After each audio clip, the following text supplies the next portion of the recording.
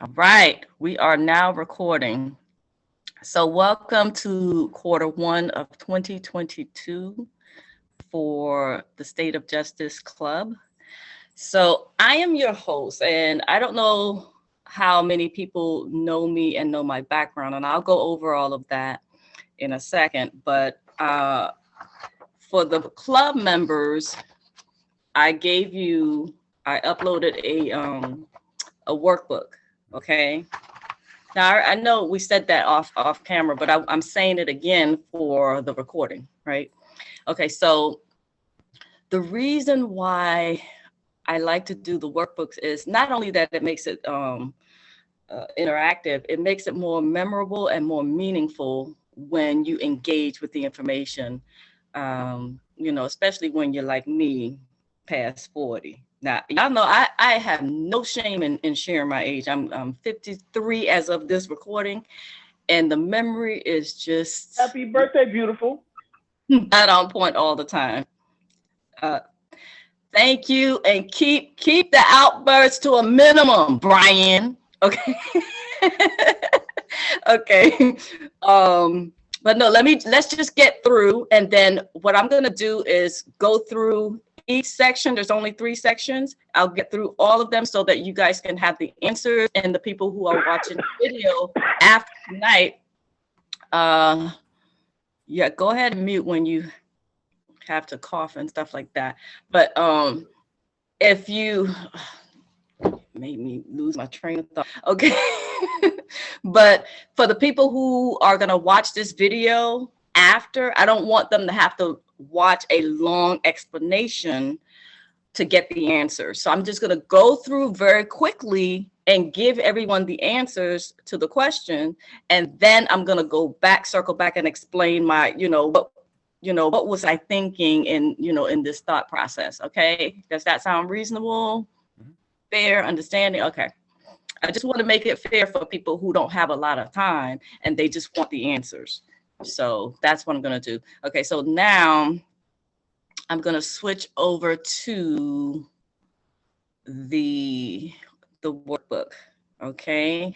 And that is going to be great for the non-club members so that they can see what the club members see. Application. Oh, no, not application, damn it. Tab. I haven't been on Zoom in forever and a day. Oh, I got to start over. Let me go here. And then, okay, good. That's it. Oh, somebody just, I'm going to have to stop sharing because I just saw someone just pop in. I'm hoping that you guys can stay watching the waiting room because I can't see it when I'm doing screen share. So you guys are going to have to be my eyes. So if someone pops in while I'm doing the screen share, please let me know. Okay. So I'll admit Taja Dean. And welcome. I just automatically shortened your name to Taj, but if that's not all right, let me know. But can you come on camera, Taja Dean?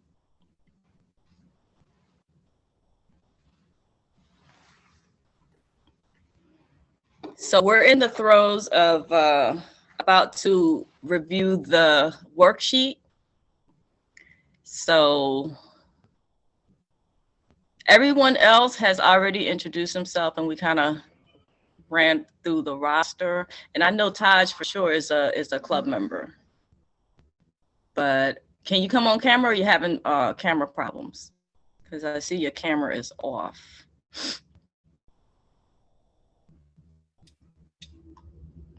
Taj, can you hear me? Sometimes when you first connect, it's an issue. Okay, the microphone just appeared to. It seems like it's coming. Okay, I see the mic. Taj, can you come on camera? to introduce yourself very, very briefly? Oh, we lost Taj. Damn it. Yeah, see, sometimes people have trouble with the Zoom thing. If anyone have any suggestions for another video meeting, don't say it, just put it in the chat. And I'll write it down and capture it. And I've been reviewing other platforms, but it's just going slowly because I got 1,000,001 things going on.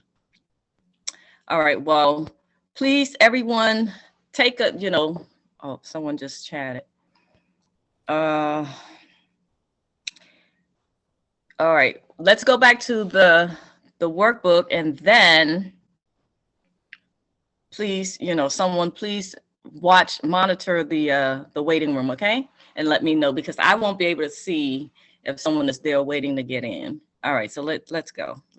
Oh my God, what did I just do? All right, let's go share and then get back into, all right, so I just wanted to give y'all the answers. Here is the workbook that is inside of the club, specifically for club members. It's just State of Justice with Ann Smith, live Q1 2022. I just had some legal notifications here. Simply, as I said, please do not share this workbook with anyone, anytime, for any reason. And let's get into it. This is me. I actually don't really care for that picture. I had on eyelashes there, and I don't wear them anymore. It was a stylist that I had hired, but anyway, too much information. Okay, so part 1, the background. Again, I'm just gonna blaze through this so that I can get the answers spoken up front, so that when people is watching this video after today, as they continue to join the club, I wanted them to have the answers early in the video. Okay, I'm going to circle back and explain everything, so reserve your questions for after.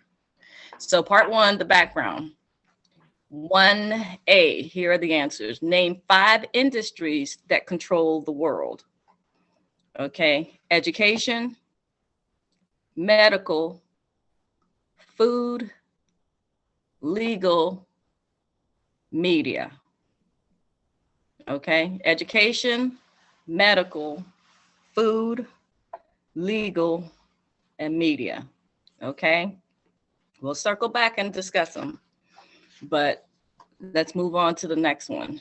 1B, the tactics to control the masses are sports, entertainment, employment, to keep you distracted.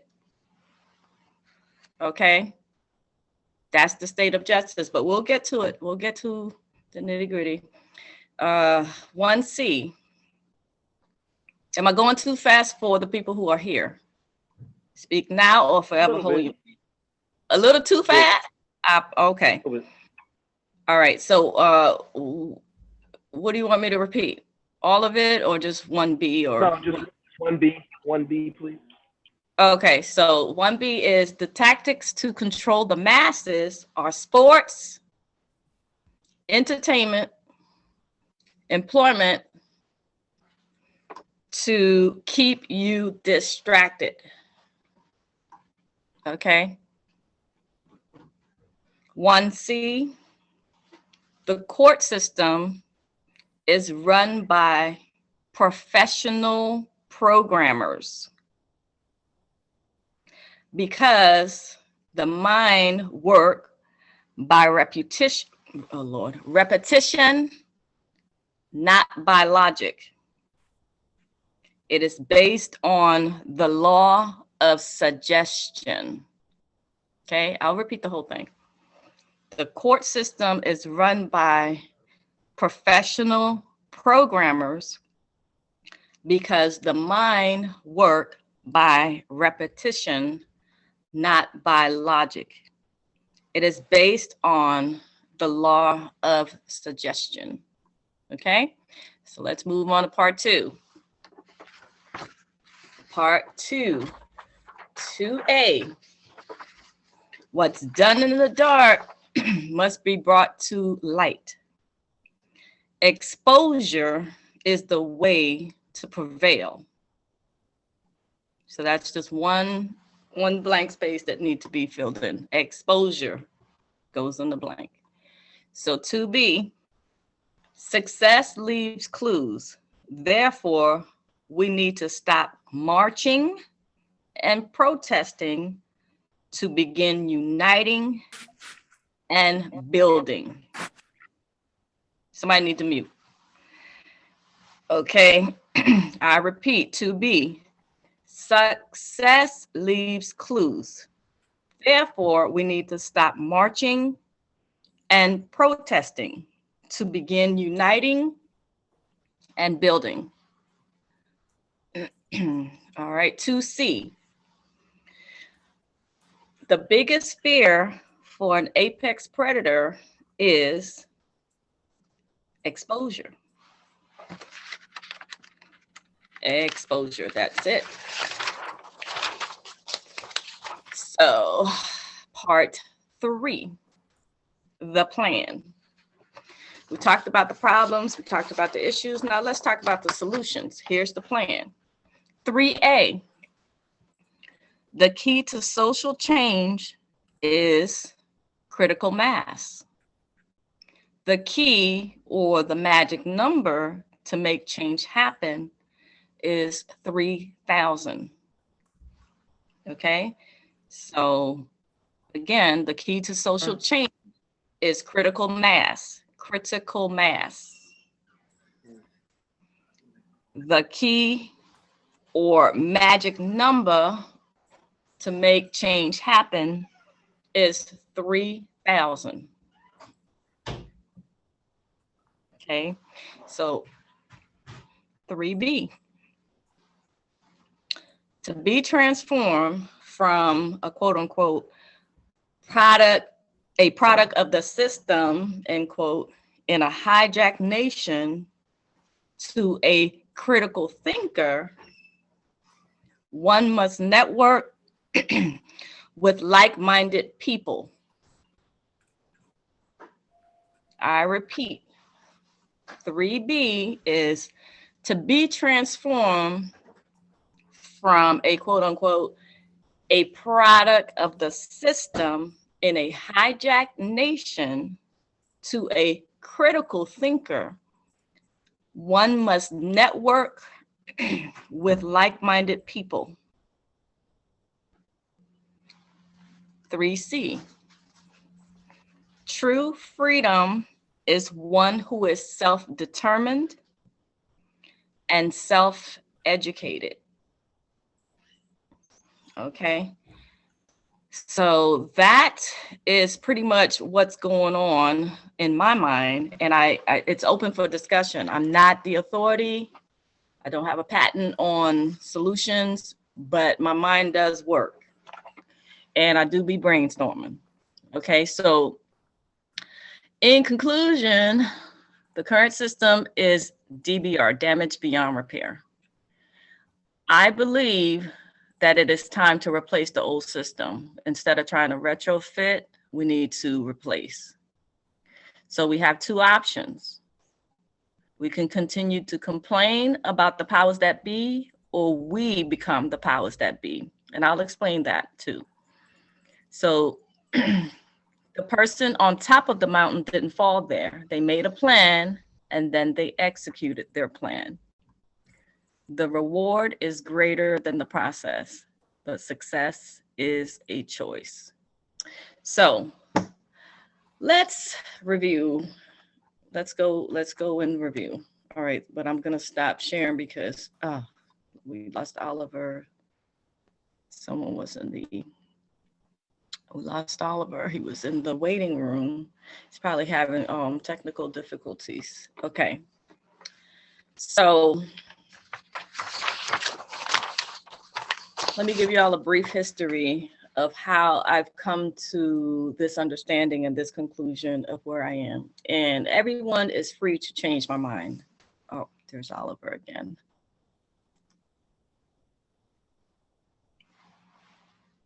Okay. So in November of 2013, I got the rug pulled from under me, right? Because this is when I thought that I had a perfect life. I had a great small business. It was successful. I used to build websites for people, but high-end websites. Like they paid me $25,000 per website. So, and that's because I just took advantage of my, my military experience, because that was my my job in the Navy was IT, information technology. So while I was still in, I built my business. I was building a small business, but then my daughter had to get her wisdom teeth extracted. And during that process of healing, after the fact, the pain medication that she was prescribed, basically had some very, very detrimental effects on her. I'm talking beyond anything that you would ever see. She was not herself. No one could understand. And her husband at the time, they're now divorced, but her husband at the time, they were young and he didn't understand. He was being impatient and they were arguing and things like that, right? So she committed a crime,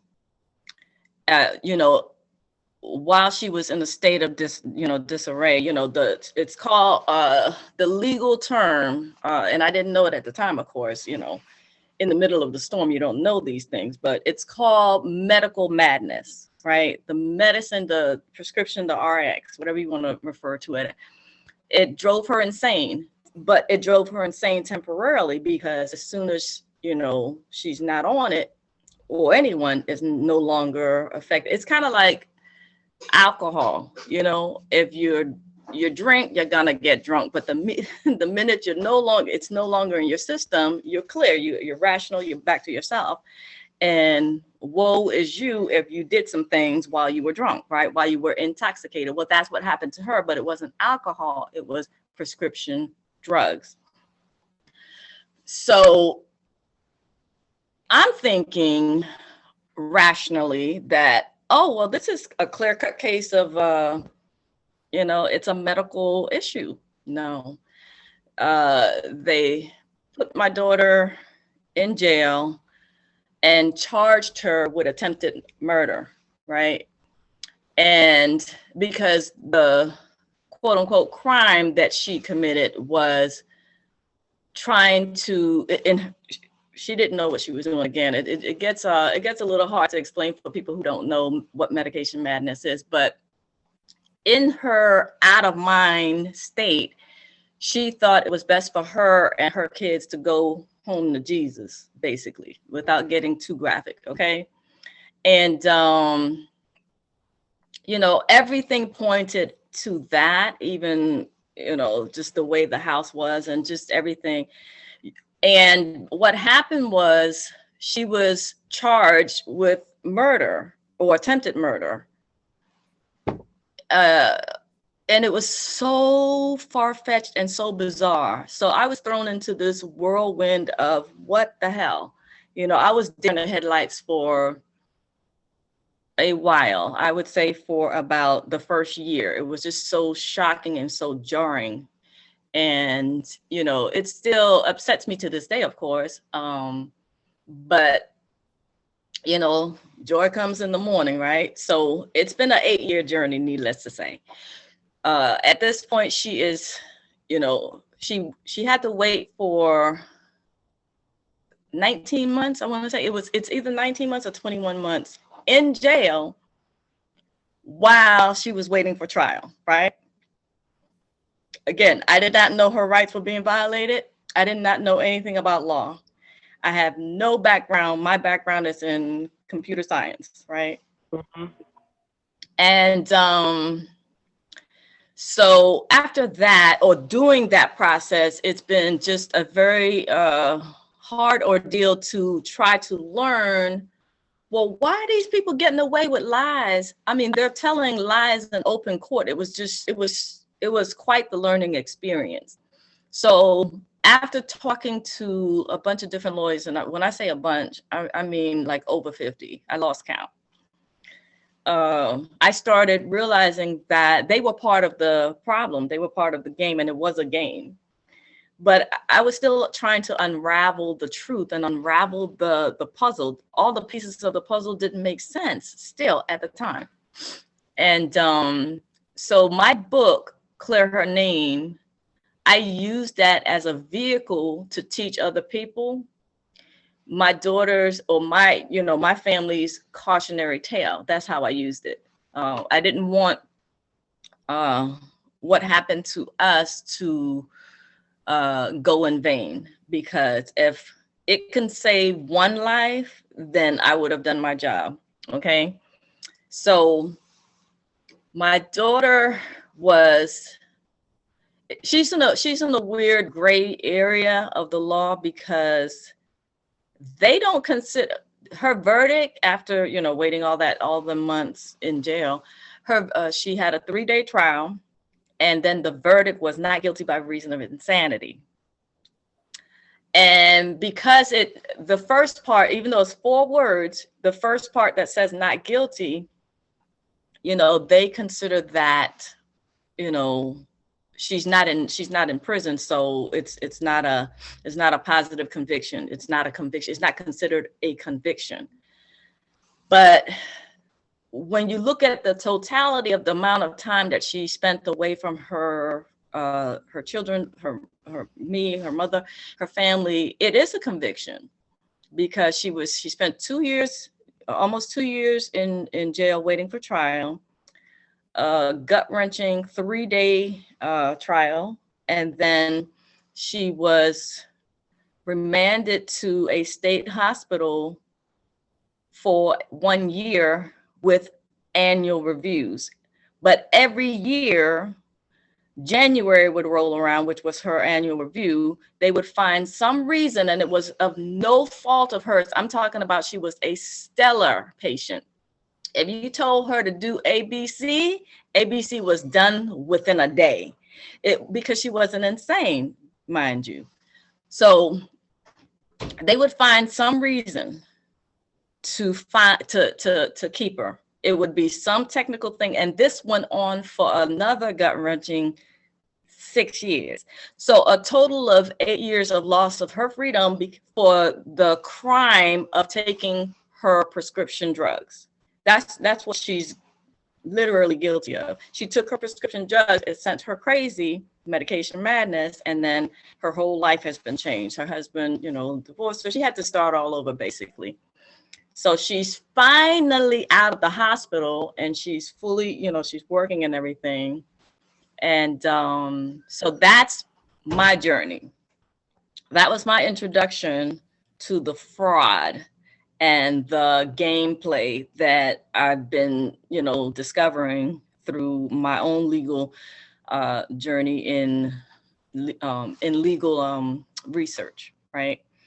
So that's me. That's where I'm coming from. Throughout that process of fighting for my daughter, I lost my home.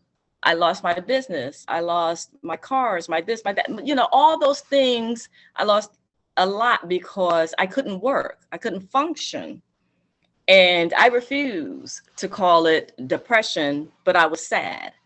And I was hurt, and I was devastated, as any parent would can relate, right?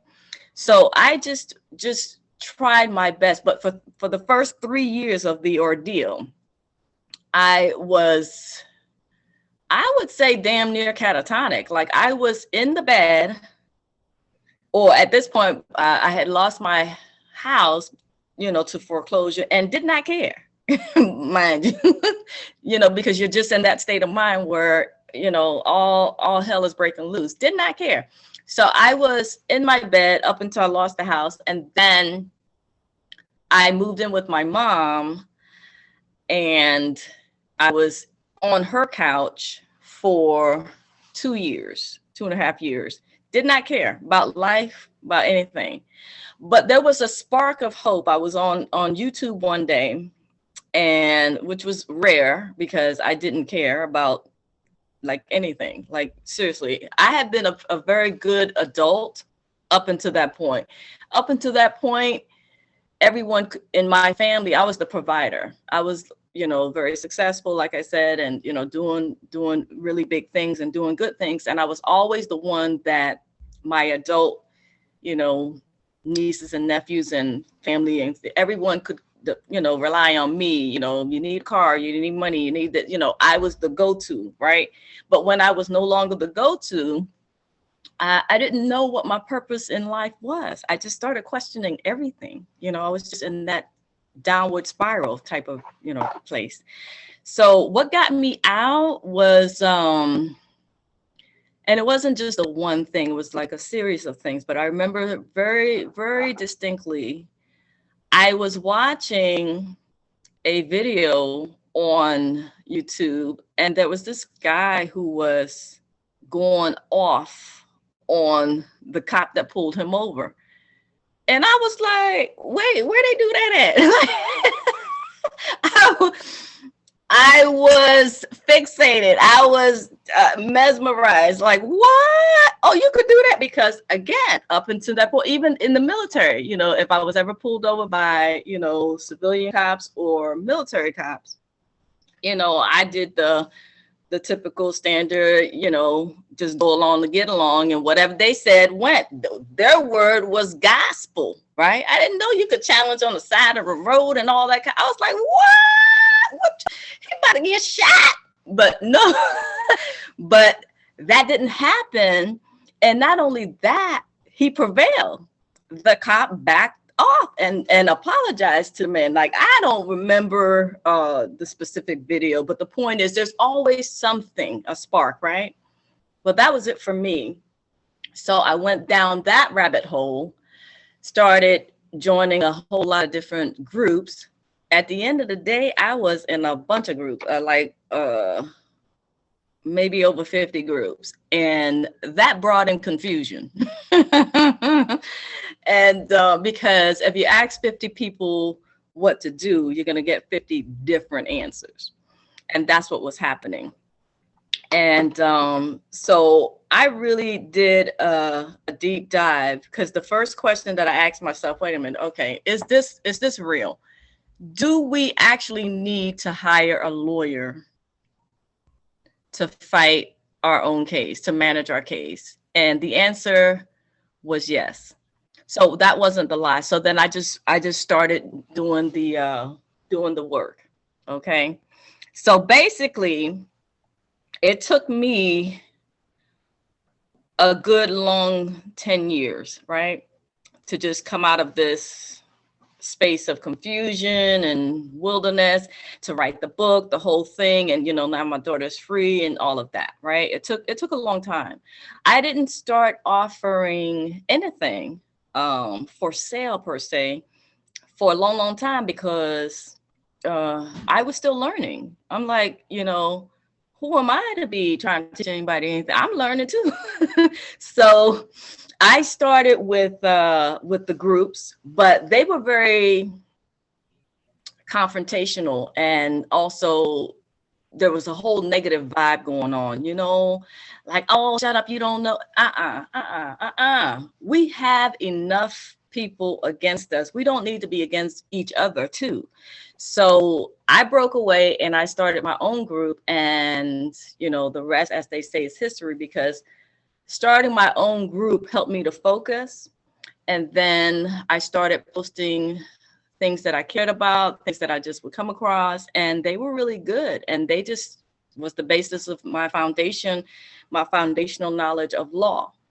And then I began helping people individually.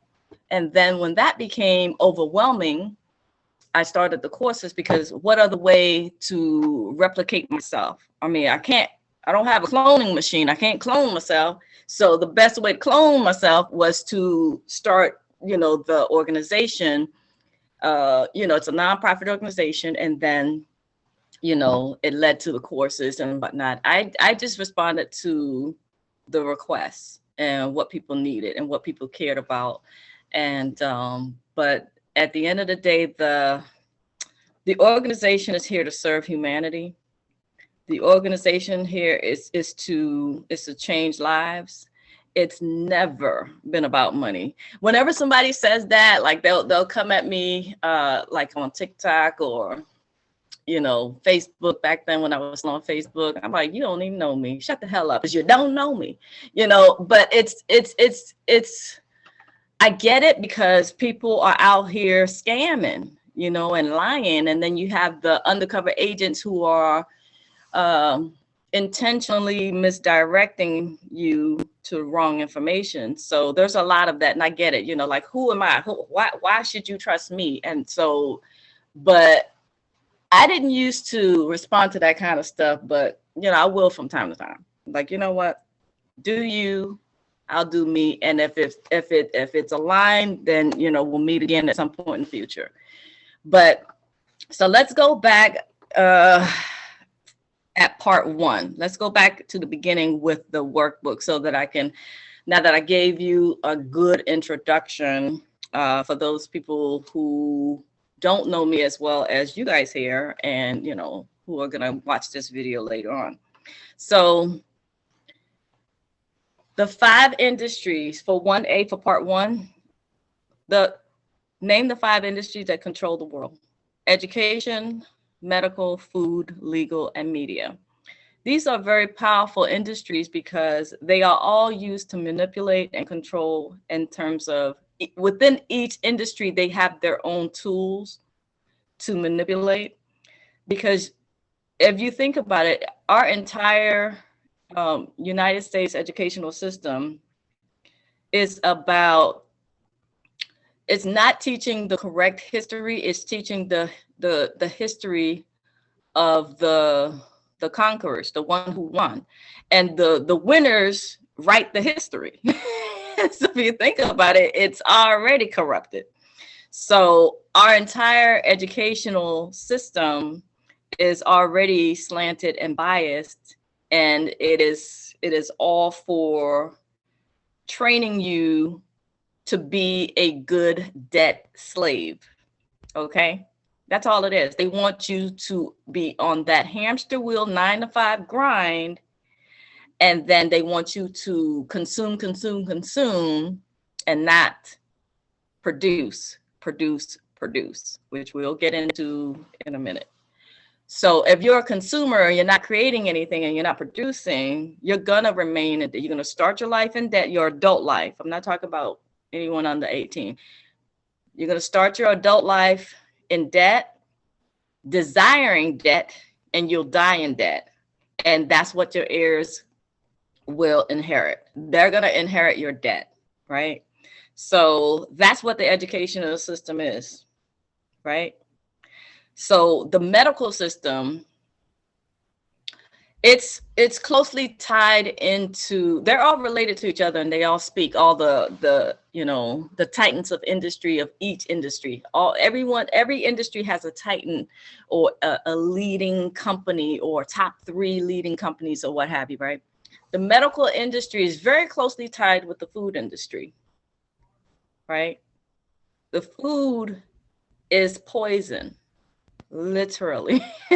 It's actually, let me say it to you in a more shocking manner so that it can register, maybe resonate a little bit deeper. Food is actually poison and drugs masquerading as food. It's not even real food. It might look good and it might taste good, but it's a drug. It is meant to keep you addicted. And it is meant to, keep you, resonating at a very low frequency.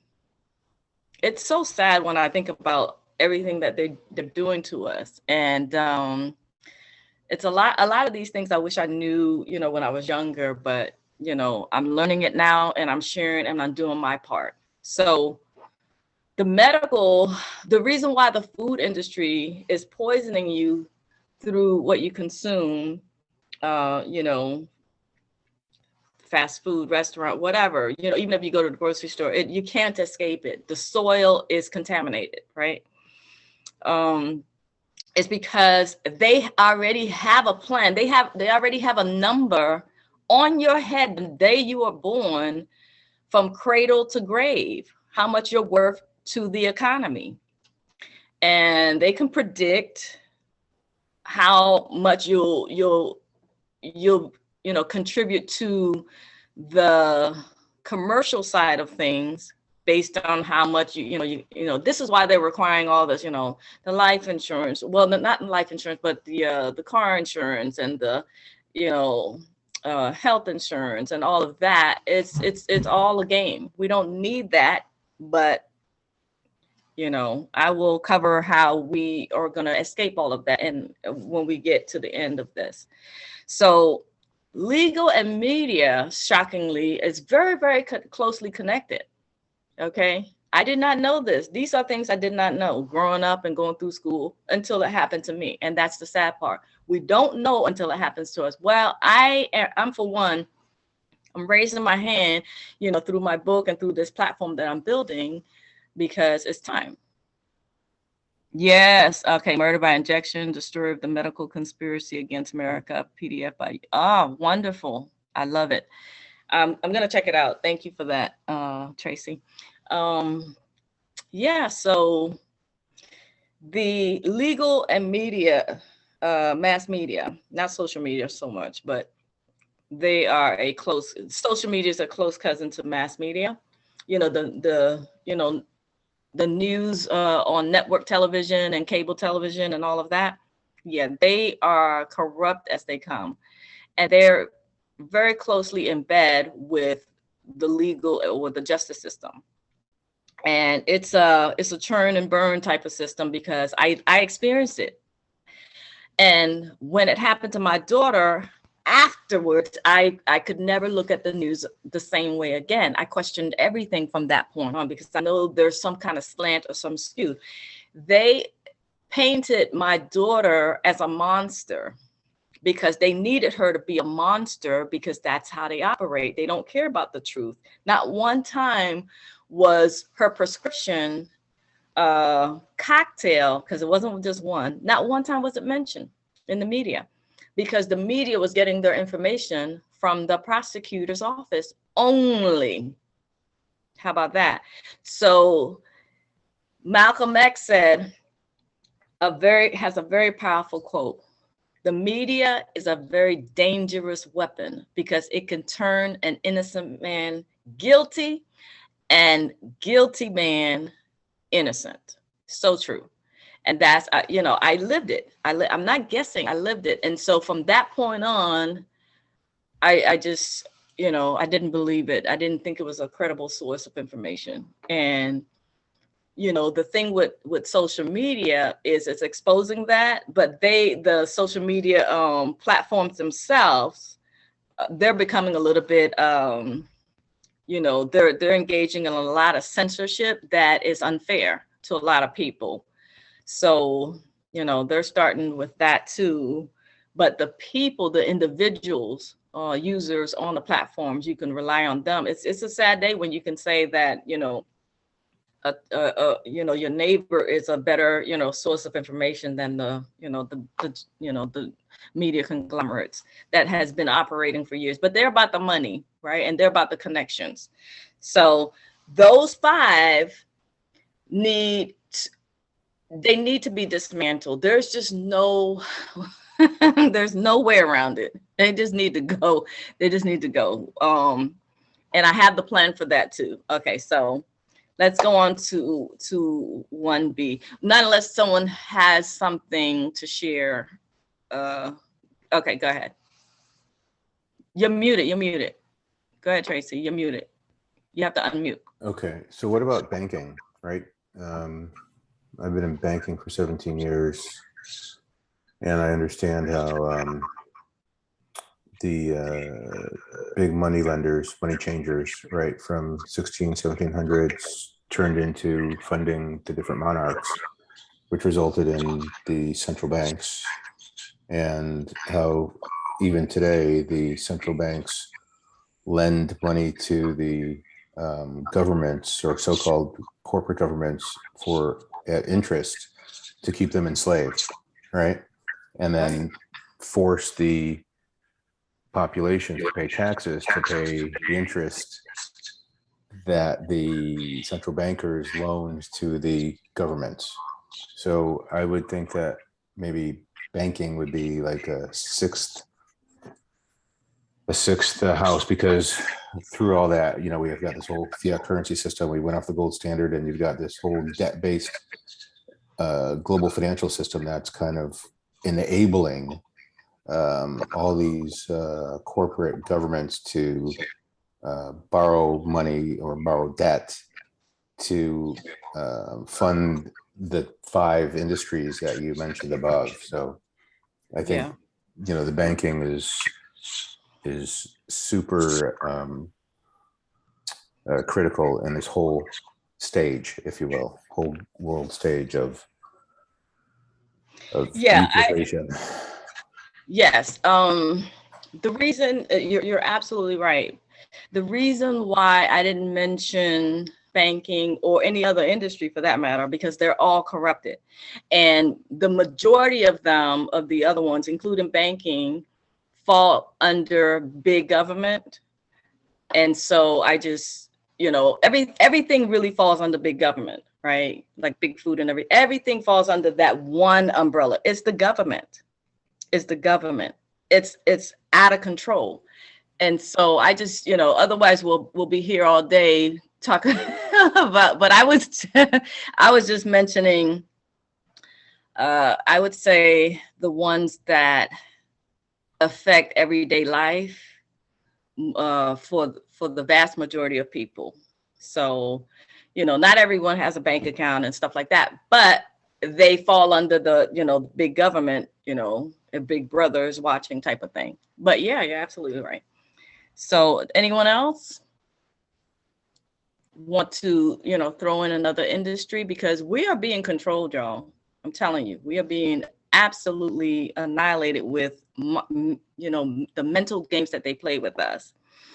Okay, so if no one has anything, I'll go on. Okay, so 1B, the tactics to control the masses are sports, entertainment, employment to keep you distracted, right?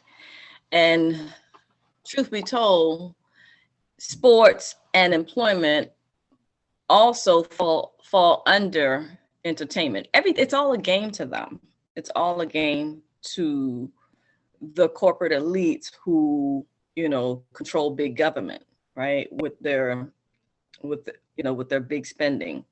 So it goes all the way back to the days of the Roman Colosseum.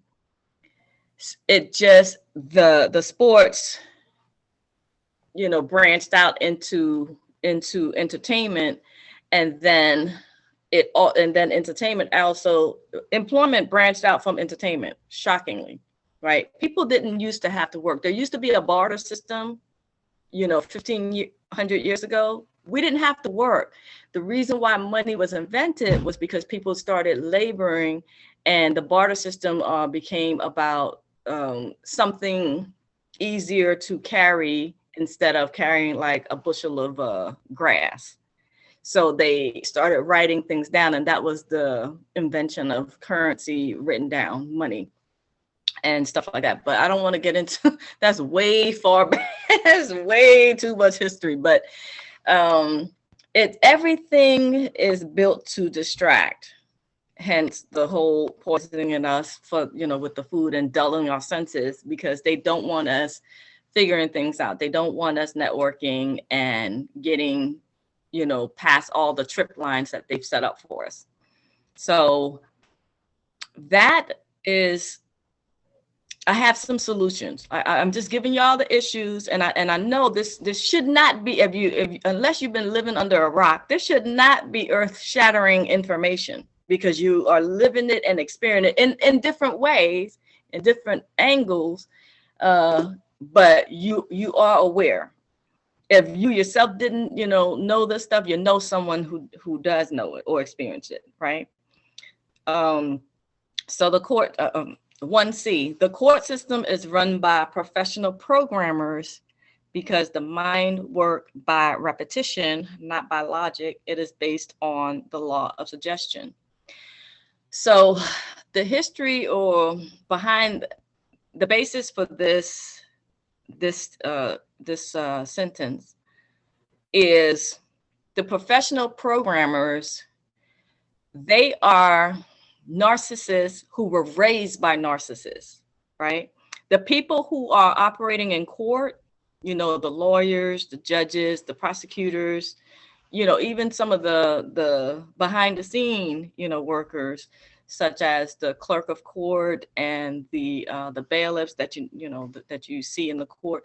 They are on some type of power trip, but they're not just, if they're just on some power trip, you wouldn't mind and you wouldn't care. But they're on a power trip without any emotions. They lack empathy. So therefore, when they inflict these painful actions against innocent people, that's why it doesn't bother them. Because I literally spent months and months wondering how can, a judge or a prosecutor or anybody, just bold-faced lying and just destroying people's lives, innocent people's lives, not just my daughter, but people, just everyone. How could they do that? And I've come to the conclusion, and I could be wrong. Again, I am not the expert on any of this. This is just me thinking out loud and brainstorming that these people they lack empathy. And, they are narcissists. And the reason why they are narcissists, there's different levels of narcissism, right? But some is learned and some is born, some is environmental and stuff like that. But a narcissist is a narcissist. And they are raised by narcissists. So that's why they don't see anything wrong with it. It's the same thing. I would compare it. I put it this way. There was a doctor in a film that described the shocking behavior of, there was a group of explorers that went to an island, and the explorers were shocked and just blown away by the fact that, these people, these native tribes were scalping people, right? This is what they, and then the children grew up, with that same behavior, and they were proud of scalping people, right? But that's normal to them, to that culture, right? But the behavior is not normal to the observer, And so when we go to court and we, are coming from our different, background, and, 9 times out of 10, we care and we're loving, it is a bizarre environment for us. It is not our natural habitat. It is weird. It's a strange environment. But to these people, they're not monsters. This is normal behavior to them. They recognize it. They relish in it. They are proud of their behavior.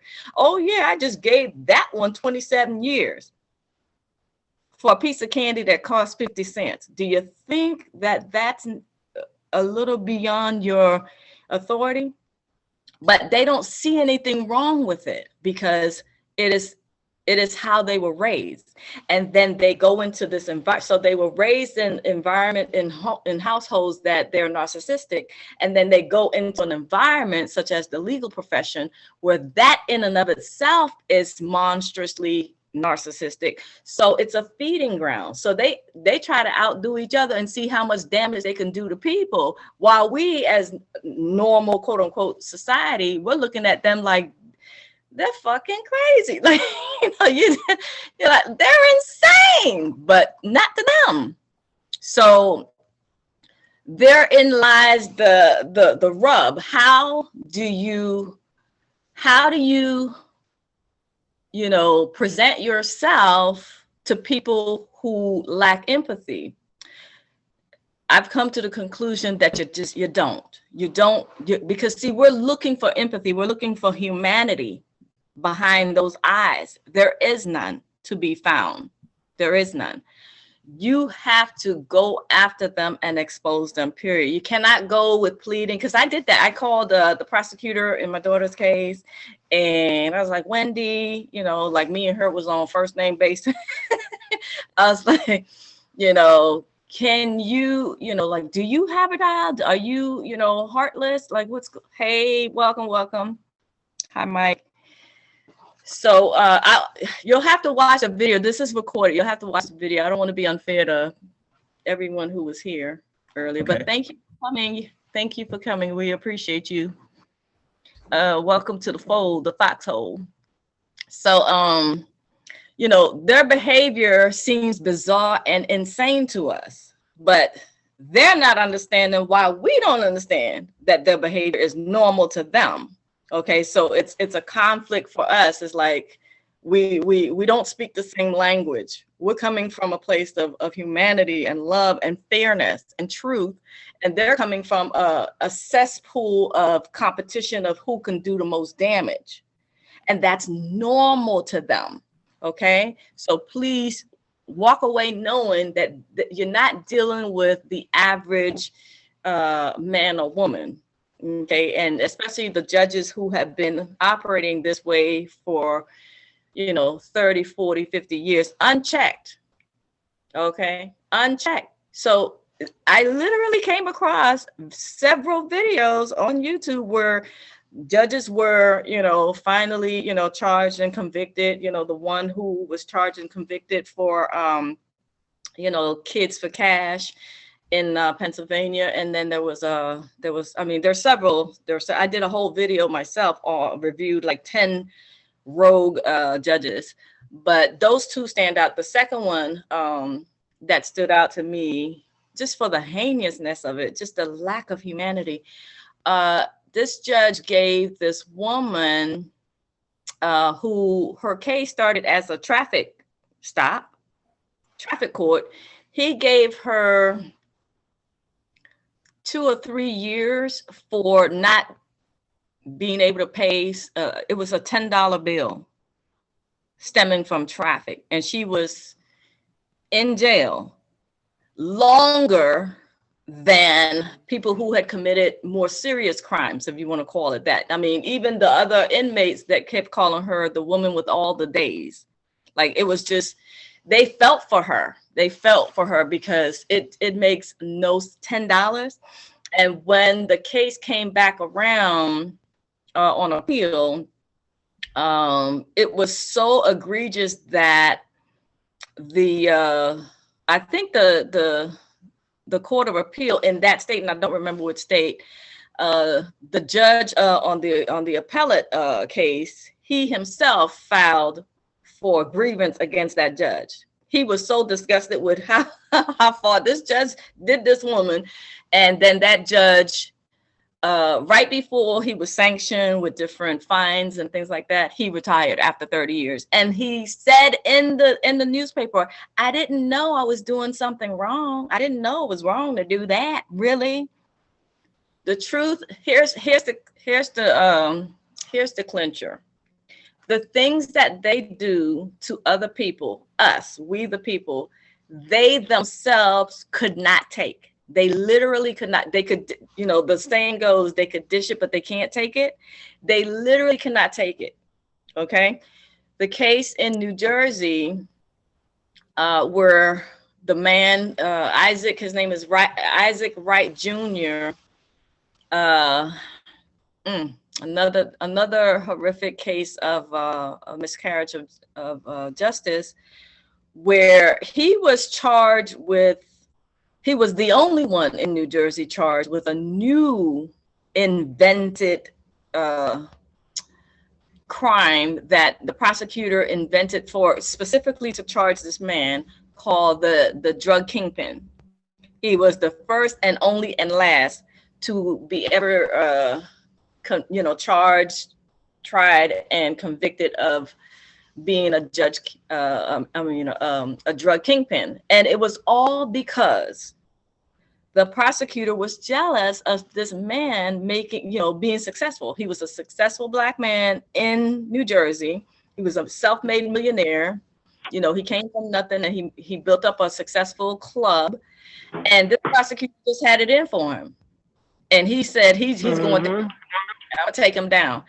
So Isaac's story is the basis of the ABC network television show called For Life that's produced by 50 Cent.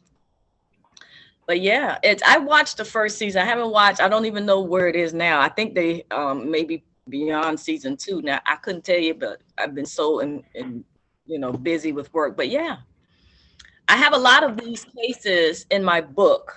Okay, shameless plug. There's a there's a lot of these cases in my book because those are the cases that inspired me to press on, because Isaac got himself out of prison. He had served, at this point, by the time he got himself out, he had served 7 years. But he would not, he would not give up. He did not give up because he knew he was innocent. He knew the charges were false.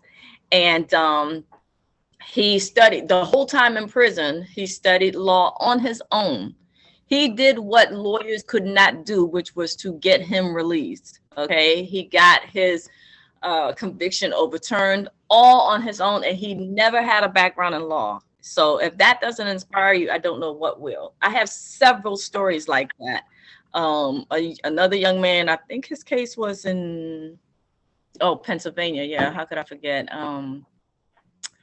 Yeah, his case was another case of mistaken identity, and they just wanted to randomly. It was very similar to the Central Park 5, where they just wanted to pin it on somebody. You know, the case had gotten, or the attack on the woman had gotten such a lot of media attention. They needed to find someone, and they just picked random people. All 5 boys were completely innocent, had nothing to do with the attack on the woman. Well, that's what happened to Hassan Bennett, and you guys can look up his case. Hassan Bennett spent 13 years in prison in Pennsylvania for a crime he did not commit. He was in his house. There was someone who was shot and things like that. I don't even think he knew the person. All of these stories are starting to run into each other in my mind, because I'm obsessed with freedom and justice, and any type of case that there's any kind of hint of wrongful conviction, I'm all over it, right? But his name is Hassan Bennett, and I want to say he was like only 19 years old. Again, innocent, just innocent in chains, basically innocent in chains. And he spent 13 years, and 4 lawyers later, finally he got himself out. He had 4 lawyers. They couldn't do it. They couldn't get the job done. Hassan started studying on his own, and he got himself out. It took 13 years, but he did it, and he just studied on his own, got his own cases heard, got a new trial, and he was just he's really a hero to not just people in Pennsylvania, but to everyone. I'm going to mute you, Brian, because I think you're the one making noise. I think, okay. So that's just to encourage you guys that, these people are professional programmers. They're narcissists who were raised by narcissists. And the reason why they continue to do what they do is because, number one, they take advantage of the fact that we don't know law. And number two, they take advantage of us being a victim of the educational system, right?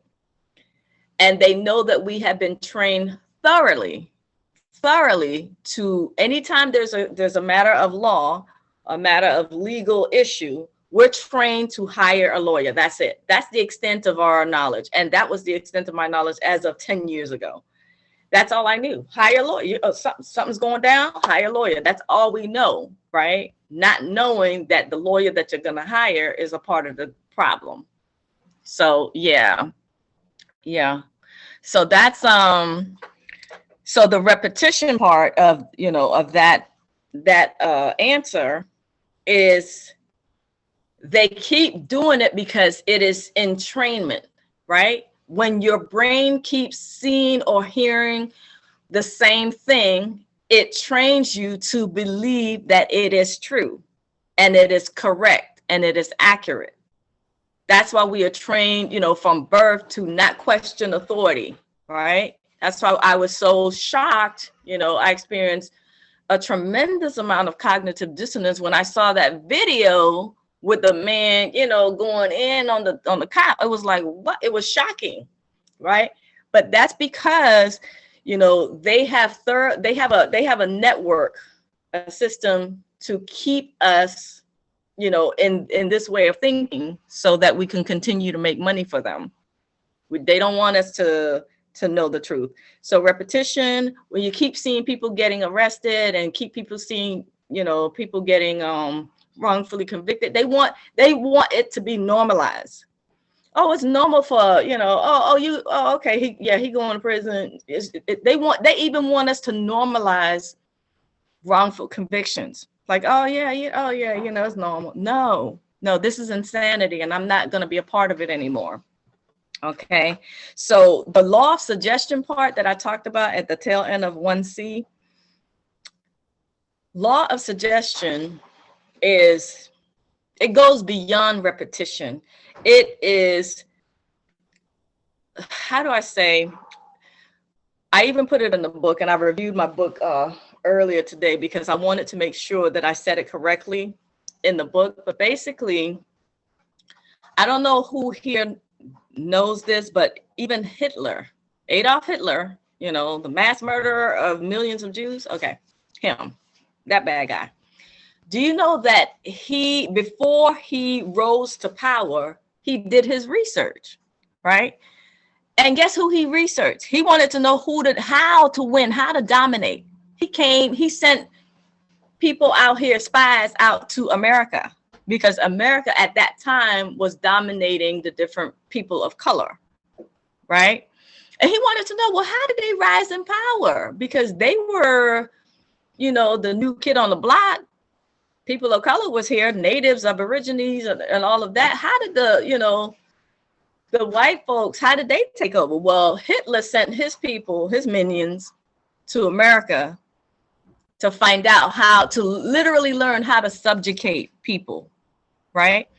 And he discovered that they used here the law of suggestion because it was so powerful, right?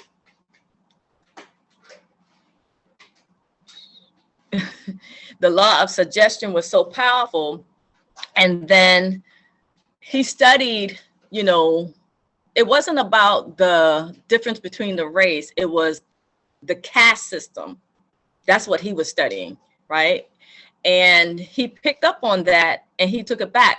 But the one thing that was also equally shocking, if not more shocking to me, was when I learned that as wicked as that man was to dominate and murder, people for being different, Adolf Hitler, he himself rejected the notion. He thought it was America went too far when he learned about the one drop rule, where if any one drop of black blood makes you black and all, he was like, okay, they gone too far. He thought Americans were crazy with that one. So the culture, the history of America is even more evil than Adolf Hitler could stand. He was like, now that's taking it. That y'all just too much. It's too much. Okay, so that was pretty interesting. So this is the culture. This is the history that we're coming from. All right. So the law of suggestion is so powerful that it is used. It's actually banned in certain countries. I know for sure China, like they have it here. They have it here where you have if you walk into the grocery store and there's certain sections, you smell the fresh bread, like that's literally piped in through the vents because the law of suggestion is so powerful. But they know what they're doing, so that's why, it's banned in certain countries. And I know for a fact China is at the top of the list, but I can't remember all the countries that it's banned in. But basically, America's a free for all. They can do anything that they want and keep us, just on that merry-go-round, on that hamster wheel. And you feel like you're never getting anywhere. But I got the solutions. I'm just giving you the bad. I'm just setting it up. I'm just setting it up. Okay. Oh, and just to kind of circle back to the employment piece was again, that's an extension of the barter system, and then it just became people were overextending themselves because it wasn't anymore. If you're carrying a piece of paper versus a bushel of corn, let's say, you can carry more paper, but so people were overextending themselves, and now they had to work, so they were digging themselves deeper and deeper, and therein lies the whole 9 to 5 and working hard and hardly working. Oh my God. So it's a vicious cycle, but I have a solution for that as well. So, all right. Does anyone have anything for any? I know I said a lot. I said a mouthful. I should have checked in sooner, but let me just check in. How are we doing? Everybody good? Okay. I'm good. Oh, okay. All right. Awesome. So I'm going to go to part 2. The brainstorm. This is where I was like, okay, wait a minute here. There's got to be a solution. History has shown us solutions. I mean, I just told you Hitler himself studied, right, to learn how to dominate. Now, he used his powers for bad and for evil, but I want us to use our powers for good. The education that I'm giving you, I want us to use the powers for good. And here's how. Okay, so number 2A, what's done in the dark must be brought to the light. Exposure is the way to prevail. So it's pretty self-explanatory. Sunlight or sunshine is the greatest cleanser of all this nefarious, diabolical, evil shit that they're doing to us. How about, let me just keep it real. Okay, so it's just insane. But I learned that let me just take the NGRIs that I found, okay, because of course I was naturally obsessed with the same type of cases that happened to my daughter. The NGRI is abbreviation for not guilty by reason of insanity, right? Because I noticed that every state has their own criteria to be met, right? Her case was in Virginia, but I noticed one string of that reoccurring thing that when someone prevailed, the one way that someone was able to prevail was when they brought it to the light. Because most of these cases, not just the NGRI, I'm talking about any case, the biggest weapon that the prosecutors use is the media to vilify. I mean, they're going to paint you as a monster, regardless of what the crime was or that they're trying to accuse you of. They're going to paint you because they want the court of public opinion to be on their side. So they're going to, tell the lie, and they're going to tell a big lie. Well, the key emotional, strings that they're pulling is guilt and shame, right? When someone feels extremely guilty, like, oh, I'm sorry, like, they're very remorseful. They don't, they feel ashamed. They retreat. They don't want it to be in the dark. They don't fight. They stop fighting, right? They stop fighting. They retreat. I found 60,000 cases specifically to NGRI. That's a lot of cases. I'm telling you, your girl was busy. I studied. I be studying, y'all. So I found 60,000 cases, and it included celebrities, and it included a crown prince, right? But I found that out of the 60,000 cases, do you know that only 5 of them prevailed? In other words, they beat the system and they weren't like locked away and stuff like that. And actually, the people who are sent to the hospitals are the lucky ones, if you want to call it that. Because the vast majority, like 90% of these cases, go to prison. Yeah, go to prison. Yes, it's insane. It's a very slim chance. So, as bad as things feel to us, my daughter is actually one of the lucky ones, if you want to call it that. It doesn't feel that way, of course, for us, because it's devastating. But no, I will never forget. And I have to give him honor. I have never met this young man, but ever since I found out about his story, my heart goes out to his parents. I want to do something, but they gave up. So I can't advocate. The advocate can't be more, out there than, the one that you're advocating for. You see what I'm saying? So I'm in a bind. But I'll put his name in the chat. His name is oh gosh, I put the chat away. His name is Zach. You guys can look him up. I can't spell. Is it Zach like that? Or is it Zach with a K? East. Try both. Zach Schmid Kuntz. There we go. So his father wrote a book because during the throes of my daughter's case, I was finding, all these resources. This is when I was finding the 60,000 people and all of that. Well, I found his case because his father was in one of those support groups on Facebook. And, we got to talking, chatting, and then we talked on phone, and then he said he had a book, and I bought the book, and blah, blah, blah, blah, blah. Well, when I discovered what they did to Zach, I was devastated, as if I was his mother. Basically, he was a 18-year-old who was prescribed an SSRI, which is like medication for depression. But unlike my daughter didn't have a history. He did.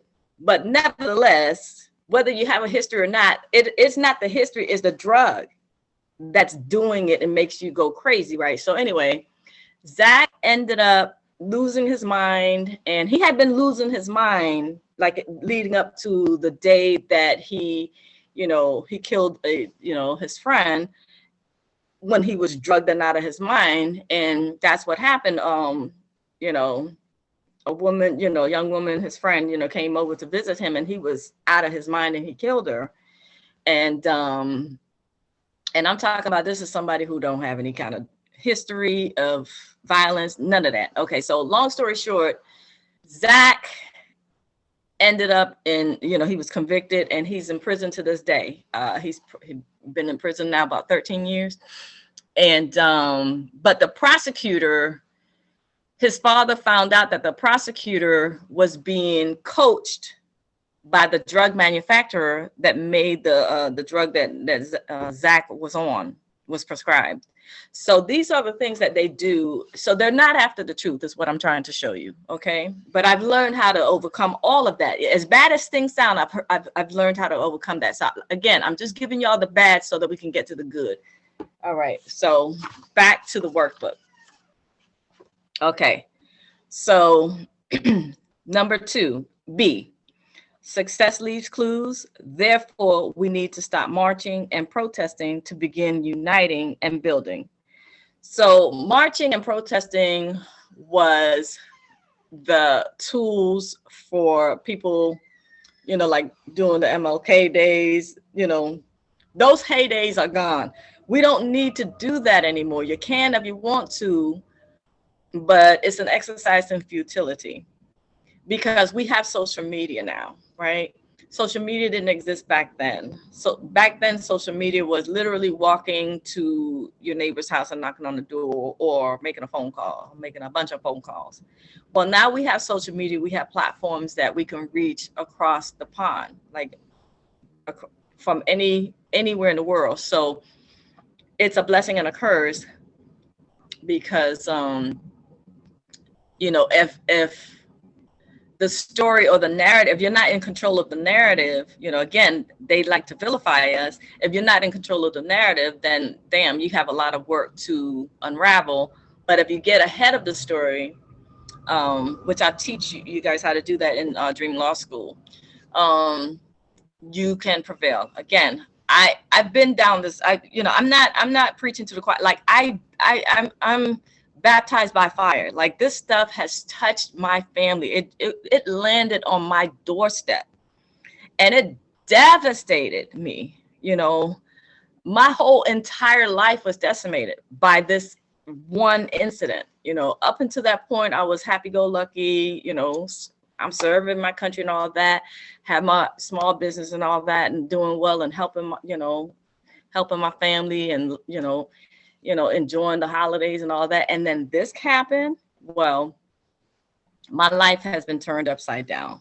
So I know that it's time for us to unite and build. So I created this plan because I thought that we could coexist, but we can't. I want to coexist, but we can't. How do you coexist with a monster that's trying to eat you? Like, it's just not possible. That's how I see them now, right? I see them that way. Like, so I created this plan. Yeah, Frank.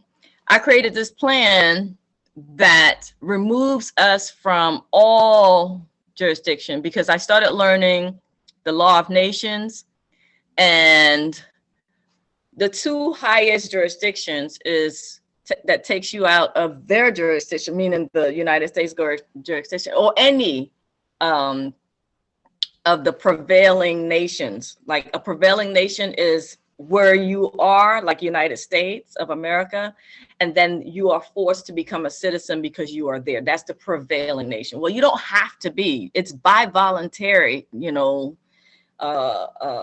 consent.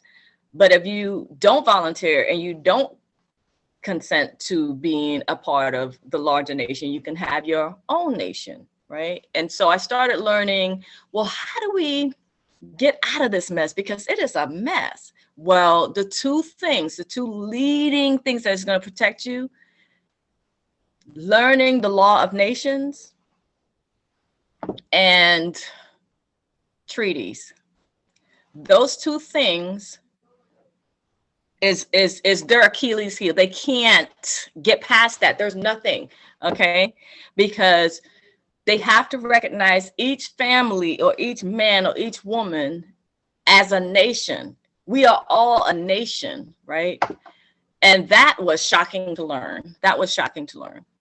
And or you can also operate as a diplomat, or because as someone who provides the proper authorities, the notices, again, the prevailing country has their proper authorities, such as the Secretary of State, or the Secretary of State's boss is the Secretary of the United States of America, right? There's the Secretary, and then there's the Secretary of States that falls under. Well, you're dealing with the top echelon, because this is where we are. But they didn't want us to know that. They didn't want us to know this is where the Secretary of State is actually below you, right?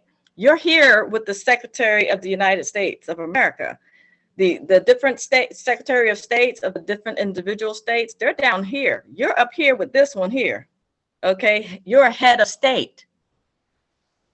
But they don't want us to, I don't want to go too far, because I don't want to cause, extra confusion. And it took me a long time to learn this and realize the real nature of the source of our power. But yes, we are the head of our own state, and we are our own individual nation. And when you write it down, that becomes a treaty, right? Yes. So what we've been doing is we've been engaging with the prevailing the prevailing countries, nations, with their laws and their jurisdiction, because we're trying to play nice. We're trying to get along with them, but they're not playing nice, because they're drunk on the power, the power that comes from the money that they keep, stealing from people, And so Yeah, we have to start building up our own nation. And then when we unite as our United Nations, right? Just like the United States of America is United Nations. You can, replace the word states for nation, because each state in America is a nation, and they have united to become one.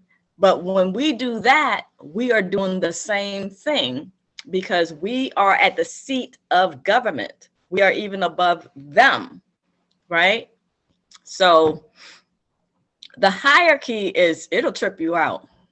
The hierarchy of things, the hierarchy of power, it is man, okay? It is the creator of man, and then government. Everything is below us, but they don't want us to know that. So I teach this in full depth because I'm just giving y'all enough to let you know that you are more powerful than you were led to believe. But I teach it in depth. Like, I can't do it justice here, but I teach it in depth in my diplomatic immunity course. And trust me, I'm still shocked when I read it again and again, and I do the review. But yes, when everyone leaves here tonight, here's a little bit of homework if you're interested. Because I love legal research. I don't know how much time you have, but I found the state of Maryland's organizational chart. Every state has an organizational chart, right? I wish I had remembered that I was going to talk about this, and I would have showed you guys my the state of Maryland's organizational chart. But above every state's organizational chart, right, it has the people. They have to tell the truth, but they hide it. Google it and you will find your state. As a matter of fact, when I sent that chart along with some other choice words, I got rid of some court cases like that. Like, I'm just reminding you who I am, and you need to back up off of me, because you're a part of a nation. I'm a whole nation. So look up, Google your state, and how you would word that is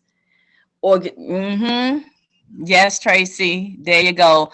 Is that just one branch? Is that just the judicial branch, or did it have all of them? I can't really see. Bring it closer to the camera. Put it.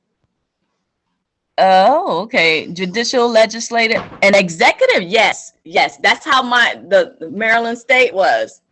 You want the organizational chart to have all three branches. Every level of their government has three branches. Okay, the United States has three branches, and each state has three branches, right? So this, for your state, like I said, I found mine, and it'll sometimes refer to us as voters. That's fine. You can call me what you want to call me, as long as you place me in the right place. And the voters, or the people, or however way your state organization is going to refer to people, is going to have you at the top. I sent that to the governor. I sent that to the senator. Well, no, I didn't have to send it to the senator, because the senators were already respectful of my position being at the seat of government, right?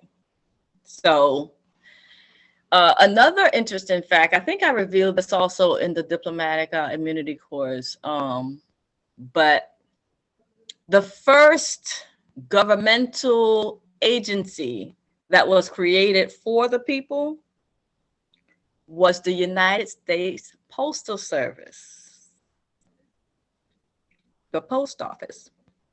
So that also has the seat of the government status. This is why the private administrative process and procedure works so powerfully, because we're holding court through the mail. So you are at the seat of government. You're using the first governmental agency that was created before any other branch. So it is the oldest governmental agency. So the two of us, we make the Wonder Twin powers. So, but you know, the corruption has gone on for so long, like over 100 years. The corruption, I traced it back to about 89 years actually, but it's still a long time where they started. Because it started with when the lawyers or the Bar Association campaigned to remove civics out of the public school system because we were learning too much. We were learning how to win in court. We were learning government. We were learning laws. So the Bar Association said, wait a minute, hold up. We need to remove this. And they lobbied and they won. Why? Because they paid, you know, millions of dollars. They paid the politicians, and then there you go. So now no one knows how government works. The little bullshit ass social studies classes that they teach these kids in high school is bullshit. These kids don't know real law and real government and how it works. And it was purpose by design, and it was very intentional, very intentional. So now we grow up not knowing law and civics and how to run our government and how to file for remonstrance or redress, a grievance for redress. We used to be able to file for a remonstrance or a what's called a grievance of redress, which all is just a fancy way of saying there's something going on in my state. The government is gone awry. These people need to answer to me. So you used to be able to send all this to Congress, but now everybody's corrupt. So it's like, damn, what do you do? Well, I got the ticket. I got you.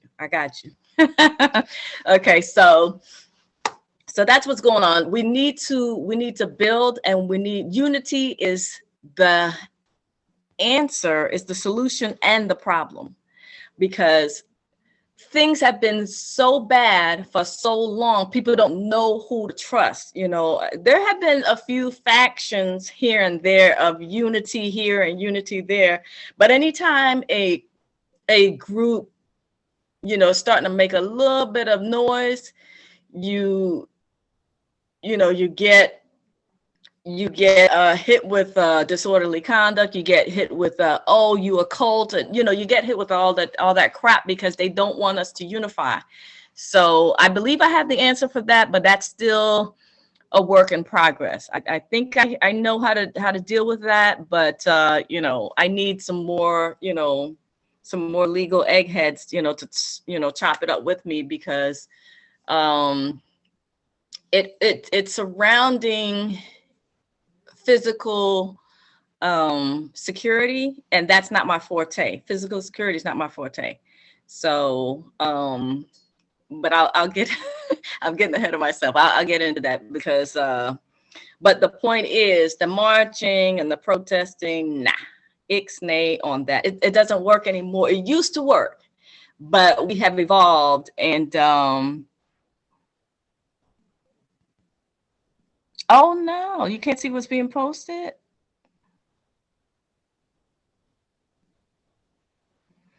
Yeah, what program, okay, put the name of the program that you're talking about, Brian, because I'm not sure. You're talking about the Dream Law School? So just let me know which program you're talking about, you're making a reference to. But so building, and the reason why you want to build and unite is so that we can start our own nation, and our own nation, so that we can be equals with, you know, the prevailing country where the land is. Okay, you can have your own micronation.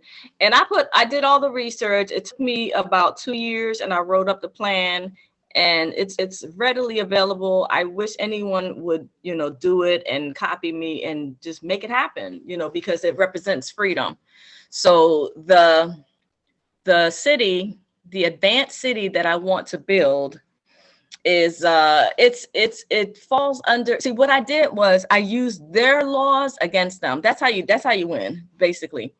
You learn the laws, you learn the rules, you learn the procedures, and then you win. So, and then you hold them accountable for breaking it. You follow the rules and procedures that they set out that don't even apply to you, but you're just going along to get along, and then you just hold them accountable. So that's really my whole secret, right? So that's what I did. I created a homestead plan. Okay, so homestead, that word alone has a lot of exemptions and a lot of connotations built into it that removes you from the tax roll and all of that, right? So I'm using, they gave you the tools, right? They gave you the tools. You just have to learn it and use it. So we're going to be our own private nation. We're going to be under a treaty of friendship, a peace treaty of friendship with the United States, right? I'm just giving you the layers, right? And then we're going to build a homestead. So we're outside of the IRS jurisdiction. We're outside of the United States government jurisdiction. It's a win-win for us, but the United States government is not going to be happy because they're losing a lot of debt slaves, because who wants to sign up to be a debt slave when you don't have to even work in our new city? The way that our city is going to be self-contained is we're going to start the whole city is going to be under a trust, right? It's going to be under a trust, and everyone is going to be a part of the trust, but no one individual family is going to own the trust. Therefore, you see what I'm saying? So everyone's going to have the benefits without any of the negatives that come with ownership. Okay. And the way that it's going to be self-contained, or self-sustained, I should say, is we're going to have 4 businesses. We're going to build 4 businesses, and we're going to sell goods, sell products. Remember, we got to get off of the hamster wheel, right? We can't keep working, trading time for dollars. So we're going to have 4 industries, and I did the research. 4 industries that are major that can, remember, it has to sustain an entire city limit, right? And each city is going to be, the city limit will be 20,000 people, right? So the 4 businesses has to sustain 4 or 5 cities. Then after that, we'll have to start, maybe building some more businesses, right? But the 4 businesses, the combination of revenue that will be generated, because they will all be online. Anybody got time to go nowhere? Now, COVID done taught us we don't have to leave our. So each industry, well, let me not give you each industry, but the combined gross sales is going to be well into the billions, because it's food, clothing, and what was the other one? Oh, the app. Hold on, I got to go to the website, because I haven't seen my own plan in so long, because I've been dealing with different cases. But it is on the website, y'all. It's not the secret. It's not the I'm not holding it together away from you. It's right there. Just go to AnnSmithOfficial.com/homestead, right? So let me go there so I can remind myself, because I remember it was 4 companies that we're going to start. But the beauty of it is no one has to work ever. When you move into the city, you don't have to work. And because you have freedom of choice, if you want to, go and come back and visit, outside of our city limits and come back, you can do that. You just have to go to the bank and tell the banker, hey, I need $50,000. And they will draw up a check for you, or draw up the ATM card and put that amount on there, because everyone will have equal access. Okay. The way that we will be function and operate will be the people from ages 20 to 30 will be the worker bees, or the people who run the city, right? They will be the ones having the jobs. The people before age 20, they'll be in school, immersion, not this crap that we have going on here. Our school system is going to be completely different. They will be out in the ocean type of stuff, like immersion. Okay. And then people, they give 10 years, they donate 10 years of labor. And it's not even hard labor, because most of it, the whole city is an advanced robotic city. They just operate in the robots. Okay. And People past 30, if they want to continue the job, they can, but they don't have to. Okay, they can stay on as supervisor and everything like that. As far as the way that the leadership will be constructed, no one will have a position of leadership, a position of power for longer than 2 years. This is to prevent what's happening in our world now from, permeating our world, the corruption, the abuse of authority, abuse of power, all of that. Okay. We will have nothing to do with politics. We will have nothing to do with religion. We will not discuss race, okay, in the city. Yes, we have eyes to see, but we will be all equal, under, one accord, okay? So we will not have, it's just going to be such a crazy difference that it's hard to even fathom it, because we won't need, like, I don't know, a driver's license. We won't need a marriage license. We won't need a license for a goddamn thing. We won't need that, because why do you license different aspects of life? Why? We're not going to engage in any of those things. But let me go to, one of my team members. Oh no, one of my team members couldn't get in.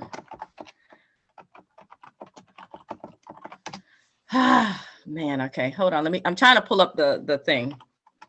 Listen to me, the thing, the plan, because I seriously want, like, I'm obsessed now. I need to know what was that fourth company.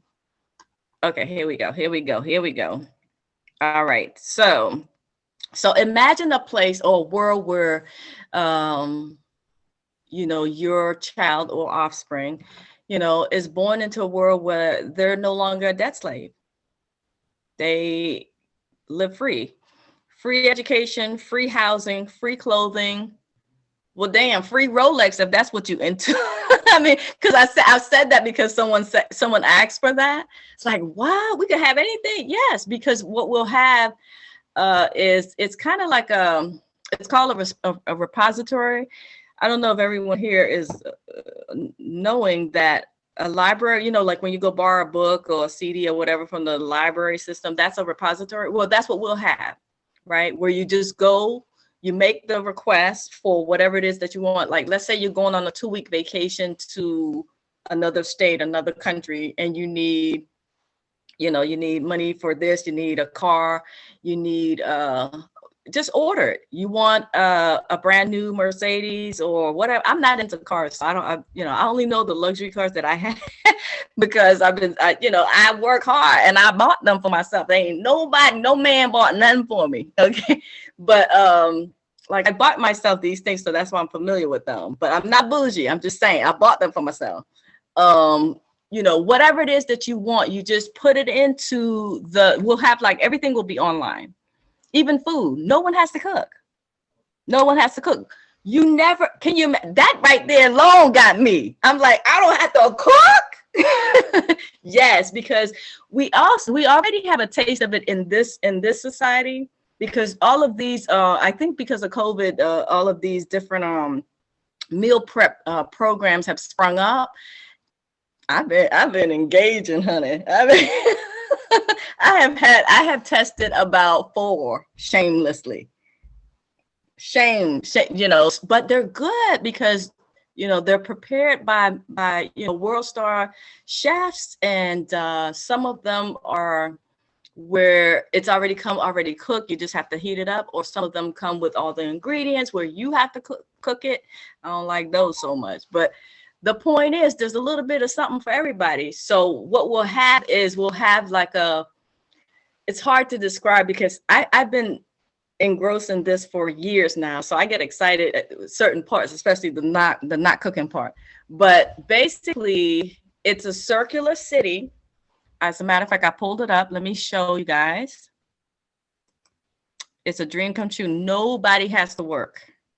Just the people, like I said, it's just a matter of keeping the city going. And even those in that age group, the 20 to 30-year-olds, they don't have to if they don't want, like if there's an issue or they don't want to. So nothing is really forced, but that's just the age group that I selected as the group that's going to help to sustain the city. Okay, boom. Oh, here we go. Here's the 4 companies. So we're going to have a 100% natural hair care and skincare product company. So this is, as you can see, I can't draw, but I did my best. So the company's name is Miracle and Eve. I'll explain. I'll circle back to that name specifically, right, in a minute. Divine Taco, plant-based versions of the foods we love, like, we love steaks, we love, ice cream, we love tacos, we love whatever that, the regular restaurants have. We'll have the plant-based versions of that, right? Because we'll have our own agriculture too, but we'll be growing our own food. So again, that represents freedom, right? So then we'll have this company, which is the fashion. Everyone, this might sound weird and far-fetched to people, some of you, I don't know, but I did the study, you guys. I'm telling you, clothing that colors have a vibration. It has a frequency. And so within our city limits, again, I'm not the ruler, I'm not the mama, these are suggestions, these are recommendations, but in our city limits, we will only wear light muted pastel colors, because those are the colors that are deemed to be positive. It has a positive effect on human nature and human mind. And then even the name of the company, right? To speak the words Arakata is to send love and positive vibration throughout the universe. So it's a beautiful thing. All right, so that's company number 2. Company number 3 is the BERT mobile app. So this is not, it's not going to affect us as closely as, the wearing of the clothes and the food and the hair care company, because the BERT app is really for the people who are outside of our city limits. Because remember, we're not going to have politicians and police and all of that. This is just for us when we're engaged out here in this world outside of us, of our own city. Okay, because whenever someone presses the, I don't know, I call it the bat, the bat button, the Batmobile button. When someone presses, like when someone calls up a Uber, right? The Uber car, the Uber shows up, right? It sends out a signal. It reaches out, I guess, I don't know, a 10-mile radius to see which one is the closest car. We're going to have that. That's going to be integrated in this app, right? But the way that it's going to work for us is whenever we are outside of our own city limits, right? We're in another jurisdiction. We're back into, quote unquote, the United States of America. Let's say you get pulled over and you have an irate cop or just someone who is going over the line, right? Beyond their call of duty or what have you. Okay, so you pull up the BERT app and it's going to automatically ping a 10-mile radius for people to show up to help protect you. So you'll have like a swarm of people. Hopefully that's the way that I envision it. You'll have a swarm of people that's going to show up with their cameras ready to record the incident. So you won't be by yourself. And the cop will be very aware that, all of this is happening, because everyone will have their phones out. And, the phone light, the flashlight will, basically he or she can see that they're being filmed. Right. And then the witnesses who are going to show up, and hopefully we'll get like 10, 20, maybe a swarm of 30 even people show up. Right. They won't have to do anything. As soon as they answer the call and they show up and they start recording, that app is going to automatically record video, take photos, and connect to the, I said CCTV, but I remember, Alexander, you corrected me. This is not correct. But basically, I wanted something that's going to connect to the court system and immediately create a complaint for the witness and send it, reporting that cop as someone who is harassing someone, right? So you won't ever be alone. So that's the app, and that's a multi-million-dollar business, right? So yeah, 1, 2, 3, 4, boom. So those are the companies. These are all, the funds and the proceeds is going to the trust. The trust owns the city. and the city takes care of us. So that's pretty much it in a nutshell. Let me show you the way that the city's going to be built. I did not design this. Walt Disney did. Okay. What's his name? I always forget. Walt Disney actually stole it from here we go. From Jacques Fresco. Jacques Fresco was the first man to design a high-tech circular city. And or maybe he took it from, yeah. Here we go. Jacques Fresco took it from Epcot Center that was built by Walt Disney. I couldn't remember who came first. Okay, so this is an aerial view. Do y'all see my mouse? Because sometimes Zoom shows it and sometimes it don't. Do you see the mouse? Do you see the mouse? People, do you see the mouse? I see it. Oh, okay. Because sometimes it shows up. Okay, thank you. Sometimes it don't show up. Okay, great. So this is gonna look weird to you, but I promise you. Where's the Wing Chun school gonna be at? Oh, it's gonna be one of the disciplines. Okay, so basically, you know how we're like driving all over creation, trying to find this, that, and the next. Well, the way that the city is gonna be designed is everything is gonna be in one area. Yeah, and it's called the disciplines. At least this is what Jacques Fresco called it. So everything dealing with medical and health and everything is going to be right here in this discipline, in this, the university, everything that's dealing with health, medical, all that, right? Yeah, and so these are the different disciplines. It's only about 8 disciplines, that really rules and regulates human life, and then so these are the private homes, individual homes, and then these are the apartment buildings. So everyone will have it their way, like Burger King, right? If you want a private home, you want to. Let me know.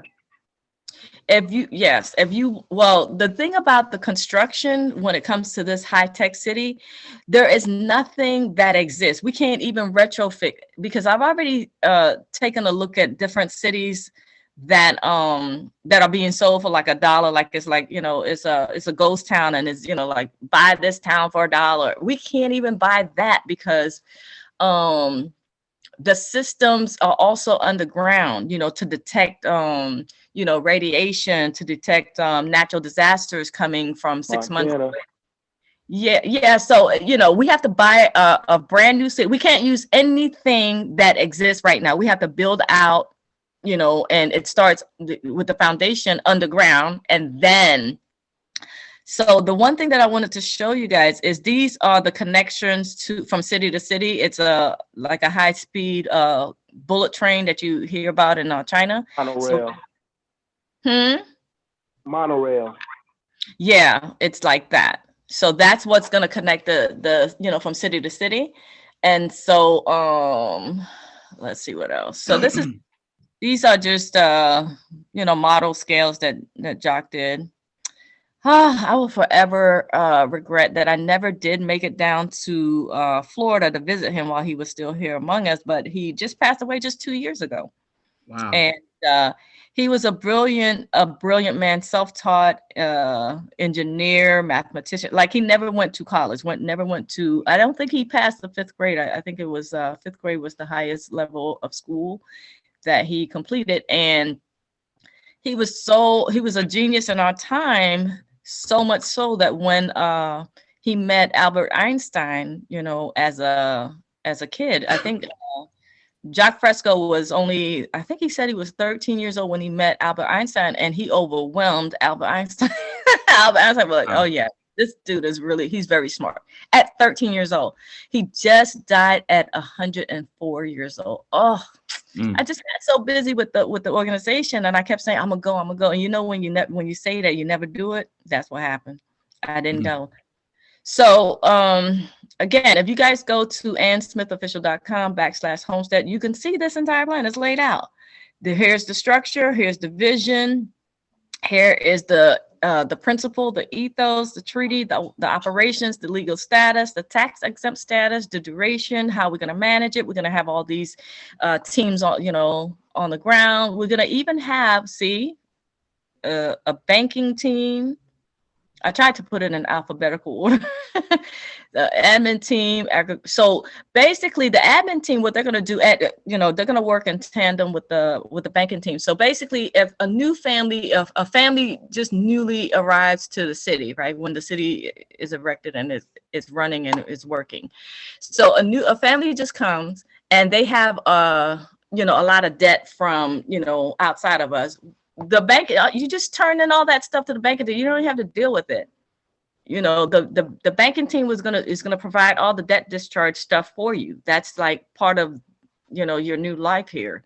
You don't have to buy anything, you don't have to pay anything. We'll deal with all the creditors that's harassing you. We'll deal with all that. We'll issue the proper promissory notes and bills of exchange, and we'll discharge all of your debt. You don't have to worry about that. Just come to the city and then put that as your request through our current system is called a library, right? The library system, right? It's free. You go there and you check out stuff. Well, that's what we're gonna have, but it's just called a requisition or repository system.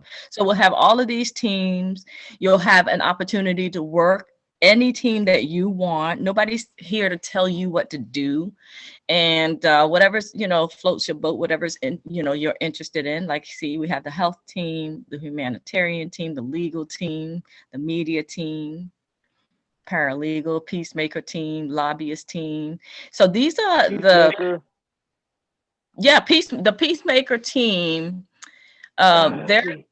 They're the ones that's going to deal with the neighborhood watch and the physical security of all of us. So, but there are going to be levels to that, right? And I was talking to someone here. I was talking to Alexander about it in great length. I'm going to test you, Alexander. I'm going to put you right on the spot and see how much you remember of the peacemaker team. But anyway, the lobbyist team, Wait a second. So the lobbyist team, all of the teams are very important, but one of the important things or aspects that I want to highlight with the lobbyist team is that they're going to have the greatest engagement with the outsiders, right? That's what I'm pretty much calling anyone outside of the city limits, because the team of lobbyists that is coming down from the industry, the medical industries, particularly big pharma, they are so dangerous. So we look at them. I listed all of the big ones right down here. Big pharma is number one, head of the game. Big oil, big food, big media, big government, and the medical, right? So we're going to have a lobbyist team that's going to handle all of that for us, right? Again, we're safely away from them because we're going to be operating, through our city trust, and we're going to have a, peace treaty, and we're going to have all the protections and all the layers of protections like an onion, but at the same time, we still have to engage with these people, And another one that is going to be important for us is the media team, because these people are wicked and they're vicious, and they're going to paint us as a cult. Just expect that. It's coming. It's a given, right? Yeah, and especially when they see unity. They hate unity. Exactly. How do we weed out the weird people? Okay, I'm gonna get to that. Let me. Okay. There was another. I meant to add. I just saw a video where there was an element of this one culture in the Middle East. I don't like a lot of stuff that goes on over there, but there was this one particular element, and I wrote it, the Bedouin. There you go. It came back to me just like that. Okay, so I don't like the way they treat women specifically, but the one thing that I did like about the Bedouin way of life is that they do not accept homelessness. They do not accept that at all. No one is allowed to be homeless, right? They have a spirit of giving and taking care of your neighbor. And as a matter of fact, a perfect stranger, and this is law over there, a perfect stranger can knock on your door and come and stay in your house for up to 30 days, free of charge. You got to feed them, you got to clothe them, you got to open up your home to them for a minimum of 30 days. I love it. Oh, wow. No Yeah. freeloaders. No, it's that they're down on their luck and they need help, and no one turns them away. See, it's a different way of looking at it, right?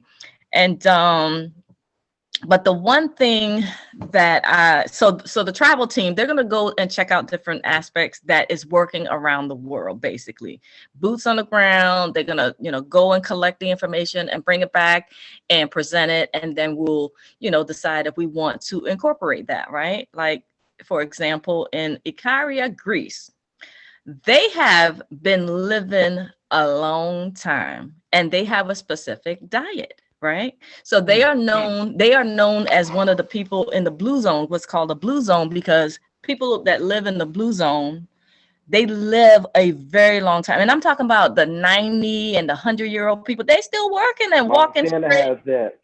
Yes.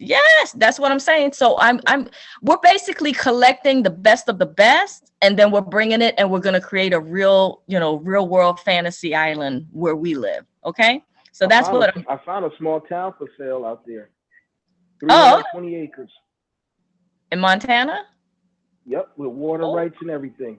That sounds large enough. I might you email me that, please, so I can take a look at it.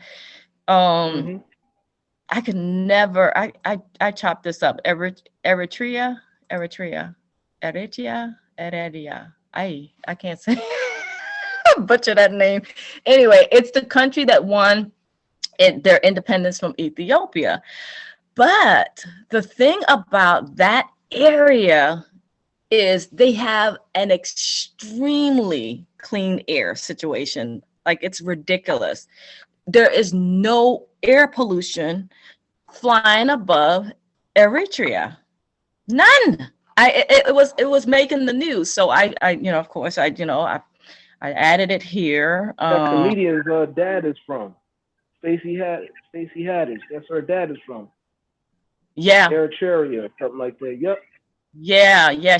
That's who I heard it from. She said when she got off of the plane, she said she was hit with this burst of fresh air that she had never experienced in her life.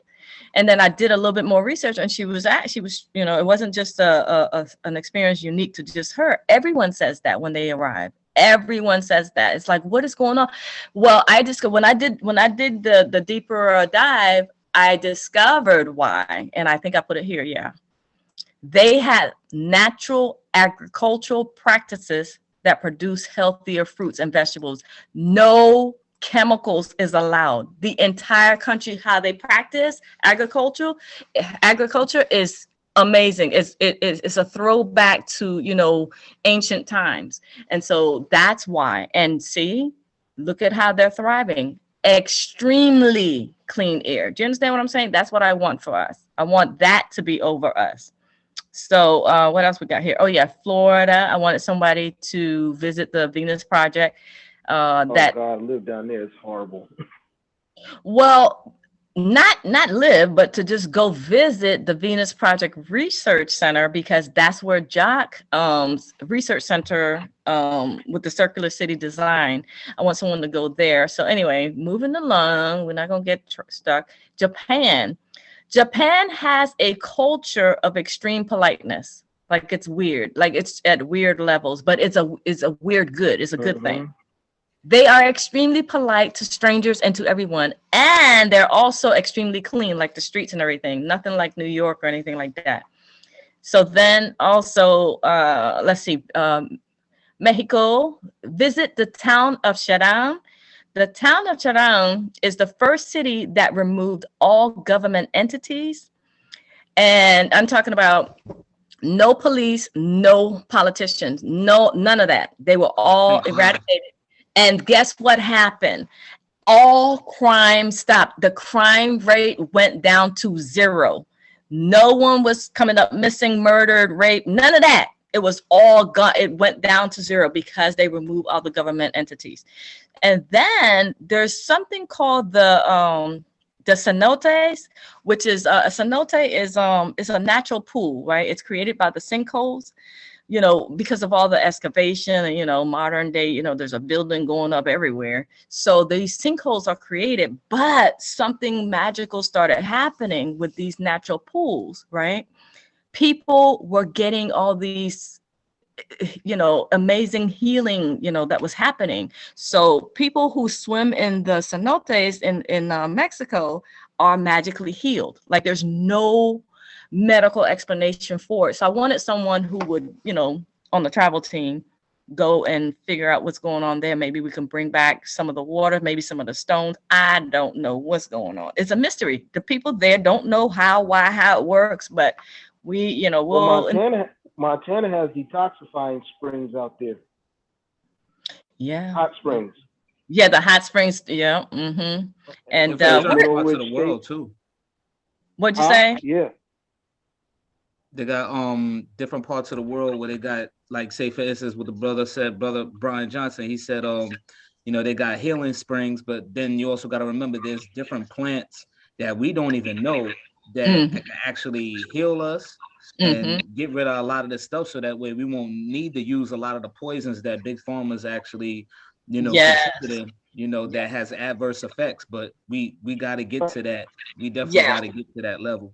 Absolutely. I agree. And anything that's dealing with the healing would also, take it back to the health team and work with that, So yeah, I lived out there for 5 years. I lived out there for 5 years, and they did a detox on me when I went through the sweat lodge.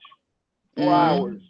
Snatched toxins out my body I never thought I had. And then they have the meditation crystals out there. It's the most mineral rich state in the U.S. Yeah. It's the only state in the U.S. that produces sapphires and garnets. Yes. Gold, silver, copper, sulfur, natural gas. Yeah. Wow. Well, it's the highest cities in the U.S. It's 2 miles above sea level. Wow. And see, that's the kind of stuff that we need to be aware of and utilize. We need, we're going to have a whole healing center. Like our medical modalities won't look anything like what we see out here with, hospitals. We'll have the emergency cares for, like, if someone, falls off or needs surgery or something, you know what I'm saying? But as a whole, it's going to be natural, right? It's going to be integrative, treatments like what you're talking about. So the Royal Rife, how, I don't know if you guys are familiar with Royal Rife, but Royal Rife came up with a sound frequency that cures cancer and cures a whole lot of different, modern day issues, right? Phineas Parkhurst Quimby, he cured diseases using just mental meditation, mind healing. Andrew Nelson, he's a modern day. Now, Royal Rife and Phineas Parkhurst Quimby, they have passed on, but Andrew Nelson, he's still alive and well in New York. He's a modern day doctor. He cures patients with hypnotherapy, NLP, and cognitive behavioral therapy. Yes, look him up. And Rhythmia is the world's first medically licensed plant medicine retreat in Costa Rica. 95% of the people report that they too had a life-changing miracle. That's what I'm saying. These are the things that we're going to be looking into. We're going to be about that life, integrative treatment, not, invasive and, we're the pharmaceutical, which I call the pharmaceutical industry. I found out some things too. I was watching another live stream, and basically I was hearing it on the radio as well on my way home, driving late at night, that as far as for the women, they had this thing where, say, if they were pregnant, through sonar, the dolphins, they could actually sense when the baby is actually in there, so they'll be overprotective of the chick that's pregnant, and they actually could emit sonar waves to actually help reduce to daggone there, eliminating the pain of her going through her pregnancy. And the guy who was doing that was doing the research, and they quickly locked him up because he found out about it, because then there would be no need for the hospitals. Everybody would just be like, yo, go to Go to the spot where the dolphins is at. We're gonna prep for you to have this baby. Wow. But yeah. I also it was a specific area. I don't remember the area of the location, but the dolphins. Did you see too, that the dolphins would swim around, make a circle around the woman? Yeah. I saw that. I was see, that's the kind of stuff that we need, to be, popularized and make that, go viral pretty much. And so that's what I'm talking about. This is just a drop in the bucket. I just did the preliminary research to get us going, get us started. But see, stuff like that, this is just we don't know what we don't know. We really don't know how many other modalities that are out there that we haven't discovered yet that is being suppressed, right? From us. So I just did what, little bit that I could. And I missed out on this one right here. The mobile support. So we'll have court observers and in panel, a 13 panel jury if we need to, because they took away our rights to a grand jury panel. So that is very closely related, of course, to the legal team. They will work together with that, but there'll be, a travel team that will go and, to rescue someone. Like there's so many things that are happening with people right now with I just came across another one on TikTok where there's a woman who is on death row that is scheduled to be executed next month or and she may not be guilty. I don't know the intricate details of the case and everything like that, but if there's a chance of her being innocent, we can have, when we're ready, we can have court observers go and maybe, put in the paperwork for a 13 panel jury and then put in the amicus brief, because an amicus brief is something that anyone can do. You don't have to be related to the parties in the matter. It's just in the interest of justice, you are intervening and you are submitting this amicus brief on someone else's behalf, just in the interest of justice. So how long are you looking to set this thing up, Ann? Well, because I'm always busy helping people like yourself, I love you for it. It always moves the needle. So basically, I was saying it should take 2 years 2 years ago. You understand what I'm saying?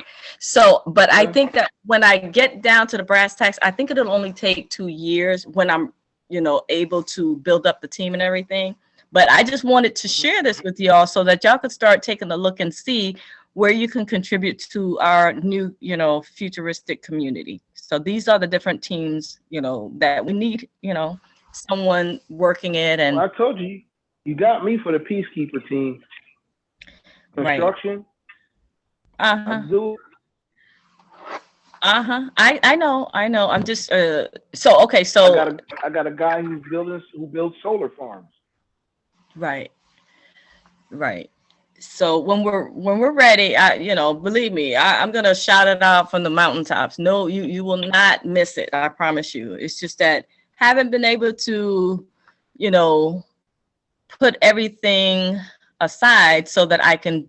This requires full on attention, like full time. This isn't just a side project. No, this is a major project that requires like full time and priority. And I just can't give it the amount of time that is needed, especially when it's at the beginning of the project. I just don't. I'm just being honest. I don't have the time because in the beginning I was like, okay, well, yeah, let's get this thing going. But then people kept wanting to hire me, right? And then people were hiring me, and then I got way too busy with that, and then I had to shut it down, the hiring me part, right? And then because I get very deeply involved in individual cases because I love people and I love helping, and I especially want to hold the wrongdoers, accountable. So I get very personally and deeply involved, right? Mm-hmm. So again, for maybe the 5th time, I just had to shut down the whole hire me, and 2 people hit me up on TikTok, my TikTok live. Like I'm being stalked, y'all. People want me to hire. People want to hire me. I'm like, listen, I have way too many cases, and I just can't. Like I just can't. Like I care too much. My heart is too deeply involved. It's never been about the money for me. That's why I can't. But at some point, I think with my current workload, right? Let me be very, very transparent. I think I can say I can clean my slate within the next 12 months, and then I can devote everything, or I can devote at least 50% of my time to this. That's all it needs, but I don't even have that to give. Everything goes towards the university right now. And if I could get the people in the child support course to calm down, then that for sure. And when I say calm down, like that one is like the most popular course, of course, because people need, to overcome, the fraud of child support. So yes, absolutely. I've been kicking it in there for a while, and basically helping out a lot of people in there. And the amount of questions I get bombarded with, I try to tell them, hey, listen, there's a time and place for everything. Don't do certain things that's going to get you put in back in their joint. Like, look over your documents, make sure when you have them in there, stop going into that courtroom and just put in your paperwork. Because if you go ahead and you do a whole bunch of that paperwork and you walk into the courtroom and they try to ask you questions, they're trying to defeat your whole purpose of ever bringing everything into the court. When you don't go in there, you basically stop them from creating an adversarial situation for them to argue to deny your paperwork from ever being presented. But when you put it in there and you finish your process, it's done. If they try to go over your head and try to say, well, we're not going to look at the paperwork, then that's when you go after you start doing FOIAs, you go after their bonds, you do a conditional acceptance, and then you just freaking lean them. That's it. They're public service. I've been trying to find their bonds, and I've been getting my behind kicked on it. Nah, you gotta hit the right. You gotta hit the right people. So guys, people. Mike. Woo, Lord, Mike is very passionate. You about to do a whole class. But yeah, I know I trust me, brother. I love you for it, but we can't go too deep because not everybody is here for that. Oh, okay, my bad. I just we in mixed company, bro. We in yeah, my fault, y'all. I just no, I get on fire. That's it.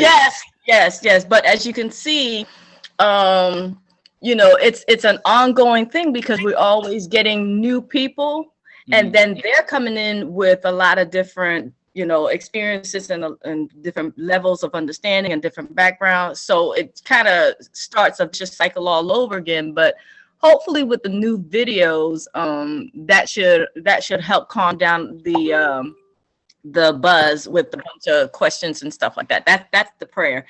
But I say all that to say that the minute that I don't have to do a lot of monitoring of the classes, then I can turn my attention to this. But until that can happen, because I'm never going to leave anyone behind. I'm never going to do that. And so I don't feel right starting, moving forward with the new advanced city when people are still feeling kind of lost in the process. So that's what, to answer Brian's question, that's what's happening. So the minute that I can get, a nice team going to help monitor the courses so that I can now turn I just want at least 50% of my life. So that I could turn to this. I'm trying to help y'all. I'm trying to free y'all. But y'all got me over here. I had to turn down 2 people from trying to hire me again.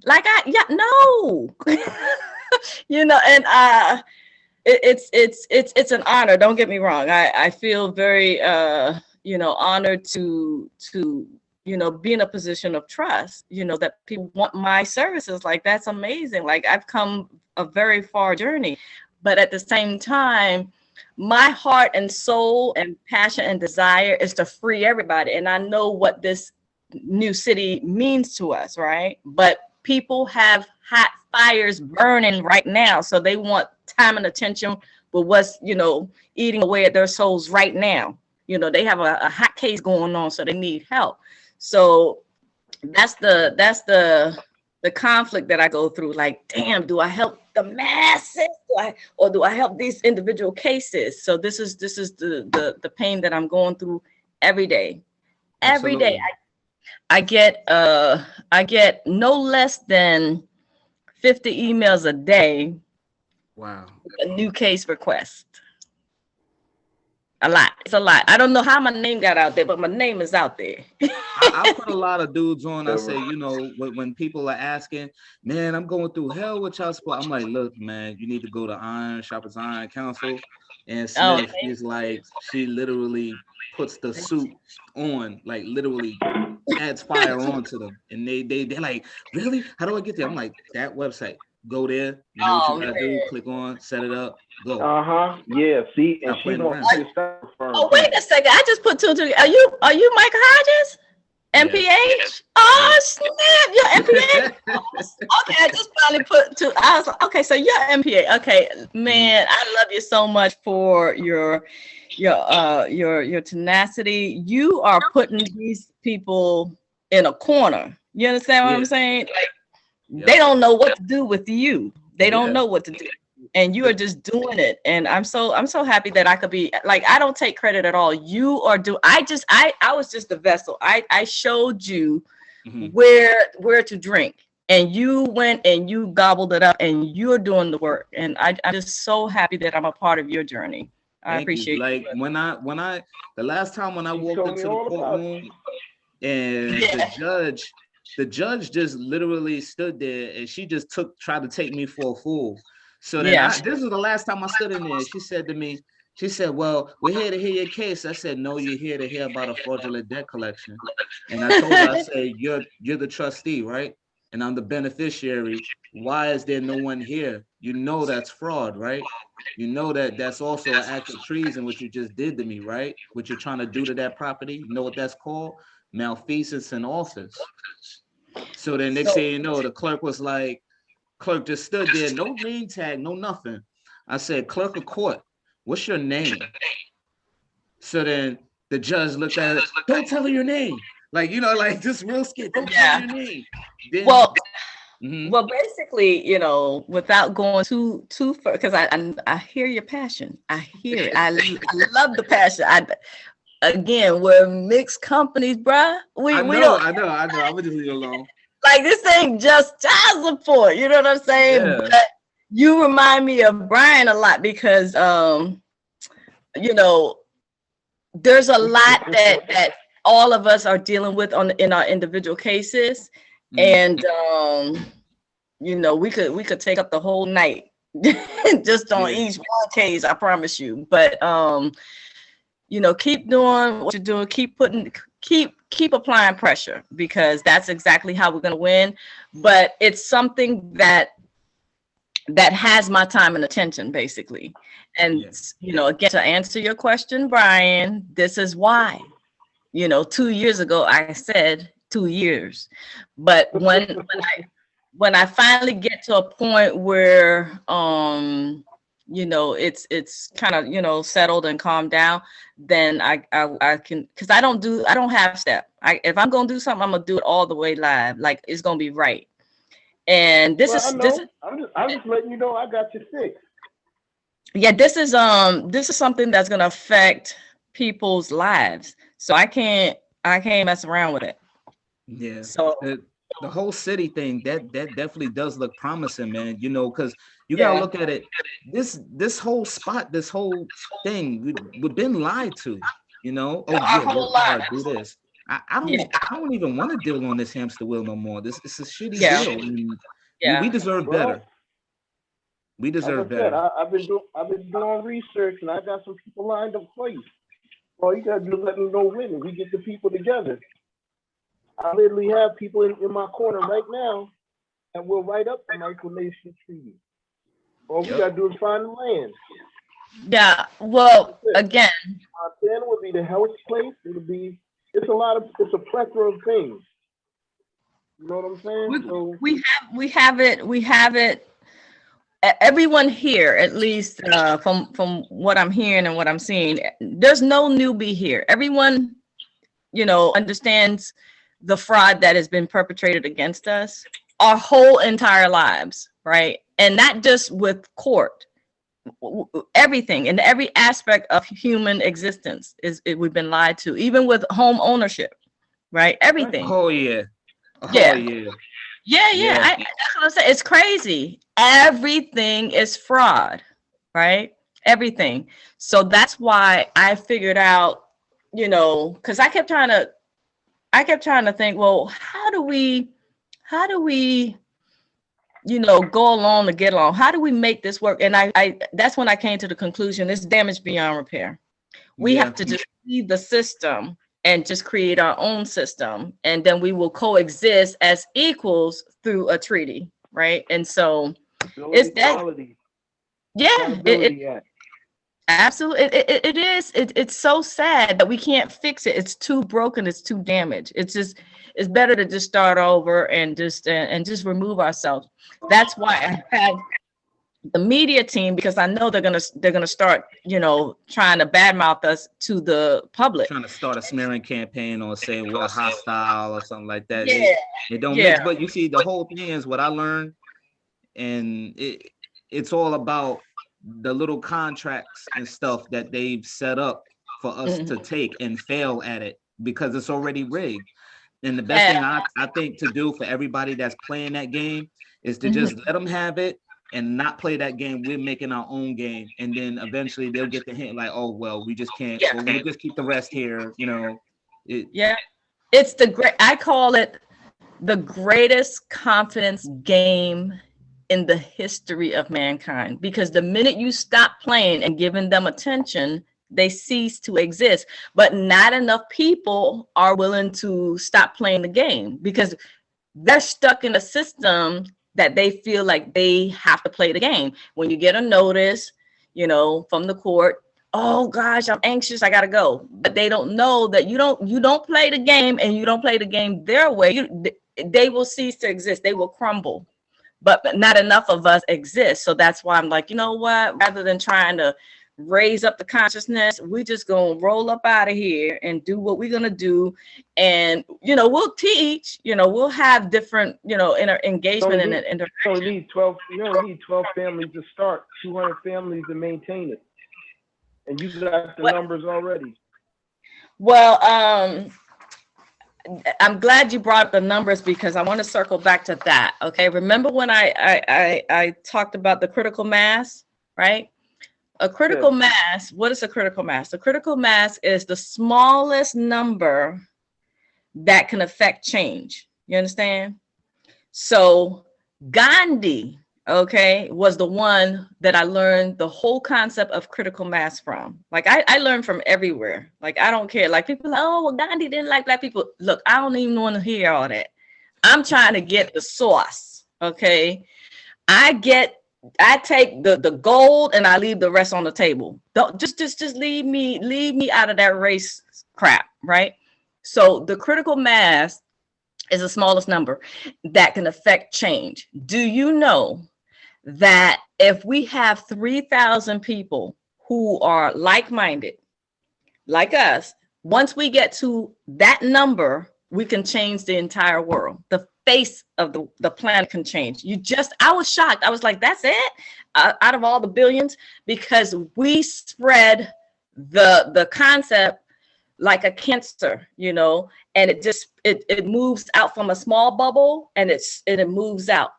My circle of influence, I have thousands of people, right? You have thousands of people. Everyone have thousands, all of us. So the 3,000 will soon become 300,000, then 3 million, then 300 million. And then before you know it, we have changed the world. This is how Constantine did it. Okay, now he did it by brute force. Okay, he's the one, the religious zealot, who imposed upon the early Christian settlers. When they came over, a lot of them were vegetarians, and vegans, and he forced them to eat meat by burning them with forcing hot molasses down their throat if they refuse to eat meat, right? So then that spread. Yeah, I'm telling you, the history books are a mess. So because he wanted to force, because he had plans to, make money from the industry, right? So he forced people to eat meat with fear. So eventually the fear spread, and now look at where we are today. The entire planet is, the majority of people are meat eaters, where it chased out their natural way of eating, which was vegetarianism and veganism. But that came from centuries of that fear. There was an actual study done where a family of rats, you know how they always studying them in the scientific world, they use rats and rabbits and shit like that. Well, the family of rats were punished for touching, I can't remember what it was they were touching, but do you know, like 2 or 3 generations later, where the new generation never even saw, like it was a flower or something, it was a plant, never even saw it, was never beat by, showing, but when they were shown the plant or the tree or whatever the thing that they were trained to be afraid of, when the new generation that was never hit, that was never punished, and that was never deprived food, do you know that they became anxious and died early just from seeing that plant? Because it's passed down in your DNA, and that, the trauma. So that's what's going on with people today. To be perfectly honest, and I know this might sound very controversial, but I'm with it. I can hang. We as human beings are the way that our teeth is formed, the way that our molars are formed, we are fruitarians by nature. We're supposed to be eating. I'm a Tyrannosaurus Rex, baby. I'm a raptor. I eat Bambi. I know, because it's been ingrained through the generations. And so anyway, I don't want to get too caught up into that, because there's a lot of things that we need to unlearn and then relearn, right, when we get into the new city. So but yeah, it started, the whole meat eating thing, it was started by brute force. He was killing people by Constantine. He was the ruler. This was before there was like a specific religious practice. This was right before the ancient Catholic Church was formed. But because he wanted to force meat eating on people in the towns, there was a few towns that would not eat the meat. And he went out and made a whole public spectacle of them and, killed them on the spot. He forced a hot molasses down their throat, sometimes hot coal, if molasses wasn't available, and they would be instantly, petrified and died right there in front of their whole family, because he wanted to instill the fear. And then word spread, and it became, again, that I'm bringing it up not to be macabre or anything, but basically I'm talking about the critical mass. So that word spread, and then before you know it, it changed the face of the planet. Before that, people were vegans and vegetarians, but then the critical mass, and then it changed, and it actually crossed the globe, and now everywhere you look across the planet, everybody eats meat. But it started with that man being vicious and vile. And now it's become so normal, it's become a whole industry. And, the animals are treated, brutally. The animals that are raised for food, as food, they're not treated humanely. But I don't want to get into all that. But basically, I just wanted to give you like a quick synopsis of why we are meat eaters today. The most prominent diet in the world is, meat eaters. Vegetarianism started spreading, veganism started spreading, for various reasons, animal lovers, for health, whatever. But we're not supposed to be, the way that our teeth is structured. I have scientific evidence. Like, you're not gonna win. You're not gonna win. I have the science to back me. And, Sure. Science is a big ass theory. Science is a big ass theory. If science had the key, then they would know every animal that's in the ocean. If they knew everything, then they would know everything in the Amazon jungle. And they don't. And I have proof. They don't. No one man has all of the answers. I mean, that's why we need to network. That was one of the keys that I talked about, is the reason why the people who, particularly, let's deal with the justice system, right? The justice system is so corrupt. All of the industries are corrupt, but I'm just focused on the justice system. They are so corrupt. It's because they're so tightly, networked. And that's what we need. It is really just that simple. We're just not networked enough. We don't have a big enough team, and we're not networked, and we don't have that unity. I promise you, once we get that network going and the unity going, we will overcome, we will prevail, but we're just too young in it. And any group, like the Black Panthers or what is his name? David Koresh, that was in Waco, Texas, where they bombed. David Koresh, there you go. Yeah, anyone who tries to buck the system, they vilify them. Okay, they make an example of them. So we have to overcome all of that. And the way that I have planned for us to overcome that is every one of us. Okay, first of all, we got to raise the numbers up. So literally, if you want to focus, Mike, if you want to focus on the child support course, if we can get 3,000 members, 3,000 people in the child support course, and everyone knows what's up and what to do, if we could get everyone in there that's, to that number, that critical mass number, which is that, and then they know how to operate, and they are coming, right? And then we become a united front. And then we start spreading the knowledge across the country, we could shut the child support agency down before I even have the opportunity to start to launch the class action against the child support at the federal level, because I'm still going to do that. But at the grassroots level, we need the 3,000. So we're not. Exactly. I totally agree. Yeah. For the ones that do want to listen, I try to help them have an understanding, and most of all, basically, this is the knowledge that hasn't been taught to us. They want to teach us something else to be not in the know. But for the ones I tell them, I said, listen, there is a way to go. But if they're like, oh yeah, well, I don't really know, and I just be like, would you like to learn? No, okay, bye. I'll find somebody else to do it. You want to stay in there? It's either you're going to get down or lay down. But if you lay down, you're going to stay down. So you need to get down. Tell them, homie. But I just remembered another point that I meant to say, and I forgot. I lost my train of thought. But basically, not just get the numbers up, but get the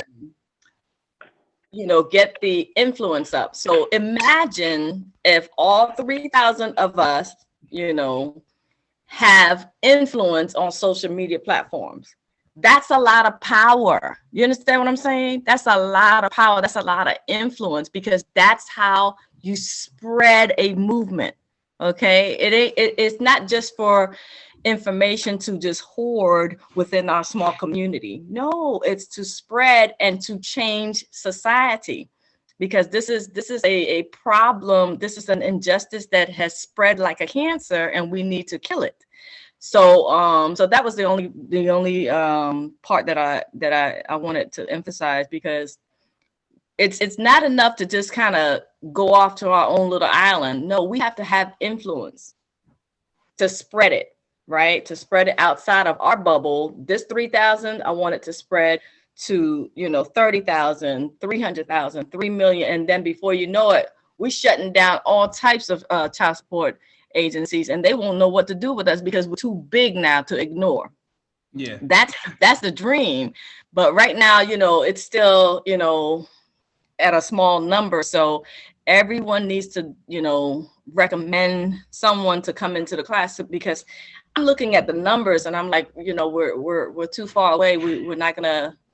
The critical mass number is 3,000. We're not close to that yet. So in every one of the even applies to my book. If 3,000 people I'm just getting a copy of it. If 3,000 people who have a copy of my book, I'm just showing it to you in case you didn't see it yet. If 3,000 people have a copy of my book and 3,000 people write an amicus brief in the interest of justice, right? They're going to overwhelm the court system to the point where, you know how many people are going to come home from prison? Do you know how many people's lives are going to be changed by people just knowing about just that one brief? That's what I'm saying. The critical mass number has to be met for effective change to happen.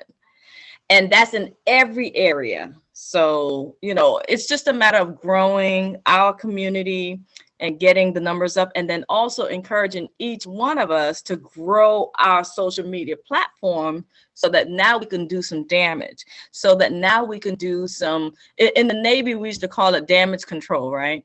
So if they start on the attack, we can counterattack and change the narrative. We shut it down as soon as it starts up with the foolishness. When they start with this person is this person is in a cult or whatever they talk about, the lies that they're going to come with, we can shut it down because we have a network, and everyone in the network have a platform where we can protect each other. You know, there's strength in numbers. I've been saying that for 10 years. There's strength in numbers. There's strength and protection in numbers, but we have to get there. But we're too far away from the numbers. So, you know, that's why I put together Iron Sharpens Iron Council. I want us to concentrate all our power together. It's not about me. It's not an and party. It's a all of us party. But trust me, I'm working towards getting us out of this jurisdiction. But while even when we do have the advanced city built, we're still going to come back and help other people. We're not going to just leave, you know, people just fend for themselves. We're still going to be a part of the society that's going to help, because the whole entire organization, it's an advocacy organization. Everybody is all hands on deck. Leave no man, woman, or child behind. We're going to be helpers of everyone. So I encourage everyone to go and check out the homestead.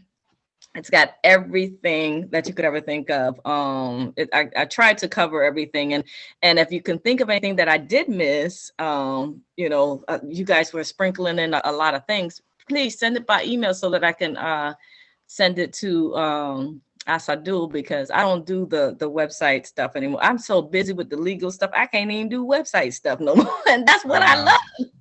Yeah, I had to hire a regular guy. Yeah, he's in Pakistan. I love him. As soon as I send him stuff, he'll get it up, you know, like the next day, unless it's Friday. Unless it's Friday. You know that Ramadan got them down. The Ramadan, don't play with the Ramadan. Friday, Asadul is not available.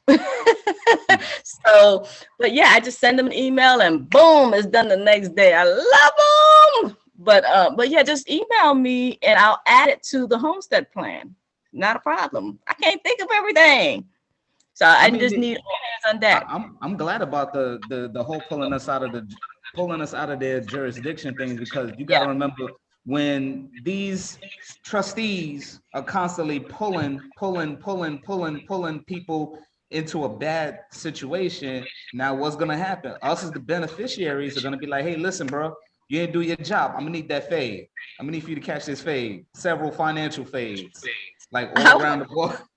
I want y'all to hear. I'm gonna talk about the black card a little bit, but because that touches on a little bit of what you're talking about. But Alexander, I know you've been listening on the side. He is super funny, y'all. He's one of the filmmakers. I cannot with him. He's a comedian. He's a natural born comedian. But Alexander, can you tell the people about the boots on the ground, the Peacemaker team? Remember when I went into great detail that day? Now my neck was hurting and you wouldn't let me get off the phone? Talk to people. Can you talk? I don't see. Do you have a mic? Yeah, I see a mic. Alexander, can you hear me? You've been busy in the chat. He might be having Oh, who said that? Oh, Frank said he bought 2 books and the workbook. What? Look at you. Look at the support. Thank you, Frank. Is Frank? Oh yeah, Frank is doing something. Make sure you send one of your copies. I don't know who you bought the copies for, but I encourage everyone to buy a copy if you can, and send one to someone who's locked down in prison, because this is gonna free them. I mean, it is my dream. Can y'all hear me now? Oh yeah, we can hear you now. I'm You sorry. can't come on camera. You I have my scared? microphone. No, I'm not scared. Come on now. What am I scared of? I'm She playing. told me I kept her on the phone. You know I ain't keep you on the phone. She be on the phone forever. She don't ever stop, do she? He's supposed to be working on the film project, but does he? At the same time, I'm trying to listen though. I'm trying to listen. We're not gonna air our problem. I was like, let him keep talking. I ain't been to that part of the section yet. Just let him keep talking. Anyway, do you remember? I don't even know if I had gotten to the colors with you. Did I? For the uniform, for the uniforms, for the. No, I kind of heard him a while ago, and I was like, I don't know. I don't know. I gotta stay fashionable, you know. I'm just playing with you. I wear the colors. If I'm gonna be in a place like that, I'm gonna wear them. I don't care if they puke yellow. I'm gonna wear them. Anyway, but remember the structure, and remember how we were gonna rescue all the homeless people. I told you the whole plan, man. Yeah, that was a long plan. It was a long night. So anyway, how you said it was gonna be structured. Everybody's gonna have their own jobs and everything, but I didn't know you left the part out. We weren't gonna have to do nothing. I'm gonna lay on the floor for like a week and let somebody feed me when I get there. I'm just gonna say that. That's just when you gotta do nothing. I can't deal with you. I can't. I'm serious. I'm serious. So I do remember the structure. I don't remember the actual names, but I remember there was a place for everybody, and there were. I definitely remember the little people with the bat signal. With the app, right? You remember the app, but no, specifically when we get to or before we get to the city, when the first wave, y'all, the first phase, I should say, not a wave. I'm sorry. The first phase of me putting the city together. Yeah, there was levels of scientists, and then there was levels of, I don't know. There was a lot of people, and. Were you drunk? No, I wasn't drinking. I was not drinking at all. I'm not drinking tonight either. I'm trying to stay sober. I can absorb all this. I can absorb alcohol and information. Okay, guys. Okay. You don't remember. That's fine. That's fair. That's fair because it's, I was just sharing the vision with you. Okay, so here's the thing. The first phase, or phase one of me executing this plan, it's not the land. Okay, I know that's the first thing that everybody goes to. Brian, I got land. You know how many people told me they got land, or they know where there's a land. Okay. Out there. I'm telling you. Yeah, but let me just help you and tell you the first phase. The first phase is not the land. It's not the land. I think it's the land, but it's not the land. Okay. The first phase is to recruit, and we are going to focus our time and attention on recruiting, the ones who need the help the most, the homeless. And there are armies of people that we can recruit, because they're sad to say there's a lot of people who are homeless, right? So the way that we're going to do that is we're going to find a different, I guess we'll rent or purchase, buildings, so that we can have a training and a housing facility where we train and house people.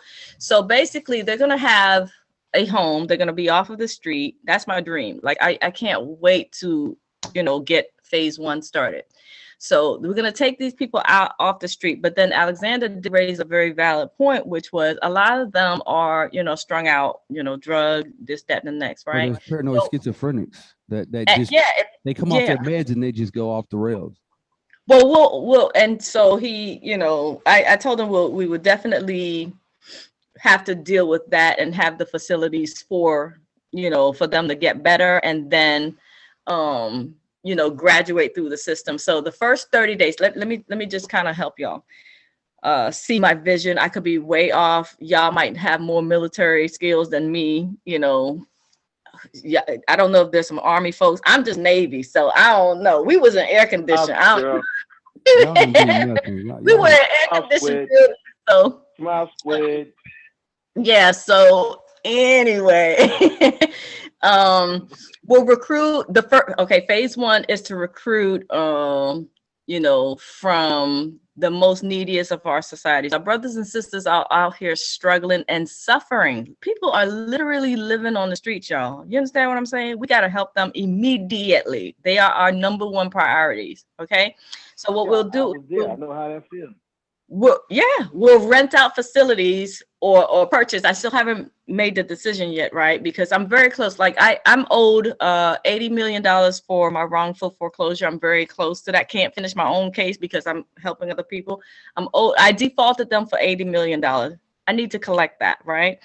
And I also did the black card process, which started out as the FDIC process, the claim, the $250,000. Well, I turned that into the black card and I have access to $7 million from Bank of America. Can't finish that process. I got money coming.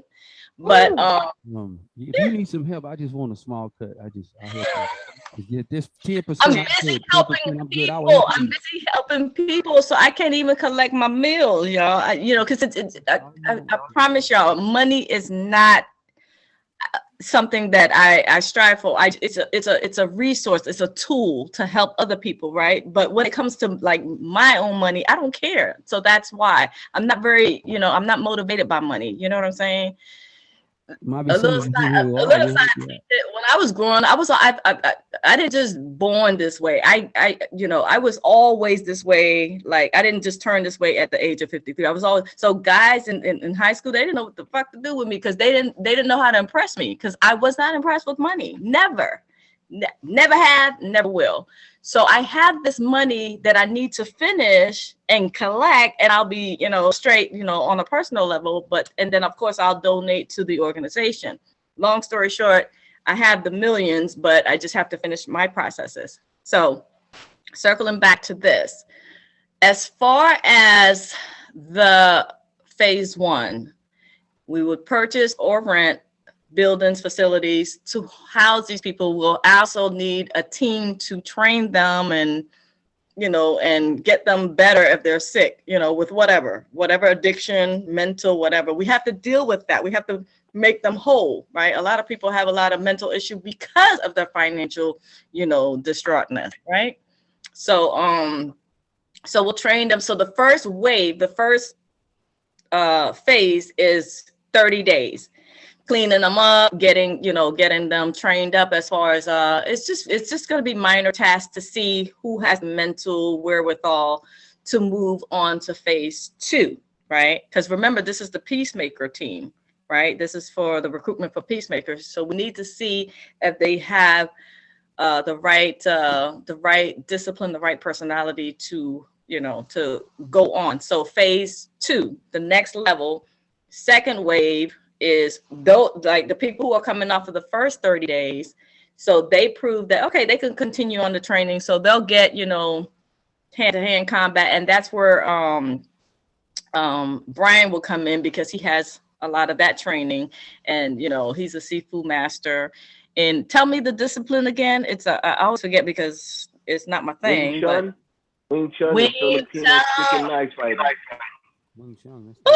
There you go. So so we have someone already on board. See that. So the phase two, the people who pass phase one, again, people who are identified as they need some kind of mental, therapy, medicine, this, that, and the next, or they have some kind of addiction, they will be removed from the program and go into, I guess technically call it phase zero, right? So they got to kind of step back, get fixed, get repaired, and then they can come back to phase one and graduate into phase two. Phase two is a lot of the physical training, kind of like boot camp, right? So the boot camp again is another 30 days, and then they graduate to phase three, and phase three is when we start. It's kind of like the military where that's when you decide who's going to be great at the computer, logistics stuff, and who's going to be physical security. That's when you kind of decide which way they're going to go, right? And then phase four, we will identify leadership, right? We will identify who is a leader can be identified as a leader in the community in that discipline. And that's it. That concludes the whole peacemakers. So it's a whole thing, but it's going to start that the whole planning starts with recruiting the team. We need physical security before we need the city. All right. I'm so serious because I'm not playing these games with these reindeer games with these people. They come to kill and destroy. Okay. We already got the media team to, counter the negative narrative, but we need the physical security in place. We don't need them training while we moving in. We need them in place before we move in. And there you go. Already. And so I wanted to conclude this night because, oh my God, I didn't realize we had been on for hours now. This was only supposed to be 1 hour. Yeah. So I wanted to conclude with an invitation. If you liked what you heard, then I invite you all to begin wearing the colors of the peacemakers. Like if you like acting like you're a recruiter, and that is orange and gray, heather gray, the darker gray, right? And that's because what shade of orange, sherbet or what? Well, that was part of my high school background. Orange is the I mean, there's a couple of orange. You got sherbet, you got neon, and you got that regular. I need a dark orange.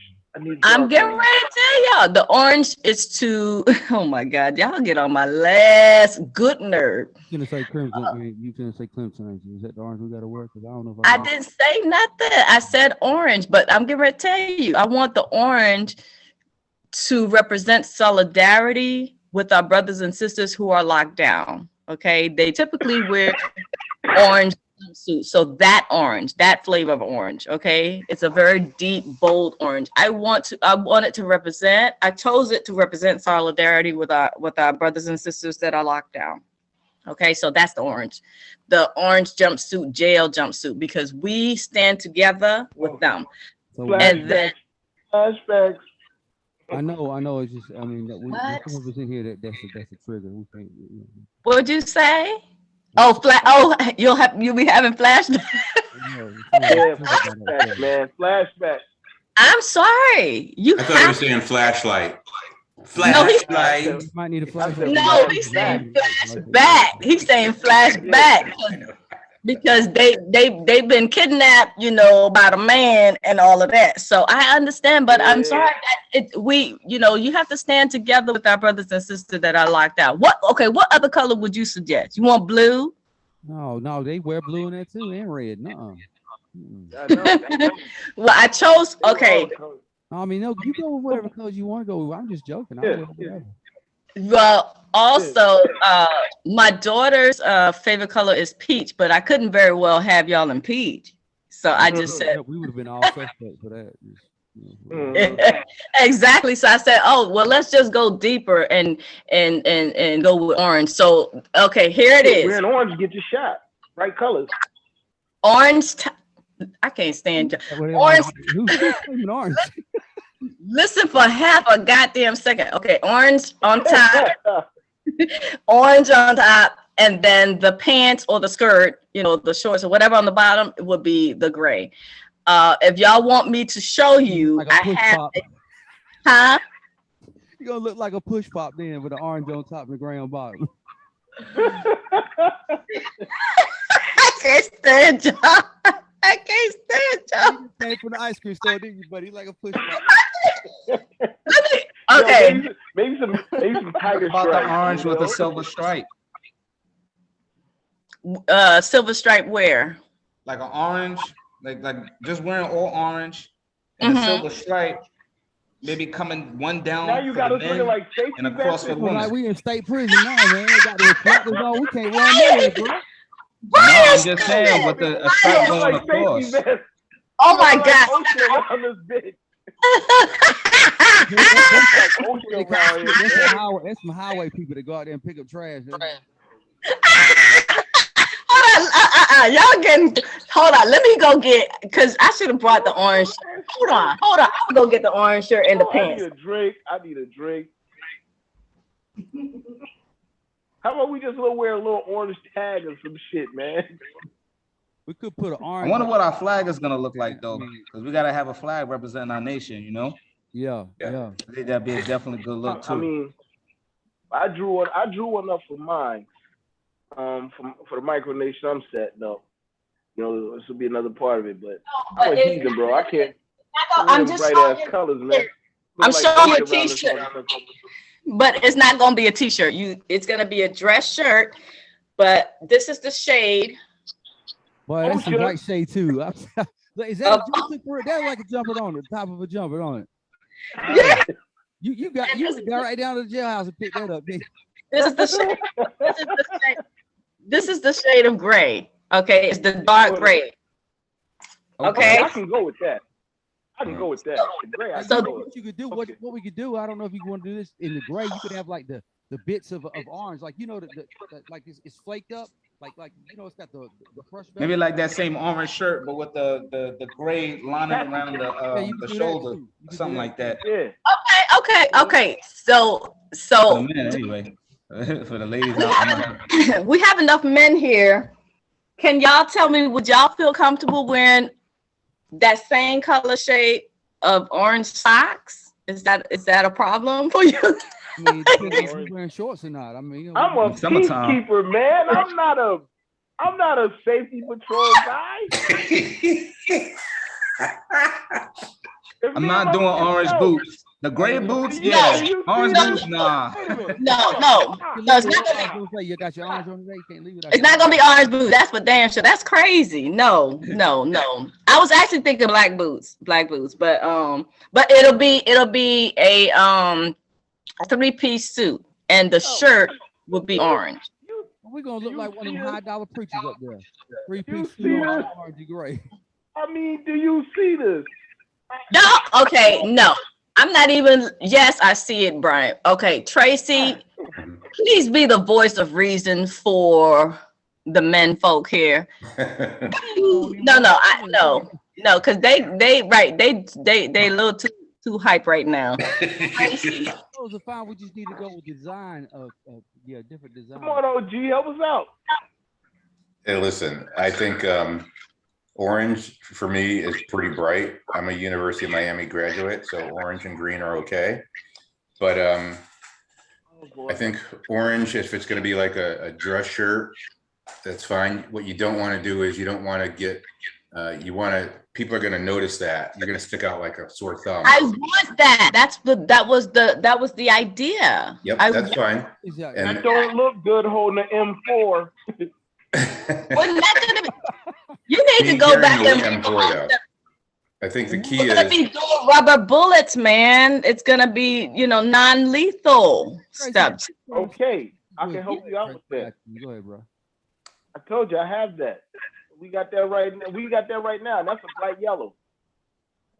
Yes, and so, all right. So we haven't come to an agreement or consensus on whatever you. Hey, Ann, it's whatever you want to do. You know what I mean?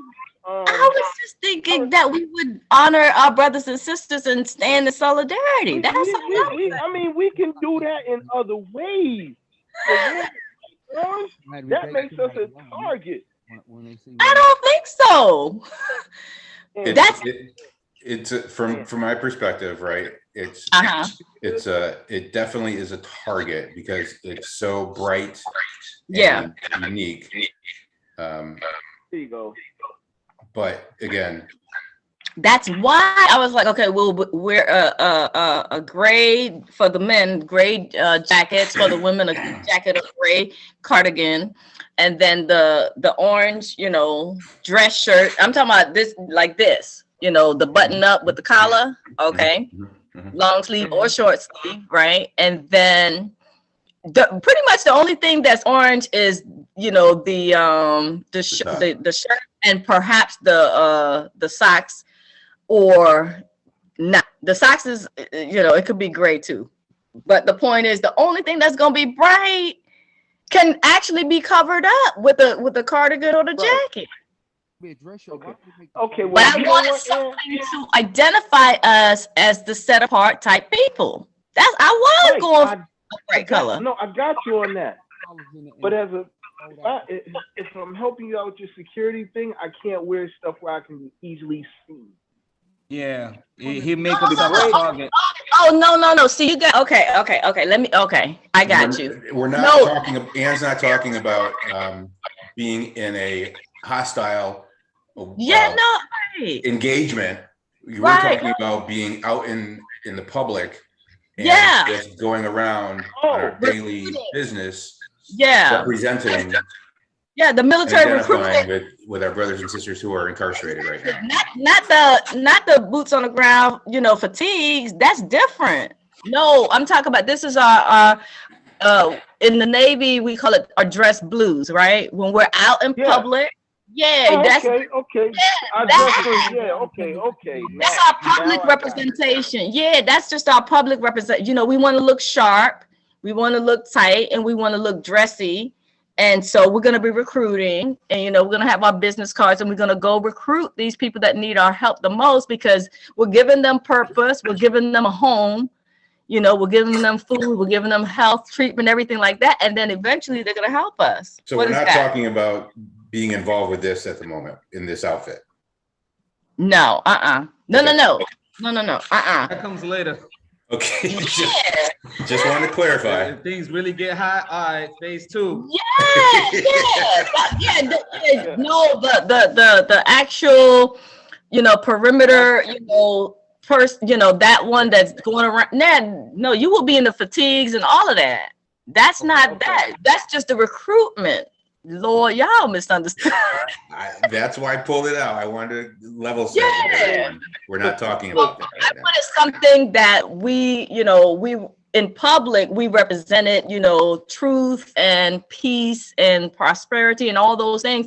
I wanted a specific color so that is identified us as, as a group. You know what I'm saying? And so it's going to be polished. We're going to be in the, 3-piece suit, basically, the men, could be in a tie, a gray tie.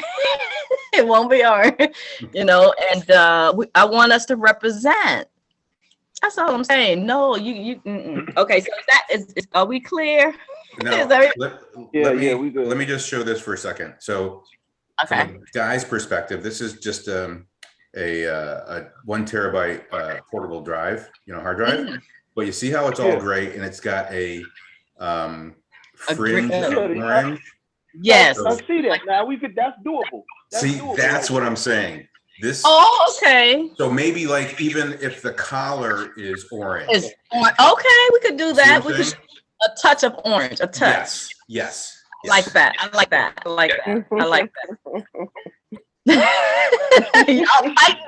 You see, they fight, guys. I'm trying. Hey, Theo, you about to make me show something real quick, because I'm gonna show you why orange don't work with it. Okay. But no, see, I feel what you're saying, and that's how you do it. You do the whole suit like that gray, and then put some orange highlights around it. Now, from an artist standpoint, that's how you do your thing. I like that. Thank you for that, Brian. But it still sends the message. Yes. Awesome. See, teamwork makes the dream work. All right.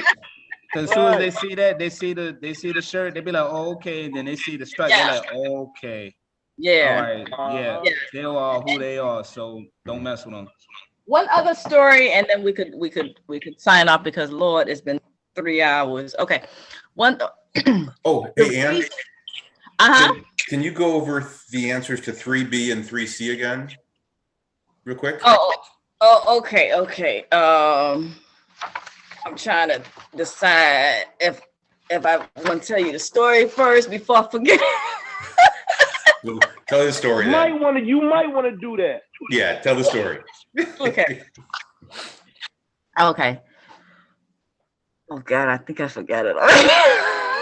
Oh my God, I think I forgot it. I'm getting tired, y'all. And I'm not even liquored up. This is just coconut water. This is just coconut. I just want to make that clear.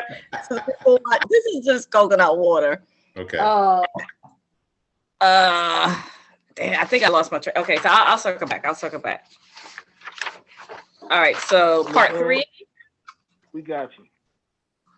3B and Okay. 3B and 3C. Okay, so you want me to go over all of it? 3A, B, and No, C? just B and C, I think. Yeah, 3 and B, B and C. Oh, okay. So, okay, to B is to be transformed from a product of the system in a hijacked nation to a critical thinker. Okay. One must, yeah. So you needed the fill-ins. Mm-hmm. So the first line is critical thinker. Yep.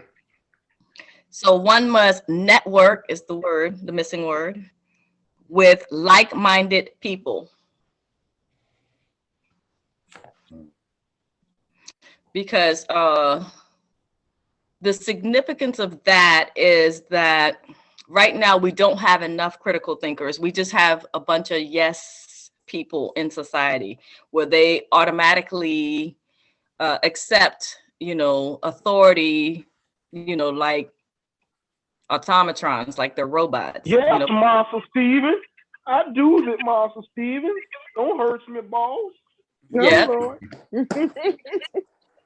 Because it's the I'll be indoctrination. real good, boss. But I listen, tell on everybody. we can't be judgmental because we were once like that, right? So we can't be I know.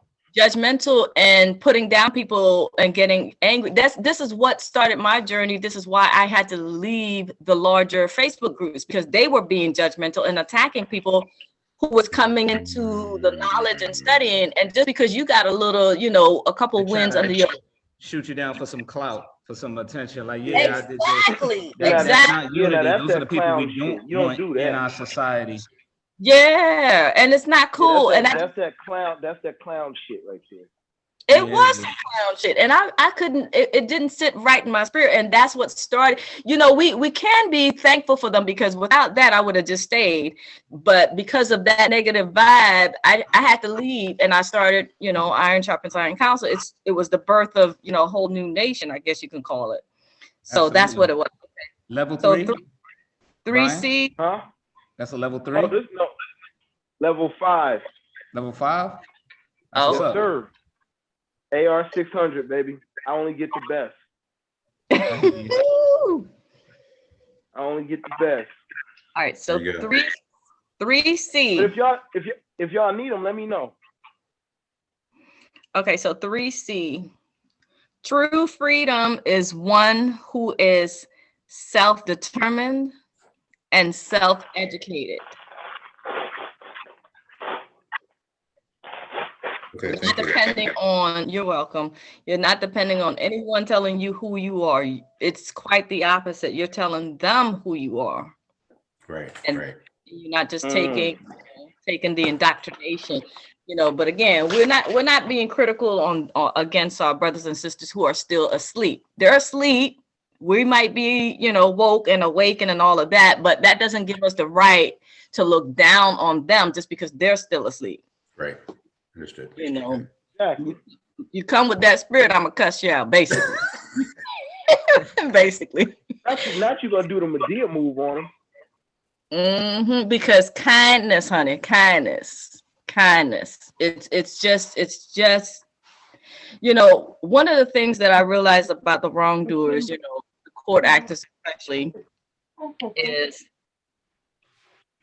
the minute you turn the tables on them, they could dish it, but they can't take it. But the minute you start exposing them, they start, it's not like you're giving them an act right, because they still don't want to act right. They still, some of them will go to their graves, with these violations, with these nasty sordid secrets, right? But pay their bills. That's what narcs do. That's what they have to, once corrupt. they don't do anything, but them narcs, man, they take it right. You can catch them with the hot dog in their mouth. You seen the hot dogs there? Nah, bro. Nah, it's falling out their mouth. Yeah. It wasn't me. yeah, Matter of fact, so plausible deniability. You can't be This is what- They don't care though. They gonna lie anyway. There's something. yeah. You are. Yeah. So Gun in their hand, with the gun in their hand and the body at their feet, they still gonna say, "Wasn't me." Yep. absolutely. And so this is what we're dealing with. We're dealing with people who literally use lies and fraud and violations of rights as a strategy. That's literally their strategy. So while you're preparing your case or your evidence with truth, their strategy is nothing but lies and to vilify you and tear you down. Problem with them. But So I told you what they doing up here now, though, Ann. I told you what yeah. they doing up here. They keeping the money that the father pays in or the mother pays in, and then the other parent got to pay in before they can Hey, they access call the it money. escrow. That's what they call it when they used to hold my money. They call it escrow. Well, Yeah. W4 usually kills that off with a sent letter to the Treasury. And you say, hey, they haven't done their due diligence, and the very same FOIA request that I was asking them questions. What's the EIN to the court? And they wouldn't answer. But then when I say, hey, listen, according to this FOIA request right here, you got to give me her oath of office, her bonds, as well as that EIN. And they said, okay, here you go. I said, oh yeah, by the way, how much money did you make on those transactions for those cases, on those bonds? So that she's like, well, I don't know what you're talking about. I said, you're gonna find out. Let's go ahead. Let's find out for you. How much did you make on those cases? Last time I'm gonna ask you. And then after that, she was just like, well, we don't have none. I said, wrong answer. Then I said, as of right now, and I just took the whole list and just sent it into the Treasury. Now the Treasury is investigating it. See, you're holding them accountable, and it's just a beautiful thing. So imagine if thousands of people start holding them accountable and just taking it to them and don't quit. See, earlier on when I first started helping people, they were quitting when things started getting a little too hot. They didn't, they quit on me, and I'm like, no, you got to continue. You have to, take it to them. You can't quit because they want you to quit. They expect you to quit. So that's what you're doing. You're just being very you're doing your due diligence, and man, I can't be more happier to hear that, because that's how we win. That's how we turn the tide. Period. So if no one else has anything else, I'm like bobblehead tired, like tired. Like I got a bobblehead right now. So I knew a dude who had a head so big he got Parkinson's. He was like a bobblehead. I swear he was there. Frank has something to say, y'all. Go ahead, Frank. I'm so sorry. Go ahead. You got to fight your way in the conversation. Go ahead. It's been an exciting moment. What'd you say? Can you hear me? Yeah, now. How about now? Better? Yeah. Okay, this has been an exciting moment. I got to tell you, a lot of guys here got some great information. What I can share with you guys is I went to school with one of the Johnson kids back in the day, acting. And Okay. he used to walk around with a bag. In that bag, I used to say, what the hell do you have in there? He said, contracts. I said, for what? He says, oh, like, girl, she's China, so our family. Hey, Frank, you're breaking up, buddy. You're breaking up. Yeah, you're breaking up. Now, better? Yeah, last thing we heard was contract. Better now? Yes, sir. I can hear you now. Yeah. How about now? Better? Yeah. So he used to walk around with a bag, and in that bag, he had contracts. Right? And I questioned him, why do you have that? And he started explaining to me. Long story short, he told me one day, listen, I don't own anything. I don't even own this clothes we have. What are you talking about? He says, everything that's in our family is in trust. Everything's controlled by the trust. I don't even own the clothes I wear. Then he said to me, this is the life that you're from. He said, let me take you where I live at. Went with him to where they live at. Then I told him, well, I'm going to take you to the inner city where I come from. So I took him to Camden, New Jersey. And when he saw that place, he said, my family is tough to help these people, but also to destroy these people. Check that out. So all the stuff that I see coming from the background that I come from, being in the inner cities, going to police academy and seeing stuff like that, now I look back and say, these cops are clueless of what's going on. No, half of them don't even know what the hell's happening. They don't even know their own laws. Like, you know, the 5 elements of a crime, we get it trained, but half of them don't even know it. So now when I got out of the fire department, I'm like saying, wow, it's the same crap here. We're being fooled in every aspect of it. And what I've noticed is the more people, what you're trying to do to get everybody together, the more people that up, the better it is for everybody. And I think that's the key element, is to wake people up. Yeah. Too many people are asleep. That's the challenge. We have to start turning the tides. Again, going right back to the whole critical mass concept. We're getting there. Man, I'm ready. Let's go. I'm ready. I was born ready since 1968. Here you go, girl. Go, girl. So, but it just takes, you can't just, rush in. Only fools rush in, right? You heard that statement. That's right. You have to be strategic, and we have to be intentional. We can't just do things haphazardly. It has to be very, very, strategic in order for it to succeed. Okay. So, which is why we got your escort team set up that you was talking to me about. I bet you don't remember that.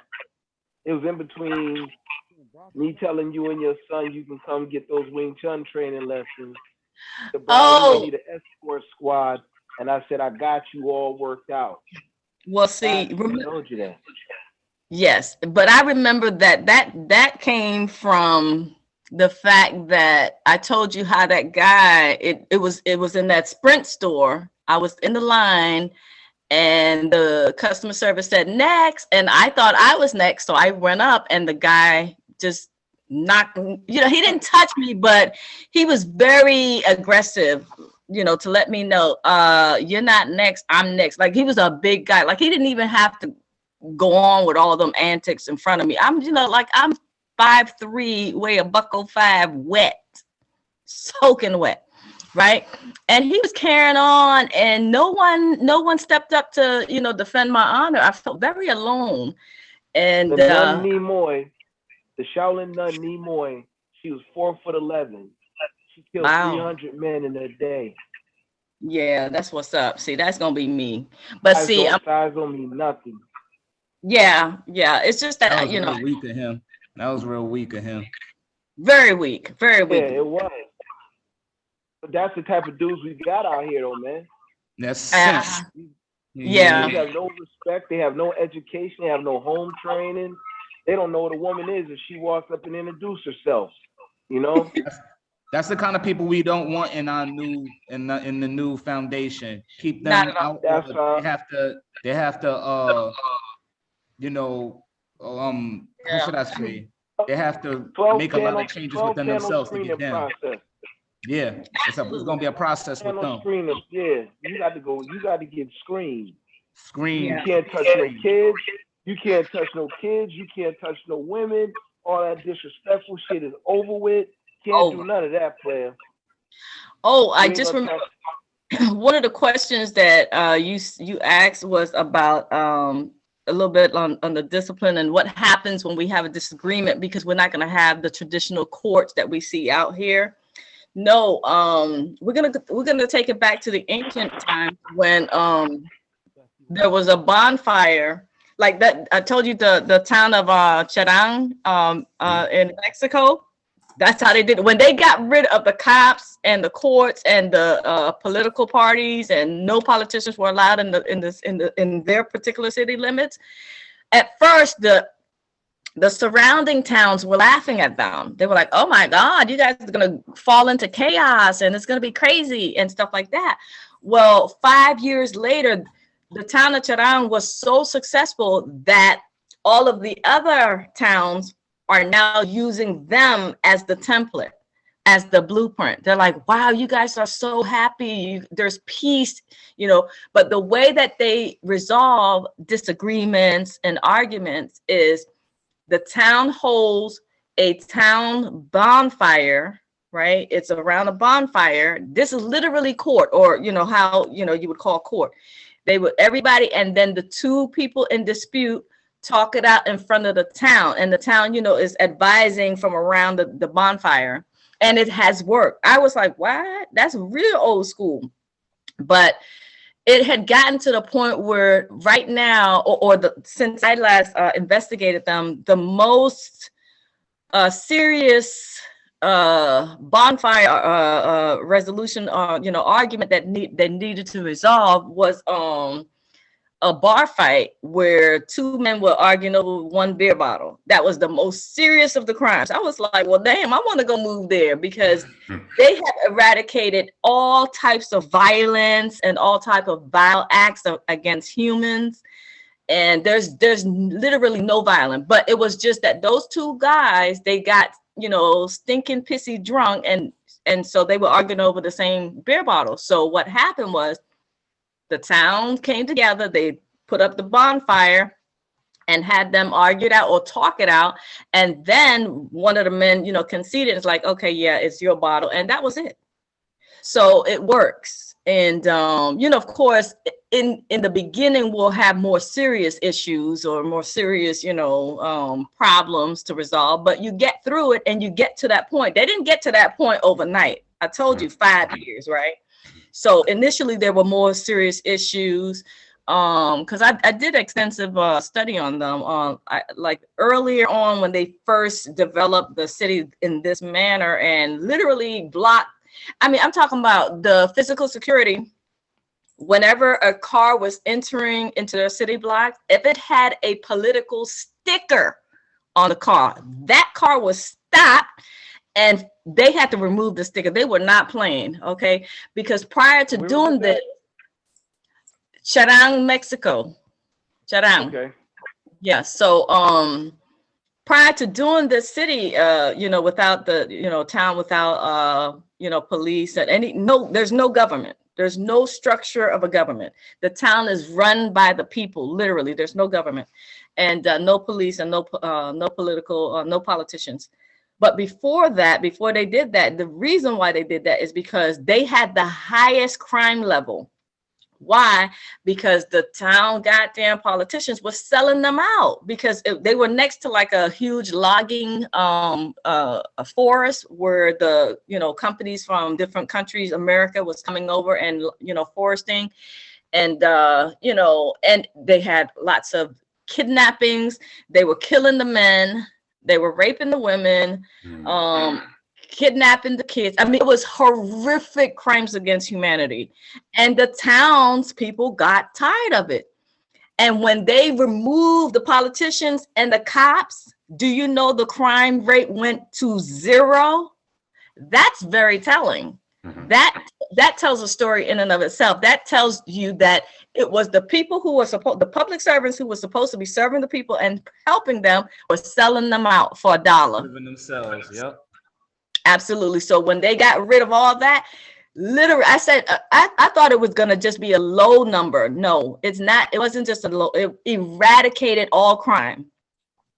It went to literally 0. Y'all look it up. I'll put it. Well, it's on the website. The homestead plan. And so, yeah, it went to 0. And so they were so successful that 5 years later, all of the surrounding cities and towns are actually using the word, the town charang as an adjective. They're like, yeah, we need to charang our town. I was like, oh, it's spread. Yes, they're like, oh yeah, because it worked. Everybody feels safe. Everybody feels protected, and everybody feels loved, and that's what I want for us. Yeah. We don't. Yeah. You gotta get rid of the riffraff. You gotta get rid of the riffraff, and the riffraff is we'll have to do like to answer your questions, to circle back to you, Mike. How will we know? You'll know by their actions. Yeah. They all do the exact. They show themselves. They show themselves because everybody else is peaceful and loving, and you over here loud mouth and cussing people out. Well, you got to go. You got to go. We don't even have to have a bonfire. You gotta go. Yep. Kick rocks. Go. Bye. Because we don't need that in here. You know what I'm saying? They show themselves. They will start problems and start issues, and they'll show themselves. It'll show up because you can only show the representative for so long. You know what I'm saying? Yep. Yeah. After 90 days, like them out. I put them on a mule and just say, "Hey, man, get out." That's it. Take the mule back, make them walk without no water. And people will have the people in the town, you know, us, will have the opportunity to report them to the peacemaker team. And then the peacemaker will, you know, give them a warning and like, you know, you disrupting the peace. Like, we're not playing. We're not about that life. We peaceful people. So they gotta go. And so they'll show themselves. You know, we don't even have to look for them. They'll start problems in the city. And then that's how we'll know them, because everybody else, especially if we all adopt the colors that I was talking about, and they coming in a bright red, you know what I'm saying? You know, you don't look like one of us, you know, you got to be wearing the pastels, you know? So it'll show up in the personality is what I'm saying. My computer's about to die, so I got to plug up quick. But yeah, so that's if I think of the story, I will share it in the Mission Possible University newsletter, but I can't think of it because I'm tired. Okay, not tired, tired. so I will see you guys again. We'll do this again, well, at least for club members. I don't know if I'll do the invitation again for non-club members. We'll see what 3 months look like later on, but yeah, every end of the quarter we'll you know, meet up and talk about current events, current affairs, and how we're gonna, you know, leave this godforsaken existence. And that's Babylon. What'd you say? They call it Babylon. Oh yeah. yes, it's definitely Babylon. So yeah, I'm just plugging up my computer because it just gave me this 6% notification. Morning. Yeah, it was at 6%. All right, we good? Yeah. Okay. So yeah, any other issues, any other questions? Big picture stuff. Don't get too into your specific case or a specific discipline. Big picture stuff like freedom of the masses. Anything or okay, we good? Okay, all right, bye.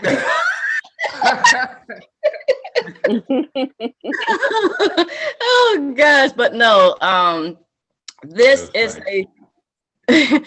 a well thought out plan. I did not take it lightly. I believe that we are all here to serve each other.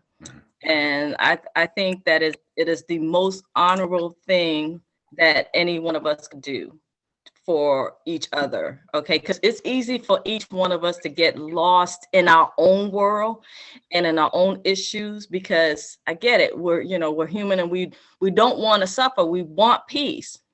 We want to be left alone.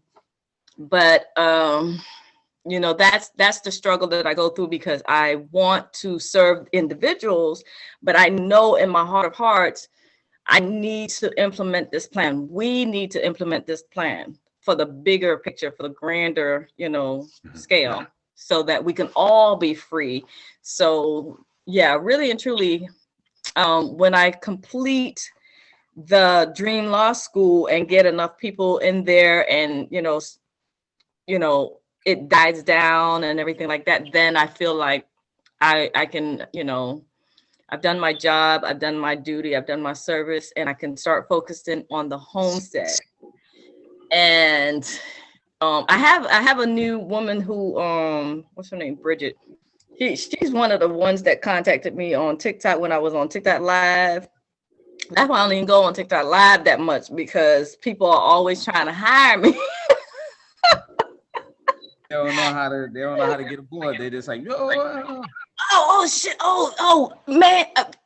Two people told me that they saw that I shut down the hire me. That you can't hire me right now because I shut it down. And two people on my live, I was just on live on Thursday. I can't even go and just be chilling with people. Everybody want me for my brain. They just want to use me. Stop it. I'll be watching you drop it, girl. I'll be watching you now. I'm like, oh my God. But it's a dream come true because most other women, they're like, oh, he just want me for my body. No, they want me for my damn brain. Leave my mind. But it's a hard to find nowadays. I know it's a, I feel honored. Don't get me wrong, but at the same time, it's like it's overwhelming because the need is so great. So many people are being hurt and injured and suffering. Yeah. And I've been at this. Like I didn't just start this. I've been doing this work for a long time now. A total of, I keep saying 8 years, but I think it's more like 10 years now. No, 9. So, and 4 of those years was completely free. And I'm talking about serious cases, getting people out of jail and all kind of stuff. Like, and some of them, I think they were guilty. Wow. But because I was helping, it wasn't serious crimes or anything like that. It was stupid stuff, just drinking and getting caught drinking the third time, just minor infractions in my opinion, right? Who are we to judge? But they were still getting, railroaded real bad. Like the punishment did not fit the crime. Like, come on, you don't have to do people like that. And so I would help and intervene and get the case off of them and stuff like that. So I was working hard for a long time for, but the reason why I started to charge is because I wanted to do the organization. So everything that I earned is for Iron Sharpens Iron Council. So it's I noticed something too. And let me just put another thing on there. The main reason why I tell a lot of people not to go into court and to let your paperwork do the talking for you is because a majority of that stuff, when you go in there, it's not on the record. So it's like you going in there, you're making a deal with a thief, promising that he's gonna help you, and what he's gonna do is just rob you and send you back out on your way. You just reminded me. That's one of the main things that I tell, especially private clients, right? Just over and above anything else. I always say, I tell people in the class too, but I think it goes over their head. But the main thing is to make the record, right? And I wish I had known this back when my daughter's case was new and stuff like that. I didn't know. I was just deer in the headlights, didn't know anything. But what happened, hindsight is 2020. So what happened is, when you look at the case record, her public defender didn't put half of the things that could have helped my daughter in the record. I didn't know that, you got to get it on the record. She was saying some things, but she was kind of halfway, lollygagging. She was, yeah. And so I thought, she half-ass mentioned it in open court. But if it's not in the record, and I didn't get that until I started studying. So I drilled that into people's head. The whole entire priority is to make the record, because the judge, who's really an administrator, is just adjudicating what is before him or her, right? They are literally looking at it like a referee in a game, in a baseball game or something like, it's a game to them. They're just a referee. They're just a referee. So if the case is more padded on the opposing side and yours is thin, well, of course he's going to go with, the one that has more evidence in their favor. It is when I learned that simple truth, everything, the whole game changed. Okay. So you have to make the record. And then you also, another trick too, that I sometimes forget because I have a million things on my brain, is yes, you want to make the record, but some things you want to make public, because even though you're making the record, the record in the court case is still private, right? Because it's a private tribunal, right? It's not, public, even though you can still get a transcript and things like that if you're gonna appeal, right? If you're gonna go to, take it up to the next level. However, I found, and this is after, I was getting frustrated with with my daughter's case, and my daughter was getting frustrated with me. So I was filing other stuff for myself, right? So what I learned is I was throwing a lot of paper to the wall like spaghetti, right? I didn't know what was going to stick because I was learning. But eventually, I remember one day when I went back to the court, and I was traveling back and forth. I live in Maryland. The court that I was dealing with is in Virginia. I was traveling back and forth, and I remember the judge, her demeanor it's an intangible, right? Because they don't put stuff in writing. They don't like to give you tangible evidence against them. But what happened was her meanness kind of leveled off. Like, she used to be real nasty to me, like all types of disrespect, and I wanted to be like, bitch, but I we all do. but you know better, you know what I'm saying? Like, you know better. You'll lose automatically by default. Automatically. So I'm looking at her like, who you talking to like that? You feel the high level of disrespect, right? Yeah. And this was the first 2 times that I stood before her. But after that, because I was still learning, right? While I was sending stuff in between time. The 3rd time I went before her, she was nice. She was kind. She was asking me and saying things like, what is it that you wish to happen here? And it felt so strange. I was like, who is this woman? Somebody checked her ass. Somebody checked her. Somebody checked her. What it was I found out it was when I started putting things not just on the record, but I also started recording things through the, like the public notice. I started because remember, they don't have to share stuff publicly until, and even when you go to the appeal, that's still a private tribunal. But when you put it on the record, when you record it at the county deeds office, oh shit, yeah, fucks them up. Yes, and I stumbled upon that little sweet, spot right there. So I started doing that, and then that's when I started doing that. Like I was sending things that I didn't even understand, like the birth claim and like shit that I didn't even understand. But I was like, shit, I'm just doing something, because you want to do something because they're on you, Yeah. And what I'm talking about 8 years ago, right?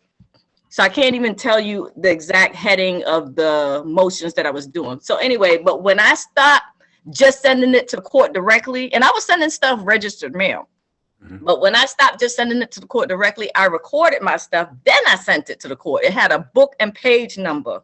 You understand what I'm saying? Yeah. So and then the next time, like let's say like 2 or 3 months had passed and I was sending this, that, and the next to her private chambers. I was sending, I just bypassed the clerk. I didn't know what the fuck. I was just trying stuff, but I recorded it and then I sent it to her. The next time I was before her, she was real cool, calm, and collect. She wasn't being disrespectful. She wasn't leaning towards, and actually, dare I say, she was questioning the opposing side. I still lost that case because I didn't know enough.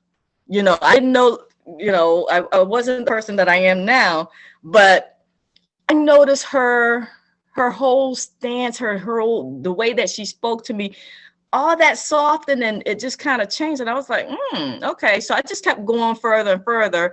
And after that, I started to have my wins. It's because you put it on the public record, right? Yep, public record. The public record, because back in the day, that used to be the town crier letting the whole town, because that's taking it back. When you put it on the public record, that's taking it back to common law. That's keeping, so everything that I do, even, you know, for my private clients, I try to integrate, you know, I try to give a lot of respect to their tribunal nonsense, but I also try to integrate with a lot of the common law to see, because I'm testing to see how they're going to react. Okay, are they going to, you know, try to come and slam you? Well, then I'll slam you right back. You know, but I have to test it because I don't know their behavior yet. I don't know how they're going to receive it, because every town, every court, and every judge is different. So I let them know right off the bat, like, you ever go in there and it's an adversarial position. Yeah. Listen, is this matter on the record? Don't even bother calling them Your Honor. Just say, is this matter on the record? All right, I'm gonna ask you again. Is this matter on the record? All right, last time I asked, is this matter on the record? Okay, let it be known that for this time right now, no one has answered that this matter is on the record. Are the in-camera proceedings, is the in-camera proceedings, is it on? Is the in-camera on? And they say, huh? No, is the camera recorder on? Is this in-camera proceedings? Yeah. Okay, I just need to know that. And then if they don't say anything, sometimes you gotta have a court reporter, if you could afford one, or if there's one available, because they'll try to steamroll. And this is another thing too. This is how bad they don't want the public to know. You go and try to hire a public, like a court reporter, they'll say some shit like, are you a pro se litigant? No, I just wish this matter to be on the record. Well, we only hire firms. All right, fuck you. Yeah, next. So then it got so bad, I had to bring in a pen. I brought in a pen and just didn't say nothing. Nobody came in all lawyered up. Brought in the pen, lawyer started talking all this shit, da da da da da, and I was just like, yeah, okay, all right, no problem. You never know who's watching. That's what I told her. She said, oh, what's that supposed to be? So okay, no problem. Then I set that form to the clerk. Said, as at this point right now, I'm gonna have your bonds because what you did, you know, you didn't tell the truth, tried to railroad me in the court, and I sent them a CD, and I said, just to show your misdeeds, this is going to the Department of Justice. They be getting with you real soon. All right. Yes. See, you got them in the corner right now. They don't know what to do with you. Let me.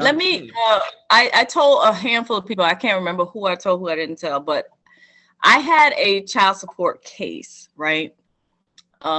With my son, my son's father. Okay.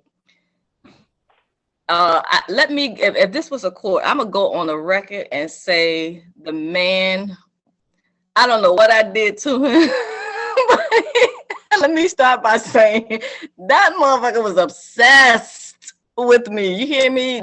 Did not want to accept it. We know what you did. We know what you did. Yeah, we can't let that go. She got a brain. Who you think you fooling? Yeah, I got a brain. Thank you. So basically, anytime I was through with his nonsense, and nonsense would be identified as straight up lying and cheating. Anytime, and this was like a 10-year ordeal with this man. Oh my God.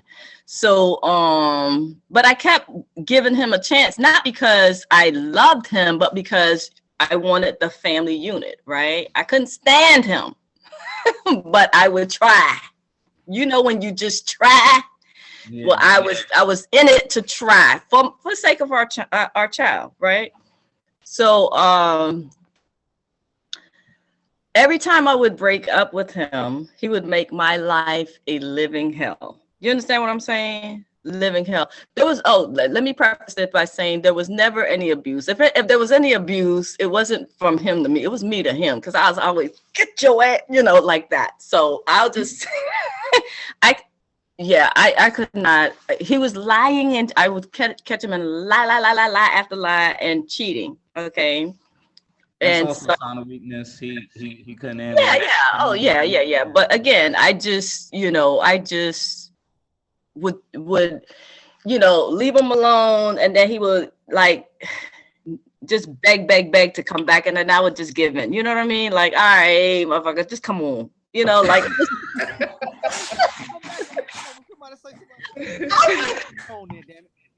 I'm being real. Can I be real? Yes. Okay. You can. Yes.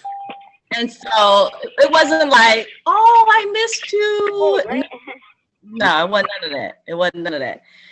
it was just, oh God, he won't leave me alone, so I might as well try type of thing, right? And this Can't leave him alone. it was about Can't leave him it was alone. about 1950 million times. It was bad. Like, just like, why do you beg me back and you gonna come and do the same thing? Brian, you need to mute. I don't know what's going on with you, but there's loudness going on from you. Oh, hold on. Okay, hold on. Okay. Mute my phone. So anyway, long story short, I'm getting to the court side things, right? Okay, so basically, and again, this is what I'm talking about 10 years ago, because let's see, RJ is 15, about to be 16. Yeah, it was a long time ago. So this has been going on since he was born. from the time I was pregnant, he was cheating on me. It was horrible. It's like, I can't believe I'm in this shit. Like, I'm too old to be dealing with this. That type of, but anyway. So every time I would break up with him, he'd be like, well, you can't, I'm not gonna come to your house to pick him up. I mean, we gotta meet somewhere halfway, all that crap, right? Yeah, he would immediately go into that, and did not care that it was inconvenient. I'm talking about a baby, an infant at this point, you know what I'm saying? Well, he didn't care. And I'm talking about, this went on pretty much every year of my child's life. I get sick of his shit, and then, oh, well, we got to meet at the car wash. We that's halfway. That's half. He was just petty, right? Petty, very immature, very stupid. So, at this point when RJ was, I want to say 4. It was 4, because I remember I was so excited as a mother. I was excited. Or I should say as a parent, not to disrespect you as a father, but as a parent, I was so excited because it was time for him to go to school, or, go to, besides daycare. I didn't really count daycare as school, but real school, And so I was excited. You know what this ass wipe did? Oh, if we can't be together, well, I get to pick the school. And at this point, I was just starting off my business. Like, I was working less for the Navy, but, working more for myself. Like, I was able to do that, right? So he was like, well, you work at home, so it's got to be a school convenient to my job. I said, so that's the priority, not the teachers and the rating of the school and the safety and all that shit. None of that matters. Just proximity to your job for convenience. You come in with that bullshit. I wanted to, let me not say on video what I wanted to do, but I wanted to do some damage, right? I wanted to do some physical damage. It's like, if a thought could kill, he'd be dead 100 million times. Like, it's ridiculous. So basically, he did not care, right? So I said, okay, I'll compromise. You pick a school and I pick a school. Of course, I picked like one of the top rated schools because I care, right? How about you care a little bit? He picked this little rinky-dink nasty ass school. When I went to visit it, the lady opened the door, and this was an actual school, not at home. She opened it up in her nightgown and rollers in her hair, and the whole fucking school smelled like fried fish. I'm serious. I wish I was. I wish, and I was mortified because it was walking distance from his job. Okay, he at that time he had worked for Howard University. He had a very nice job and everything like that, and it was this rinky-dinky ass school next to. And I'm like, my child is never, under no circumstance, I'll be back with you before he go there. And he was like, dang, you ain't have to say it like that. I was like, anytime I get back with you is a sacrifice. Right. So yeah, I used to carry him because it got to that point. He was disrespectful to me. Like, I wasn't this way. He made me this way. I was very loving and respectful. He made me this way. So basically, RJ turned 4.5, and that was the requirement for the school that I liked. So he compromised because I got back together with him, right? I got back together with him just so that my child could go to this nicer school. It was a what did they call it? It wasn't a magnet school. It'll come back to me. Charter school? A charter school. There you go. It was a charter school, uniform and everything. And I love the school. I love the teachers and all that. Well, inevitably, while I just did it to get him in the school. So naturally, I broke it off again. Because I can't stand the lying and the cheating, right? Like, you're not a good guy. Like, leave me the fuck alone. Go over there with the skanks. Like, go. Like, you know, that's that life. I want to be a family woman to my son and, you know, all that. So anyway, so he wanted to break up the week again. And I understand that this works for some people, but it was torture for me because I was accustomed to having my son with me all week, but because of asshole, he was like, well, let's try back and forth. Let's try, you have him Monday, I have him Tuesday, you have him Wednesday, and shit like that. And he was 4. You understand what I'm saying? This is fucking confusing, right? To a 4-year-old. And meeting at the car wash because it's in the middle. All of that shit got on my nerve, but I was like, it's worthy to have him out of my life, right? Whatever. When we're together, he doesn't have any issues. No issues. But when we're not together, all the issues come up. And I'm the one being selfish, and I'm the one and all of that. Okay, so whatever. So this one. Huh? We're dealing with a narcissist. Basically. And so the mornings that he was supposed to, you know, RJ would spend the night with him, and then he would inevitably, you know, take him to school. He would drop this 4-year-old child off at the curb. How about, yeah, you see that look on your face? Yeah, that's the type of man. That's the dude. Yeah, he dropped him off at the curb. But my mornings, of course, I would park, go in, take my child in, have breakfast with my child, you know, or make sure that, because he's 4. You understand what I'm saying? Yeah, he's 4. yeah. Okay. Yeah. And escort him down to the, you know, when his teacher came to the cafeteria area to collect the students, I would walk him to his class, and then I would feel good enough to leave. But that motherfucker, he would drop the child off to the curb and tell my child to run in. And I found this out from one of the people that I think it was a teacher that they rotate the duty, you know, at the door. And she was like, yeah, when the mornings you're not here, you know, RJ's dad drops him off at the curb and tell him to run in. And it hurt my heart so bad because later on in life, you know, RJ, he's having memories of little things that happened. And he said that the mornings that I'm not there, that his dad used to drop him off. The mornings that dad dropped him off, there was a woman, one of the teachers, I don't know who, he doesn't remember. He's 15 now, but he remembered that she would force food down his throat. Like, hurry up and eat, you know, like just being mean, you know, hurry up and eat.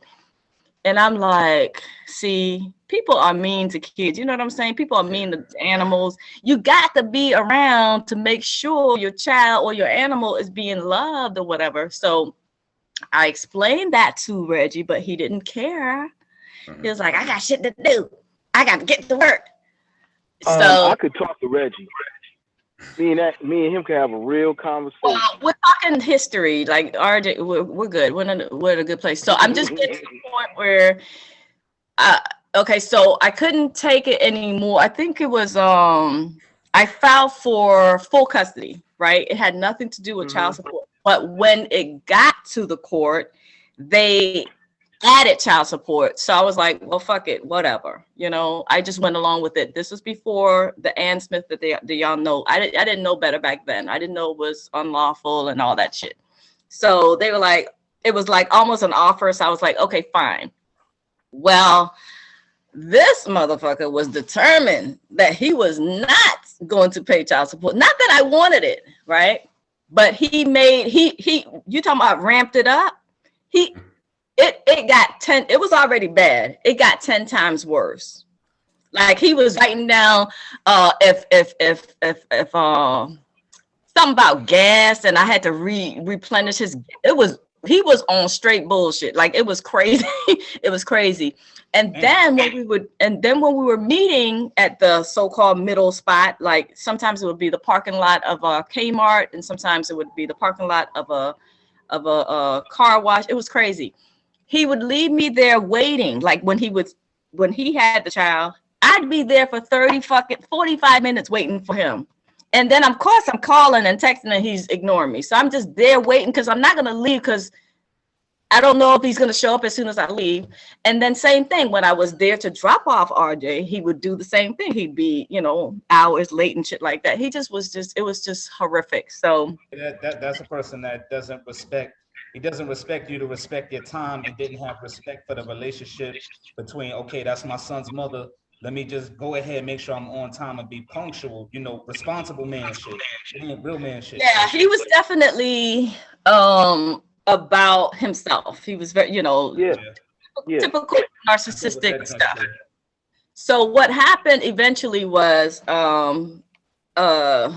we were in the I did not want to involve court. I drew up this family plan. And I was like, we don't need to go to court. But because he was so nasty to deal with, I felt I had You almost had to do it. Yeah. I felt like I had no other choice. So that's how come it got to the court. And then child support got, involved. So when he saw that, he countered with, well, she can't have, if I have to pay child support, which was on the court, I want 50-50 custody. He only wanted it just as a ploy, as a tool, the custody. It wasn't because he wanted to spend time with his child, is what I'm saying, right? So when he found out that he was I can't remember, it was so many different twists and turns with him, but basically it ended up with the final order is right now, as of this day, it is still that final order that we're living with. He has the dream come true, which is he does have 50-50 custody, no child support, which I wasn't fighting for in the first place. I just wanted to protect my child from him.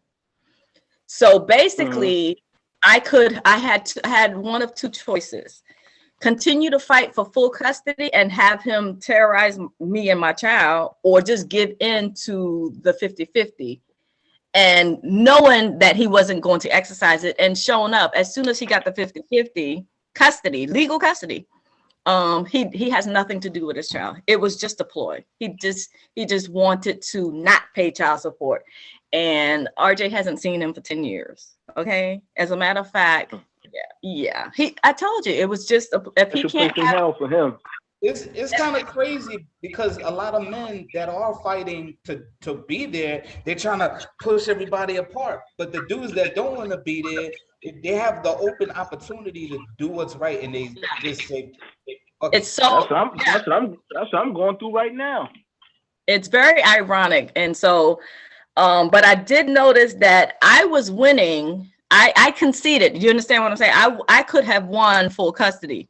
I chose to give him the 50-50 because I knew what he was doing. I knew his heart. I knew he didn't want to have a relationship. He just didn't want any chance of child support being put on him. It was just that. And I saw that as my opportunity to keep the child safe.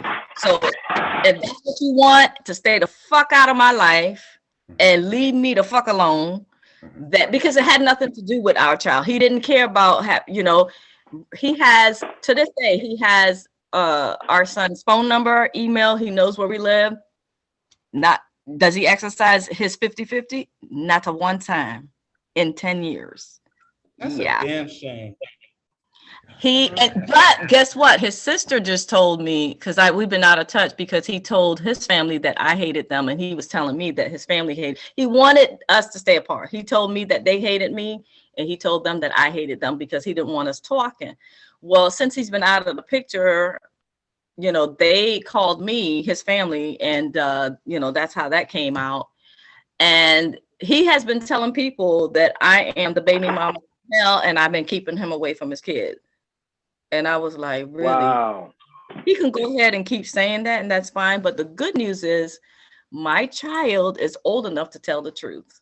And he knows the truth. They see the truth eventually. They see who's who and what's what. You want to see the Yeah. baby? Check my baby mother out. But at Yeah, the same but time, this is the part. This is the part I was trying to get to, and I'm sorry to cut you off, Mike. But when I did something like on a private level to the judge, that's when I was winning. It was pretty much equal before I sent in that paperwork. I sent in something to do with RJ's birth certificate and something to do with the vital records, right? Where they issue the vital statistics. Indicated. Where they issued the birth certificate. I sent in an affidavit, and I noticed the judge, he was ruling in my favor, but then he asked me, what is it? He hit me with that, what do you wish? And I was like, because at first it was like 50-50. He didn't know which way to go, right?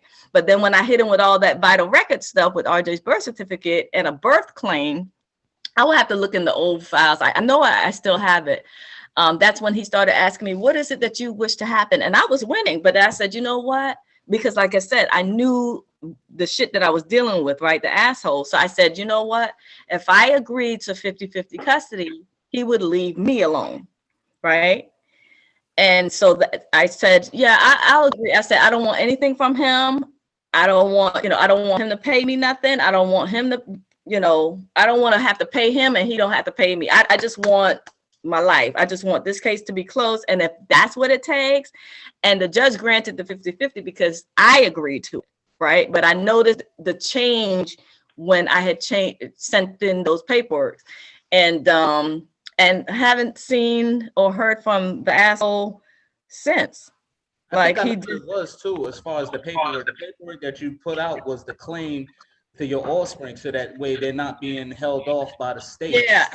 When they're born, the state owns them. Sounds vaguely familiar. I was just like at my wit's end, and I was in the process of studying some stuff, and I didn't really know for sure if it worked until we went back to court and the judge was asking me, and he was telling Reggie to shut the hell, basically like, I already heard everything from you. I need to hear from her. Like he was like more on my side. And then when he said, what is it that you wish? I'm like, oh shit, I could have got the whole thing. Like I could have got everything at that point, but I didn't want, I put my child first, and I just wanted my son safe from him, because I knew that if I had got full custody and a child support order, he would have harassed me, because he just wanted to, torment, my soul. But since I gave him what he wanted, basically was to be free of child support and custody and shit like that, we don't hear from him. It's crazy.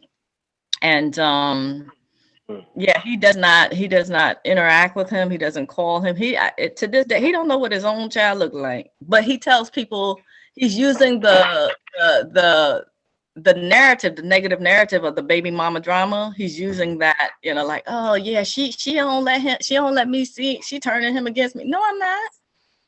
I used to tell RJ, I used to force RJ all the way up until he was 9 years old. I used to force RJ to call his father. Force. Under threat. Like, you need to call him. But I stopped that because why should the relationship be, on the child? So I said, you know what? Fuck that man. So I stopped. And when I stopped intervening, when I stopped, facilitating, because I was literally the facilitator, I was carrying his relationship with his son. I'm making this boy call this man, and he wasn't called. He would never initiate a phone call to his child. How about when Reggie's mother died, which is RJ's grandmother? How about he sent him a text, your grandma died? Mm-hmm.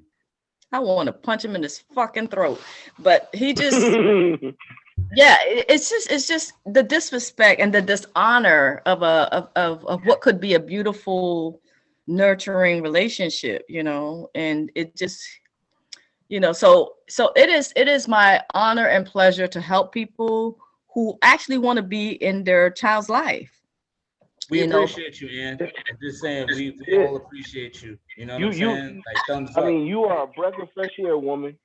Yeah. Absolutely, because you guys actually You are a breath of love fresh air. your child, you know, and you Yeah. want to be involved, but you too have a partner that is not being, you know, kind to the situation and not trying to work with you. So I get it. I totally get it. But there's a special place in my heart for fathers who are actually fighting, you know, who are involved and doing and still getting the short end of the stick, you know, through the child support system. So that's why I do what I do. Yeah, well, and you know what? And I can't thank you enough, and that's why I tell you, man. I you know, we going through some things, man, out here. It's feeling us feel, man. I think that the And, main you know, reason why they hold us back is because they know how powerful we'll become once all of this Yeah. whole situation fiasco is over, and they're losing their grip day by Yes. day, hour by hour. I've Yes. seen people like literally shut their case down and they get scared. And Yeah. the work court's boogeyman is Yeah. not only your paperwork, but also the taxes, because they scared that they're like, okay, if he knows Yeah. this, how much more he knows, and their eyes wide enough. And he's like, yeah. Game's up. You got to still continue and apply that pressure and don't let yourself be intimidated. They're looking for that fear factor in you. They're looking for it. So they got total aggression from me. Fear, man. well, listen. Brian, you said you haven't even heard from them in a while, so that's a good thing. Don't poke the bear. No, I didn't. I just got another bill yesterday. Oh, recently. Oh, yesterday. Yeah, Okay. But it was they 2 just said- months. Wasn't it a time that you said that they didn't send It you was anything? longer than that. It was longer than that. Yeah, It was see. It's been 3 months, but they telling me I only owe $2,000. So where's the other grand owed at? You know what I mean? Also, they're point blank, they're testing you because that's why they waited the 90 days. They're testing you. So you just apply Yeah, but they didn't answer none of them FOIAs though. Oh no, I know how you can get them. And we're gonna double team up on them. Trust me, I got a tactic on 5 or 6 or 7 to make them sing. Make them sing it to you. You'll see. Okay, well, I served that judge over 3 months ago, and he still ain't responded to that. They do that, and that's okay. That's a beautiful thing when they don't answer. DC answered back though. When they acquiesce, you don't necessarily have to hit the judge. When you hit their bonds, or you there's a certain way where you could actually get at their securities. Their securities is how they get on the back end, how they get paid.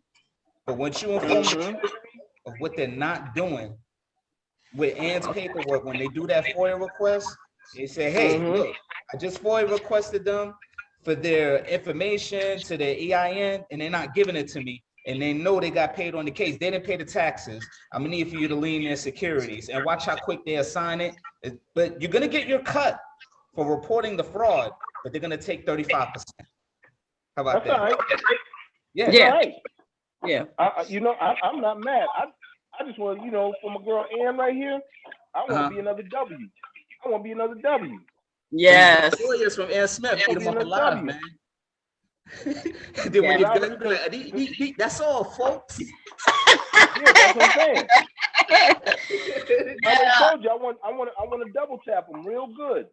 See, I used to come at them really hard and aggressive, but then I toned it down over the years. But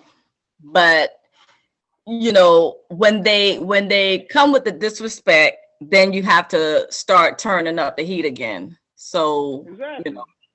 It's all good. We are getting through the process, and I'm just glad that I was able to finally make the videos for that new guy in the class. Because he was chasing me down, hunting me down like I owed him something. Like it was it was serious. He was all over the TikTok. He commented, and then he actually joined the live and asked the same thing. Like, can you make a video? And I was like, wow. You are the new crack out here. Yeah. You the whole new drug. He's over here, man. I gotta take that hit. I gotta get this knowledge. Like, you see what That's what I I'm saying. know. I'm so happy that Mike, you encourage me, because I'm like, every day I want to retire. Every day. No, you won't. No, you will not. No. I'm like, because it's frustrating, because I know the other person's frustration. I get it. But sometimes they project that on me. And I'm like, oh my God, I can't take. Well, that's why you got me a home. That's why you got the homies over here. You ain't got to go through that. You got the homies now. Yeah. Well, we've had the floor. Does anyone else have any things to say? And dare I say, it's a final round. Dare I say? It's 1:33 in the God blessed morning. It's 1:33. Exactly. And I'm still about to chiefly want to watch Walking Dead. What? Oh no. AJ, you've been quiet. Medulla and RL and Akili and Frank and Alexander's still hanging with us. What? You up, Alexander? My bad. AJ up? Wait a minute. AJ up? Oh, AJ is not up. AJ is up. AJ is actually up. AJ, are you there? Medulla, are you there? Oh, there we go. Hey. I've been checking you out, listening. Oh, you just been listening? Are you off the road now? Are you being safe? Okay, awesome. We don't need any traffic infractions, right? We don't need. Okay, so all right, cool. And how did you hear? Are you in the club? Are you a club member? The club member, yeah. How did you hear about the club? I think I came across you on TikTok. TikTok, boy. I was looking actually something. I was looking for something, right? Okay. I don't know if you came up on Instagram and it led me to a TikTok page, but I found you on TikTok. Oh man, TikTok be coming through. A lot of new people are finding me on TikTok, and I felt so bad because I kind of I had neglected YouTube and Instagram. And I've just been hard on the TikTok because it's a lot. It's a lot in these social media streets. I don't have the time and the energy to be all over. You got the battles. I'm cool on the social media too. It's real. I don't want to. Yeah. So went to the site. It was like, let me check. Do you have a burning question that you want me to address, or us as a collective to address? I don't want to leave you out of the soiree here. No, you haven't left me out at all. Like I said, okay. Me not being, stationary, but I find okay. But, all right. I definitely want to, I know, like text messages or messages or something, but I definitely want to get on my way with some legal work for sure. Well, in the I probably will make a video introduction. You guys already know. Well, for those who don't know me, I'm not keen on videos, okay? Because video content is not as easy to update, so I try to stay away from it. But I can appreciate a lot of people who are visual learners and need a video. But I'll probably put a video in there introducing and explaining the star of the club is the discussion forum. So that's where you'll go to, create your question and then, wait for me to answer. Or hopefully when we get large enough, everyone can, can start answering questions too. Because I'm trying to, huh? No, go ahead. Apologies. I'm just trying to I'm trying to break the apron strings dependency on just me. I want everyone to be elevated to the point where we could, all answer the questions. That's what I want. But yeah, Does anyone else have a question? Alexander and Brian, stay I quiet. do. Jay. I have a question. So, okay, yeah. for the next meeting, does that include the folks who's taking the master class? Probably. I will think about, put it this way. By then we'll have, I'm hope, prayerfully we'll have a larger community in the club, because the club is brand new. So we'll take a vote and see if we want to do, because I don't want to be the only person to decide. I want everyone to, contribute to the decision making. So I just decided it for this first meeting live, because we didn't have a lot of people, and I wanted it to, have, I wanted a nice meeting, a nice showing, right? So by the second quarter, let's see what 3 more months will do. But what is it you prefer? Or do you want to just? What was the last part? It kind of cut out. What is it that you prefer? Do you prefer that we just keep it in the club? Or I guess I'm not in the club. I went through the master class, and I read through all the information. I also signed up for the zero startup. It doesn't give specific information. It just said to register and see you tomorrow. But it doesn't give a date. So I don't know if I have to wait for you to respond, or if this was a part of that, but wanted to see the zero. I'm sorry to cut you off. The zero startup challenge is what you're talking about. The zero startup challenge. That is a free course that's going to be delivered to your email on a daily basis. So you'll get the next email tomorrow. Okay. So I'll wait for that. Okay, yeah, it's set up automatically, but yeah, I just opened it up. I opened up the meeting,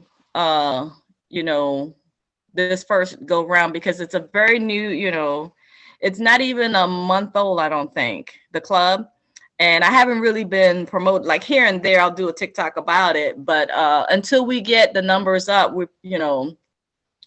I will probably continue to invite the people from the masterclass on over. But there's a lot of stuff going on in the club that, that is, for the members, that I want to make it interactive, and I want, the membership to have benefits. And part of the benefits is this meeting, this live meeting every quarter. So, I don't want to be cheating them at the same time, but I'm a giver. So I want to, that's why I opened it up this time. But I don't know. Okay, that's a long way of saying the verdict is still out. I don't know. I'm not sure. I do want to be a part of it if possible. I understand that, there's fees and whatnot involved. Yeah. I'm literally starting at zero. So I would very much, appreciate if I can be included in that. And I'll also be passing on your information too. Ooh, thank you so much. You see, I feel the love through the screen. I really do. And it's stuff like that, that really touches my heart. And if you, don't count on me remembering. So all you have to do is like say, hey, I was a member of the masterclass, and I attended the first quarters meeting. Can you invite me to, like, if you don't see it for the next, coming close to the next meeting, because I have the dates on there every quarter, right? Mm-hmm. So if you just send me an email, because don't count on me remembering, because I might not, invite, and I may invite. I can't say right now. I have to wait to see what the 3 months, brings and unfolds.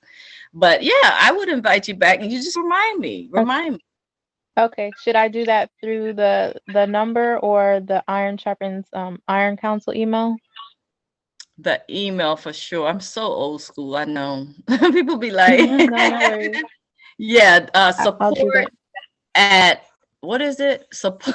I'm so tired. Support at ironsharpensironcouncil.com. Yep. Okay.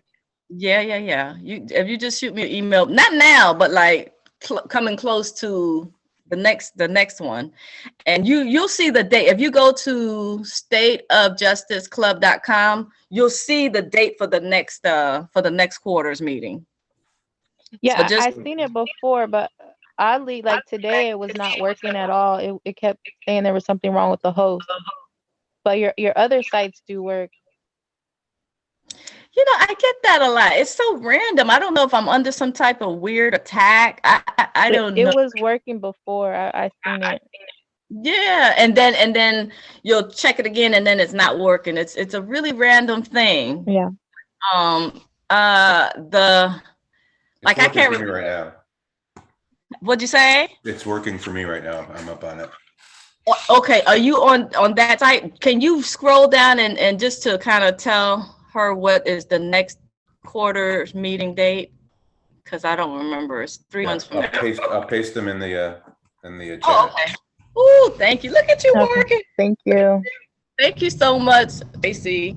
I appreciate it. So then that way, what you can do is like maybe set the alarm, a phone alarm, like 2 days, before the date, and then just say, hey, Ann, and just shoot me an email. Okay, I'll do that. Yes, ma'am. Yes, ma'am. I appreciate you being here. Well, I appreciate you. Thank you for sharing so much insight and knowledge. Well, thank you. Did you guys get a lot? Did y'all get a lot out of the workbook? Did y'all, show me some love and appreciation? Yeah. I put time into these things. Yes. I don't just slap it together.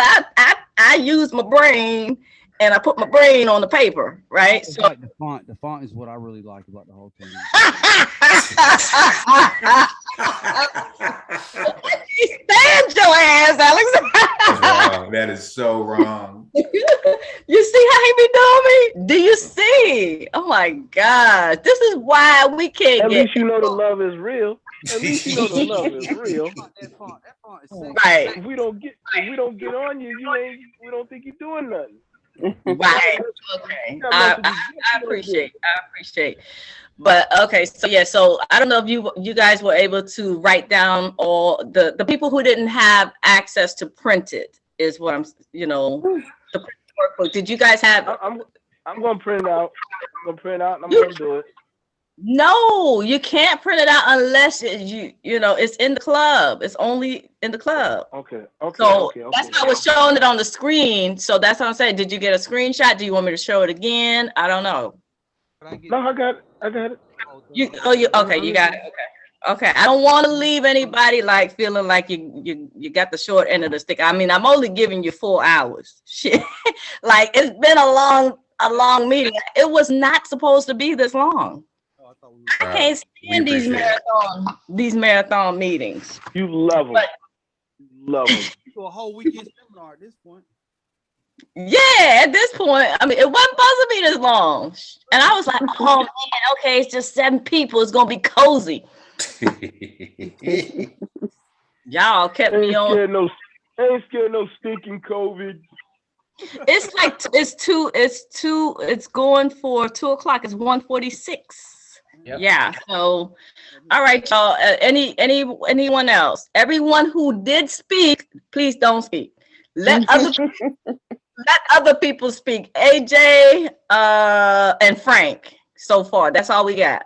AJ and Frank, y'all have the floor. Going once. Oh, y'all ain't got nothing to say. Amazing time. Everybody was great. It's amazing. Wonderful woman. I saw 489 of your TikTok videos. What? So you went all the way to the back, to the beginning. You give a lot of good information on there for free, and people, if they wake up, and Mike is on point. I gotta be honest with you. Mike is on point with that child support stuff. Absolutely. Thank you. Yes, Mike is chopping it up in the child support course. He helps out and answers a lot of questions. It's just been an amazing community. And that's what I want. That's the dream. That's stuff the dreams are made of. I just want everyone to build and grow together. You know? Yeah. Ryan, are you going to be in there? Oh, I'm sorry. Go ahead, Frank. Yeah, you help enough people get what they want and you get it back 10 times. Yes. And that's why everything that I do is predicated on that critical mass of 3,000. Everything that I do. It's a together thing. I only win when you win. That's the only way it can work for me. I can't operate any other way. It won't sit right in my spirit. Mhm. Okay, so that's enough from you, Frank. Thank you so much, Frank. I appreciate it. And I love you. AJ.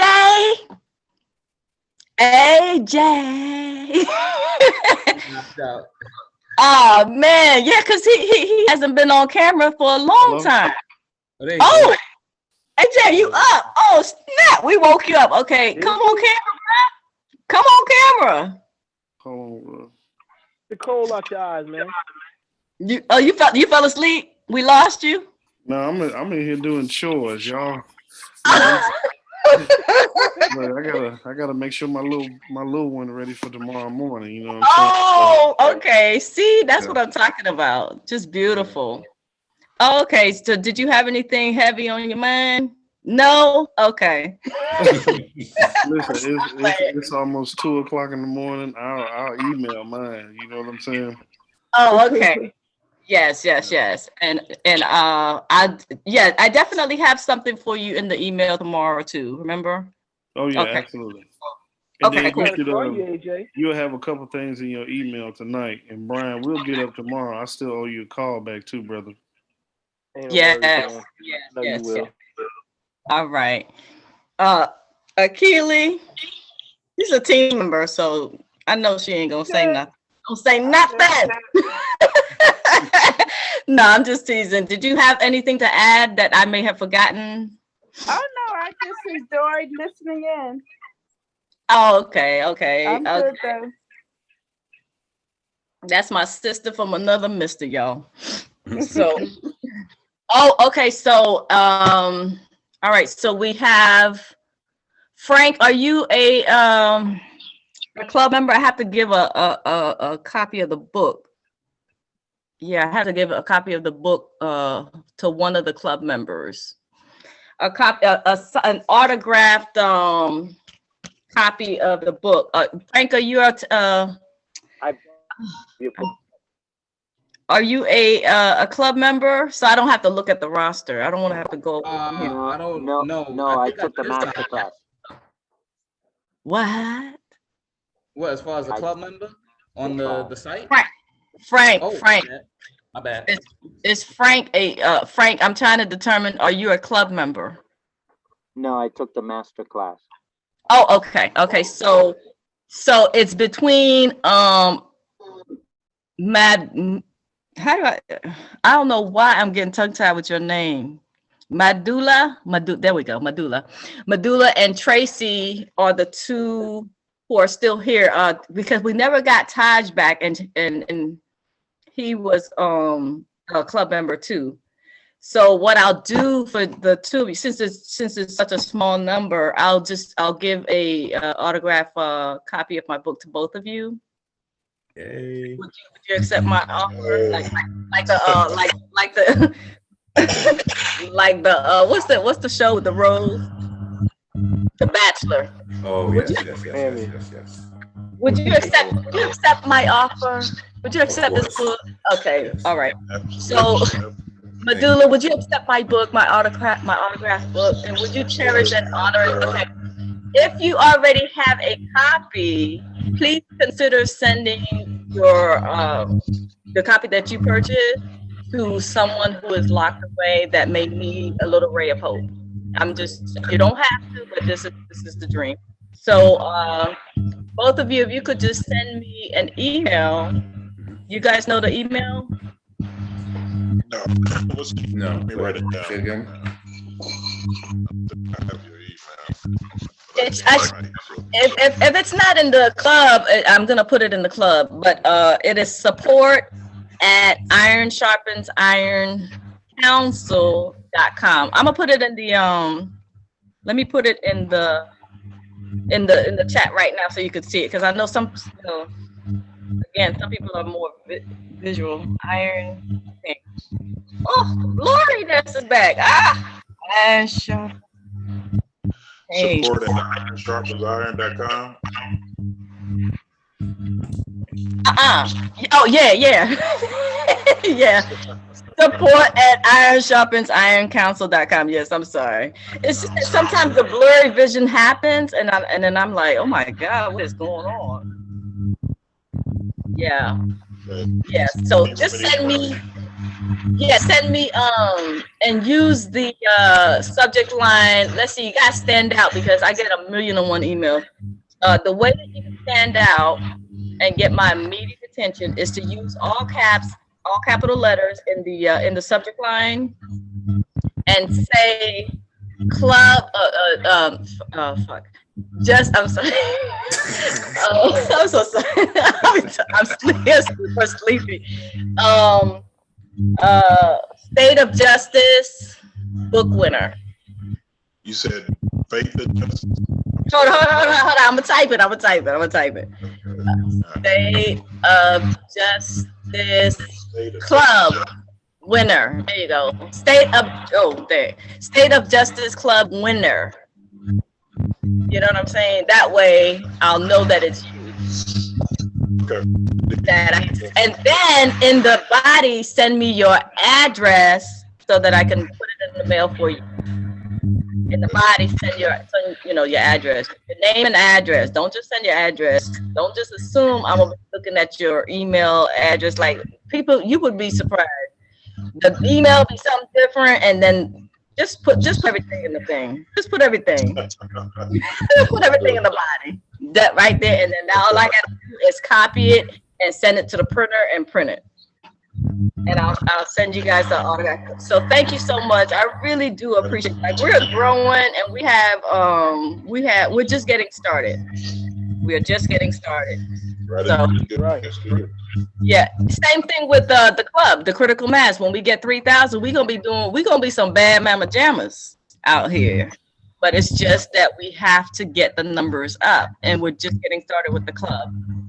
So, okay, thank you so much. And then at the end of the month, which is just a couple days away, I'll select one of you for the $100 monthly drawing. You don't have to wait for the live. That's not a quarterly thing. That's an every month thing. So I don't even know how I'm gonna decide how I'm gonna pick, because both of y'all were great. But I think that with the $100, it was based on your participation in the actual forum in the club.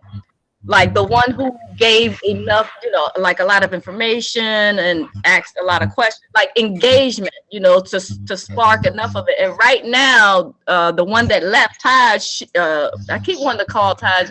I think it's a man. I'm not even sure. I haven't met them yet.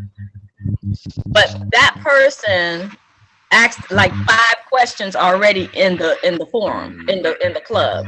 So they're beating you two right now as far as the engagement to win the $100, because it's the $100 is monthly based on the amount of engagement for the entire month.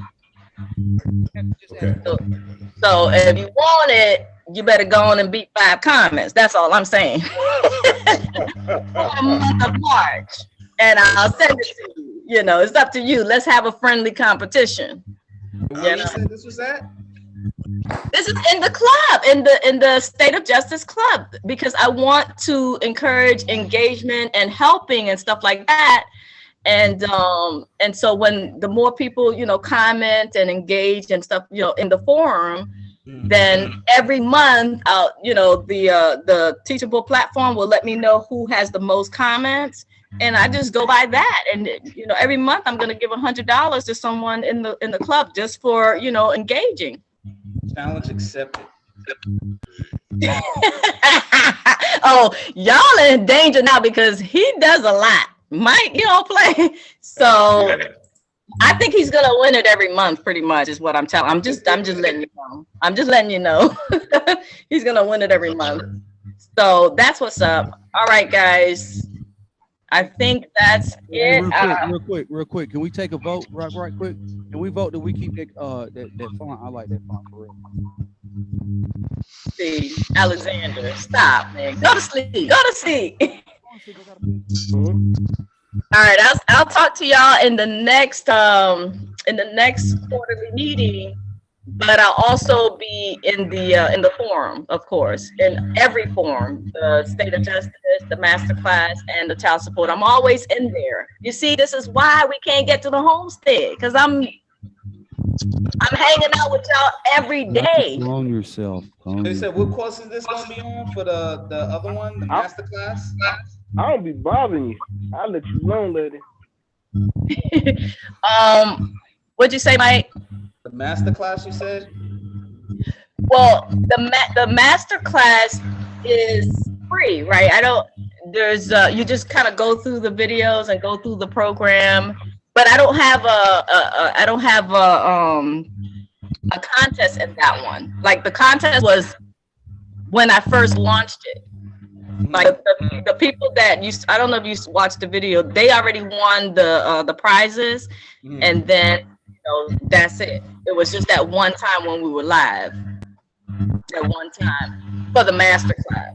But for the State of Justice Club, because it's new, every month I'm going to give $100 prize to the one who is the most active every single month, because I want to get that going, because we have so much work to do. We have so much ground to cover, So if you guys can join, join when you can, put it that way. It's not a sales pitch, but just join when you can. But yeah, it's $100 prize for the one who's the most active in the forum, the hangout forum there. Yeah, because you're giving back. Forum. Yeah, I'm in it. I'm looking at it right now. Yeah, sometimes I'll call it a clubhouse or a discussion forum. So I couldn't remember what I called it in there. For the clubhouse. Well, right, for the child support course, it's called the clubhouse. But for the Justice Club, yeah, I call it the what now? The discussion forum. I be forgetting. I just set stuff up and be gone. But yeah, so the discussion forum, the one who engages the most. You don't have to be asking questions. You could be serving too. You could be like, hey, I found this. This is interesting. I found, whatever. If you just share something, then that counts as an engagement, because you're commenting, and then that's gonna, I can look at the comments in the dashboard, and it'll tell me who has the most comments at the end of the month, and then that person win the $100 every month. So that's what I'm doing. I'll probably continue that throughout the first year, but afterwards, I don't have to, ethically bribe y'all to talk, So this is like an ethical bribe, like, hey, let's get the conversation popping, you're gonna win. But then after, it'll be second nature, and then I probably won't have to bribe you. I gotta pay people to do it. So that's what's going on. So, all right, you guys, I love y'all. Thank y'all so much for the Yes, thank you, Ann. This is super, super fruitful. Well, good. You got a lot from tonight's meeting? I don't know. Yes, I did. Oh, you did? Okay. Yeah. I mean, I saw you writing, but I didn't know if you were doing homework for something. Oh, okay. So you were taking notes? I have a notebook dedicated to this, okay? What? Mm-hmm. That's wonderful. Okay. Awesome. Okay. Well, we lost Frank, so that's good. No, because it's late. Oh my God, it's past 2:00. That's it, y'all. That's it. I need to go. That's it. He's too old. We're not doing this next quarter. I'm gonna tell y'all right now. We're not 1 hour. 1 hour. But okay, y'all. Be safe. Keep calm. Thank you again. Take care. Get some rest. Good night, Thank everybody. All right, good night, everybody. Good night, everybody. All right.